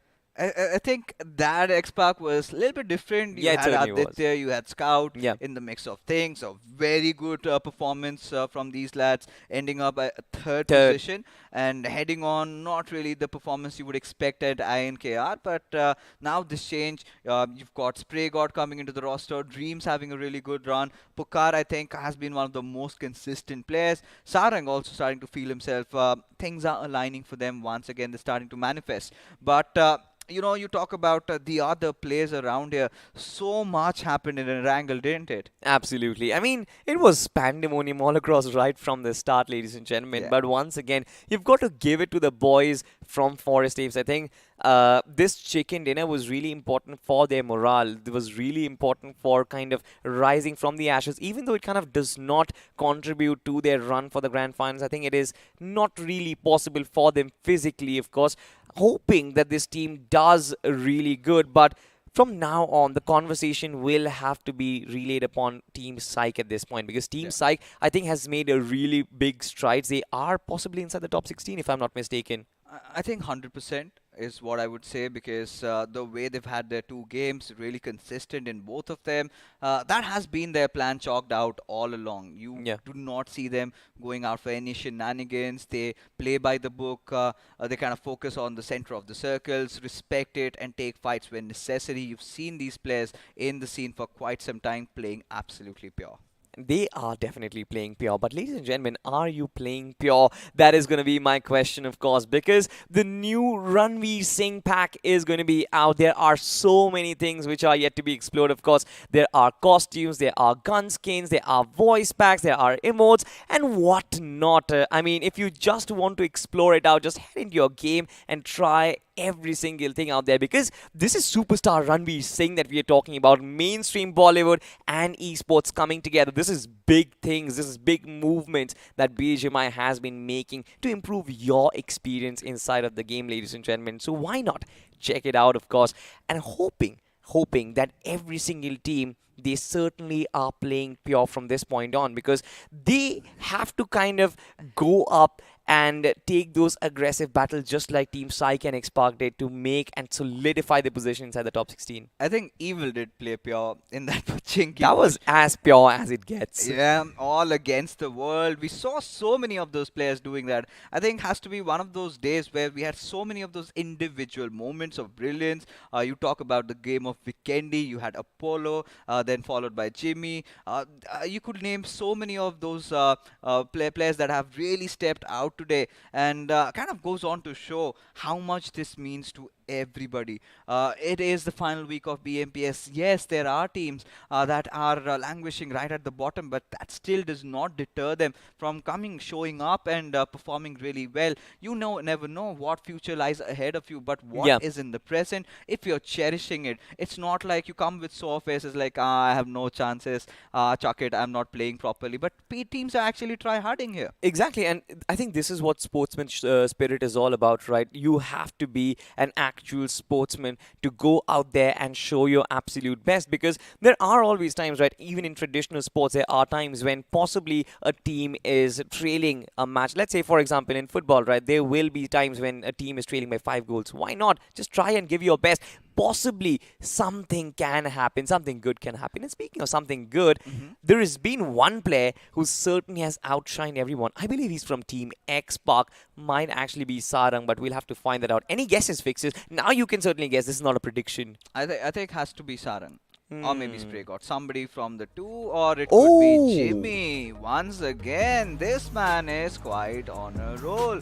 Like I said, right? I felt like he was possessed today. The way he's been playing. Oh my God, Salt! You should have seen those final moments of Vikendi. He was an absolute madman. And even look at him, the way he's been connecting those shots, the confidence on this player, speaks volumes of what future awaits him. Exactly. I mean, it's if you definitely get spotted in like an open line of sight, especially in front of Jimmy on his good days, you're down and out. But look at this moment once again, Manav just landing so many shots all at once, just finding connections with that M249. And this is why I said, right, for 8-bit CS, this game was not according to plan. This is one of the teams who had to play pure, who had to play it safe and enter the final circle, but they could not do so. Some micro adjustments, some micro errors, which completely destroyed their hopes once again. I think 8-bit CS has played 2 games already. Yeah. And at least this game was an absolute disaster. They Yeah. will have to rub it off. But the previous one, it did manage to get certain points, but still not enough. especially with so many of those teams on the climb. You did see WSP performing well today. Looking at 4AM playing incredibly well. Team X-Pac on the rise. Even the players of Newman. I think we did not get enough time to discuss about Newman also in this game, but Yeah. the point standings will clearly give us a picture of where they are. Did not play well. Like we said, had such a good chance, Salty, to convert this game into a biggie, but they messed up on massive proportions. Absolutely. I think this kind of will force them to trickle down the standings as well. Forest Apes just making a climb. They certainly started their day, if I am not wrong, at 90. They've got 20 points from this one. Team X-Pac as well. They were already in a good position. Now this game kind of settles the dust. Even Dragon Esports, as a matter of fact. But this is the Dragon Esports I wanted. This is the Dragon Esports I saw in BGIS, but we never really got to see in the early stages of BMPS. Yeah, especially when the pressure is sort of lifted off. I think this is where Yes. these boys catch their flight. But Team Newman, I kind of felt like they could push for a little more. But again, we've seen them have a really good week number 2.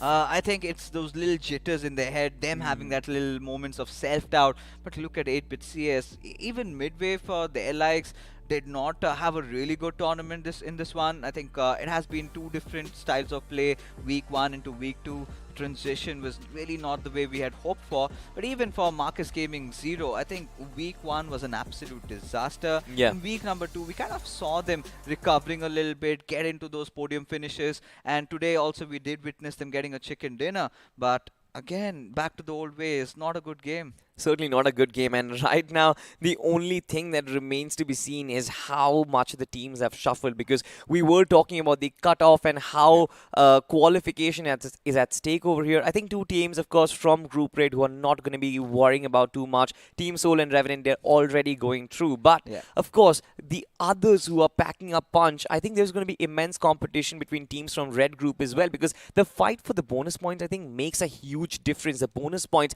will kind of lead teams to topple each other down, and that might result into an elimination. Imagine this, right? A team who is placed second inside of Group Red gets those 20 bonus points, and somebody else at the very top 25 bonus points. But in terms of totality, this team, the second place team, just overshadows them. This is going to hurt, right? This is definitely going to hurt in the ending stages. Yeah, that's the best part about these tournaments, at least for us viewers and commentators, that, yeah, we enjoy that sort of masala happening towards the very end. But when you look at the other teams also from Group Red that we were hoping to see in contention, yeah, one of them has to be Team Godlike. Just played one game, and it wasn't something that they would really like to remember. Struggled a lot in Miramar, in fact. A lot of their fans have their prayers going on that they qualify this time at least into the grand finals, get to meet them at the Echo Arena. And it is also not about just Team Godlike, it is also about the likes of playing 4 aggressive men.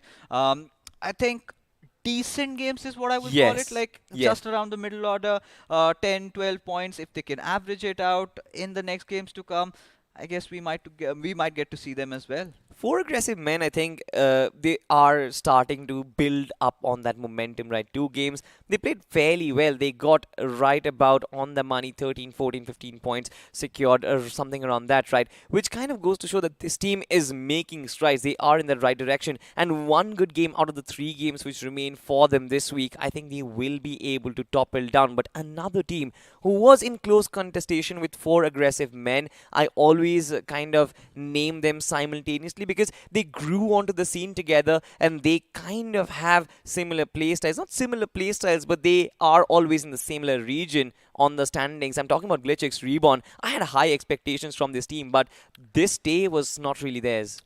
I think they just had one game to play, if I'm not wrong, just that one map of Miramar, and it was fine. I think something that where they would even say, yeah, we could have done better. Yeah. Again, just caught around the edges. It was a very complex circle to approach, to be honest. But when you're talking about GlitchX Reborn, let's not leave behind Genix FM, who did have a really good time. I mean, 2 games, had a good time in Miramar. We saw them playing really well in Vikendi. So I think they're going to be pretty happy with how they've performed. I think this is, again, one of those teams that might have entered the gates of qualification. Possibly, because Genix FM, I think they certainly had a very bad start to BMPS in the early stages. Inside of week 1, they could not perform. Inside of week 2 as well, they were up and above in terms of point standings, but inside of week 3, they absolutely exploded onto the scene. And it seems like right now this team is on an unstoppable climb, which might actually hedge them. You said it right. I Let's think not jinx it. let's not jinx it. I have said it. It might be, right? There is a slight chance. It is still not confirmed as of yet, but there is certainly a chance, Vixis. Yeah. And I would love to see this team, because you look at how they play, you look at their charisma, you look at their aggression in majority of the fights that they take. It's so beautiful to watch. I always love watching Genesis FM play at their absolute best. But the only problem is that absolute best only lasts for a couple of matches here and there. But with that being said, Fixes, Yeah. are you ready for the overall standings? Yes, I am. Bring it on, and let's find out how things have really worked out for so many of these teams. Because this is the moment I'm pretty sure all the viewers have also been waiting for. Now, who has the majority of the pie? And Dragon Esports, beyond all expectations, hitting heavy and hard in week 3. Absolutely. Dragon Esports just flew it off the park, and Team X Park, they're going to be super happy with their team's performance. 2 matches played, 33 points. They couldn't have asked for a better start, to be honest. And now that journey kind of gets a little easier. Hyper Legends for them, the journey, it kind of is very dicey. They certainly have done good, but they have to do even better. They have to pull something historical to make it inside of the qualification barriers. But Genix FM, 30 points from those 2 games. You've got A2K as well, for whom again the journey is more or less done. MGZ, RNT, these are going to be very important teams to note down for the next 2 days. Yeah, even for Marcus Gaming Zero, I feel like the journey is pretty much over. It's just them trying to keep their heads above the water. But when you talk about this page, now look at Newman. 17 points from 2 games, which is kind of decent, but yeah, like I said, the way the competition is stepping up, they'll have to push for a little more. Even for Psych, they always play by the book, and yeah, at the position where they can really afford to be. But WSP, I think they need to push in a little bit more. WSB, for them, I think they need those big chicken dinners. But on the other page, you've got Gladiators, 12 points secured from that one game. We were talking about how this team slowly and steadily were making their way inside, but that big game is still required, I think, to solidify, because now Gladiators, as a matter of fact, they certainly have beaten down, or rather broken, records of blue group teams, but I think their own group teams are going to be competing against them for that slot. Oh, certainly they will. And for Gladiators, of course, who would not love to see the defending champions of BGIS come in? This is the team that has been gaining a lot of limelight. They've been on the headlines in the BGMI sports community. But yeah, UP50, they've been the hustlers in the scene. I mean, back in the days when I used to host my own custom rooms, they used to come playing in from tier 2 to tier 1. They have been having their days. There have been a lot of change, a lot of switcheroos, but the boys, few of them have stuck on together. But 8-bit CS, Salty, now this is where the nightmares really come alive. 2 games and averaging at 5 points. Not really decent, to be honest. 8-bit CS slowly trickling down on the overall standings. Now, ladies and gentlemen, you've also got to keep in mind that from this page onwards, there is not going to...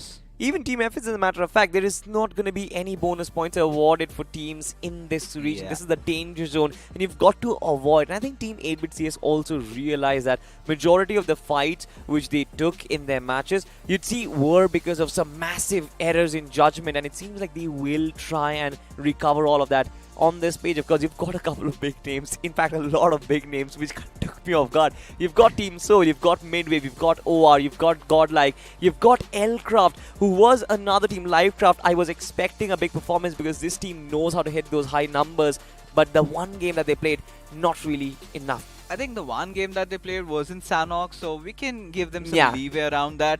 A lot of teams have played just 1 games over there. For Godlike, like we discussed, they need to get a minimum of 60 to 70 points if they have to ensure their qualification. And they will be on the top, then they get some bonus points, and they will be at the Eka Arena. But here, as we head along, I think it's just things not really going the way all these teams had thought of. I mean, at these points, you kind of have those realizations sink in.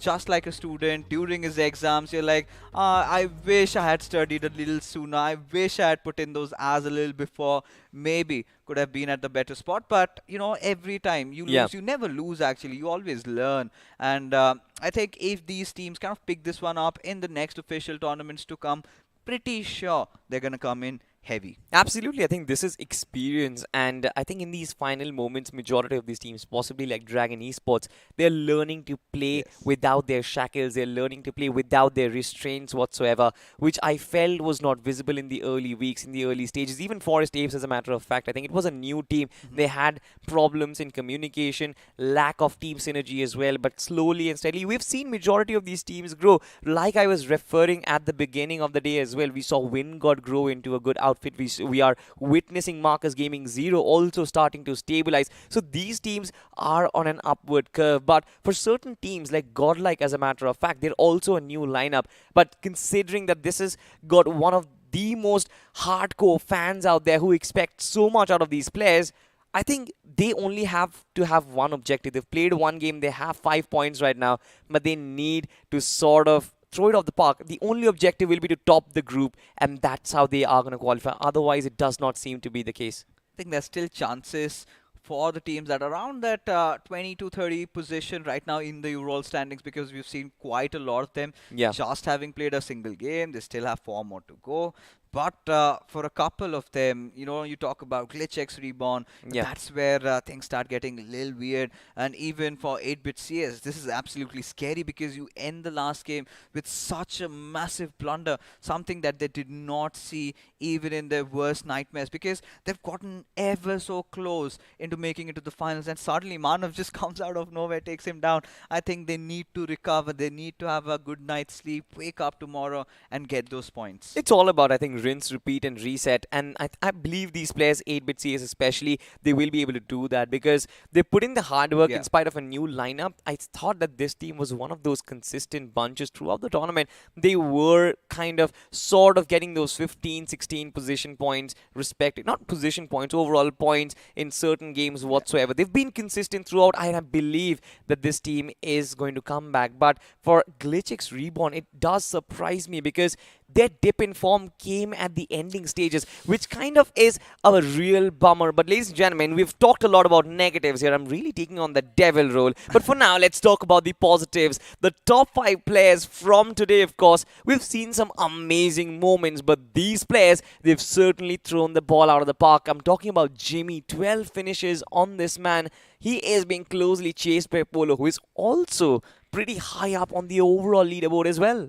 And every single name, barring DH, they've all won chicken dinners. I mean, Jimmy, back-to-back MVPs. This kid was amazing. Apollo, we did get to see that insane clutch in the map of Vikendi. Of course, Vicky did play really well in that game of Miramar. Yeah. And even Rinsler, towards the very end of one of those maps, played outstanding. I think it was the first game where Yeah. Hyper, they just went all out. But Evil OP, we saw what he did with his DBS, and hence, these are our top 5. But when you talk about the overalls, MVP, Salty, this is where things really get exciting because, Godbot, he was way above the pack. And I think few players, one of them had to be Goblin, who had 26, who was kind of in the race. And Team Soul just had that one game, and Yeah. he kind of did not show up today. It's fine. I think Goblin knows that. I think even Team Soul kind of understand that it's not about that individual prowess right now. Every player in that team contributes equally. For sure, Goblin has been the star player for a while right now, but with Neo and Akshat just coming together, coming in clutch, majority of the times, I think that responsibility from Goblin has sort of been not snatched away. It has been eased from his shoulders. That all right, fine, you can breathe easy onto the game. You can actually, pick up less weight on those shoulders. But Goblin still, I think he would want to have that MVP for himself. Individually, I think he's been phenomenal so far. But yes, the fans definitely do expect more. Yeah, more than individual accolades for Goblin. I think I've talked to that lad personally, and he's always like, I don't care about the MVP as long as my team is winning. I think that is what Every the athlete says, to be honest. That has to be no. I've heard. I mean, I'm not gonna take names over here. There are certain players who kind of like a little bit of a limelight and a little bit of a salt, but we're not gonna. We'll kind of beat around the bushes. We're not gonna get to the end of it. But when you talk about Team Soul as a whole, if you talk about numbers, I think Neo Neo has been one of the revelations because when you talk about Team Soul, it's usually Akshat on the frag boards, it's usually Goblin, but Neo has stepped up massively. Just earlier this evening, I think he had 19 finishes to his name, so he's kind of going shoulder to shoulder with Goblin with 26, but still, Akshat a little Yeah. far behind this time, just with 11, but it's completely understandable. Maybe few role swaps in them. We haven't seen a lot of Hector around. Omega Yes. doing a really good job. I think Team Soul are looking good. I mean, in terms of combination, I think this is also a very good thing for Neo as well, because now he's been trusted at the bigger stages, of course, right? Initially, they used to put him in a game or two to just improve that fragging power because he was always that prodigal fragger. But now they are sort of banking on him. He has had the experience as well. He has replaced Hector. But I think Team Soul as an outfit, they certainly are looking good. But it's not just about Team Soul fixes. I think today has been overall a brilliant day for everyone inside of Group Red. Any final words before we proceed towards week day 2? I think there are a lot of teams that have outdone themselves. There are a few that need to step up. I hope they do tomorrow. Absolutely, ladies and gentlemen, you know where to come back once again because Group Red, it is heating up. And the battle for the grand finals, of course, those 16 slots, it is absolutely a big question mark. We have no clue who's going to qualify, but we hope to find out by the end of day tomorrow. Tomorrow, we'll see you same place, same time.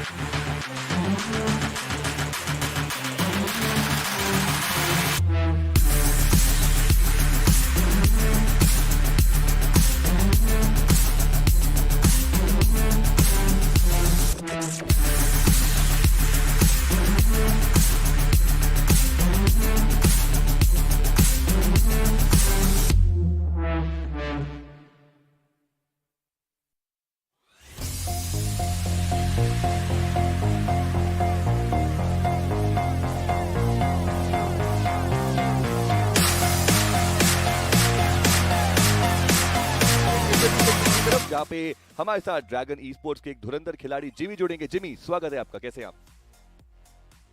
Hi guys, बढ़िया। Jimmy, जानना चाहूंगा मैं आपसे कि जब इस हफ्ते की शुरुआत हो रही थी तो एग्जैक्टली क्या चीजें चल रही थी दिमाग में, क्या जो माइंडसेट था उसके साथ ड्रैगन ई स्पोर्ट्स उठ रहे थे? क्योंकि ओवरऑल स्टैंडिंग्स में तो आप बहुत पीछे हैं, बट उसके बावजूद इतना स्ट्रॉन्ग, इतना पॉजिटिव इंटेंट दिखाना और आपका इंडिविजुअल परफॉर्मेंस तो खैर स्काई रॉकेट ऊपर जा रहा है। माइंडसेट तो यही था कि बस कमबैक देना है कैसे ना कैसे भी। जी। तो सब वही ट्रेनिंग करके पंप होके आए थे। पंप। जी हाँ, चलिए बहुत ही बढ़िया जिमी। बट आज के मैचेस आपके दोनों अच्छे गए, कल एक बहुत इंपॉर्टेंट दिन रहेगा आपका। कल की क्या प्लानिंग रहेगी टीम ड्रैगन ई स्पोर्ट्स की? कल की यही प्लानिंग है बस कि प्रेशर नहीं लेना है और बस पॉइंट्स निकालने हैं, बस खेलना है और मारना है। ऐसा माइंडसेट नहीं बना के चलना है कि हाँ क्वालिफाई, प्रेशर नहीं लेना बिल्कुल। चलिए, प्रेशर की तो खैर वो कल की हम कल बात कर सकते हैं जिमी, पर मैं जरूर जानना चाहूंगा कि आपका इंडिविजुअल अभी तक का प्रो सीरीज का एक्सपीरियंस कैसा रहा?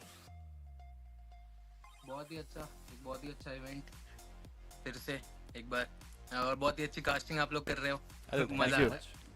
Thank you. मेरे ख्याल से आपने स्पीरो का नाम भी ले लिया हम सबने, जो आपको शायद नहीं लेना था। बट जिमी, मैं आपसे एक और वो भी मुस्कुरा रहे हैं, मुझे लगता है वो भी हमारे बैंटर्स को जानते हैं। बट जिमी, मैं आपसे जानना चाहूंगा वीक 1 वीक 2 उसमें आपको क्या लगा कि मेजर गलतियां थी जो ड्रैगन ई स्पोर्ट्स ने की, और वीक 3 में अचानक से सुधार किस प्रकार से आया, उसके अराउंड कुछ बताइए। गलतियां तो नहीं कहूंगा, बस यही बोलूंगा कि टीम रेडी नहीं थी। पिछले कुछ दिनों से टीम रेडी नहीं थी, अब टीम रेडी है जी। तो अब होप फॉर द बेस्ट। चलिए, एक लास्ट सवाल आपसे पूछूंगा कि मतलब आपको क्या लगता है अभी भी वो पॉसिबिलिटी है, क्योंकि अभी भी आपके 3 मुकाबले बचे हैं, कितना श्योर है आपकी हो जाएंगे क्वालिफाई? हम लोग तो 100% श्योर है। चलिए, बहुत बहुत शुक्रिया जिमी हमारे साथ जुड़ने के लिए, and all the very best for the final 3 matches. Thank you guys, bye.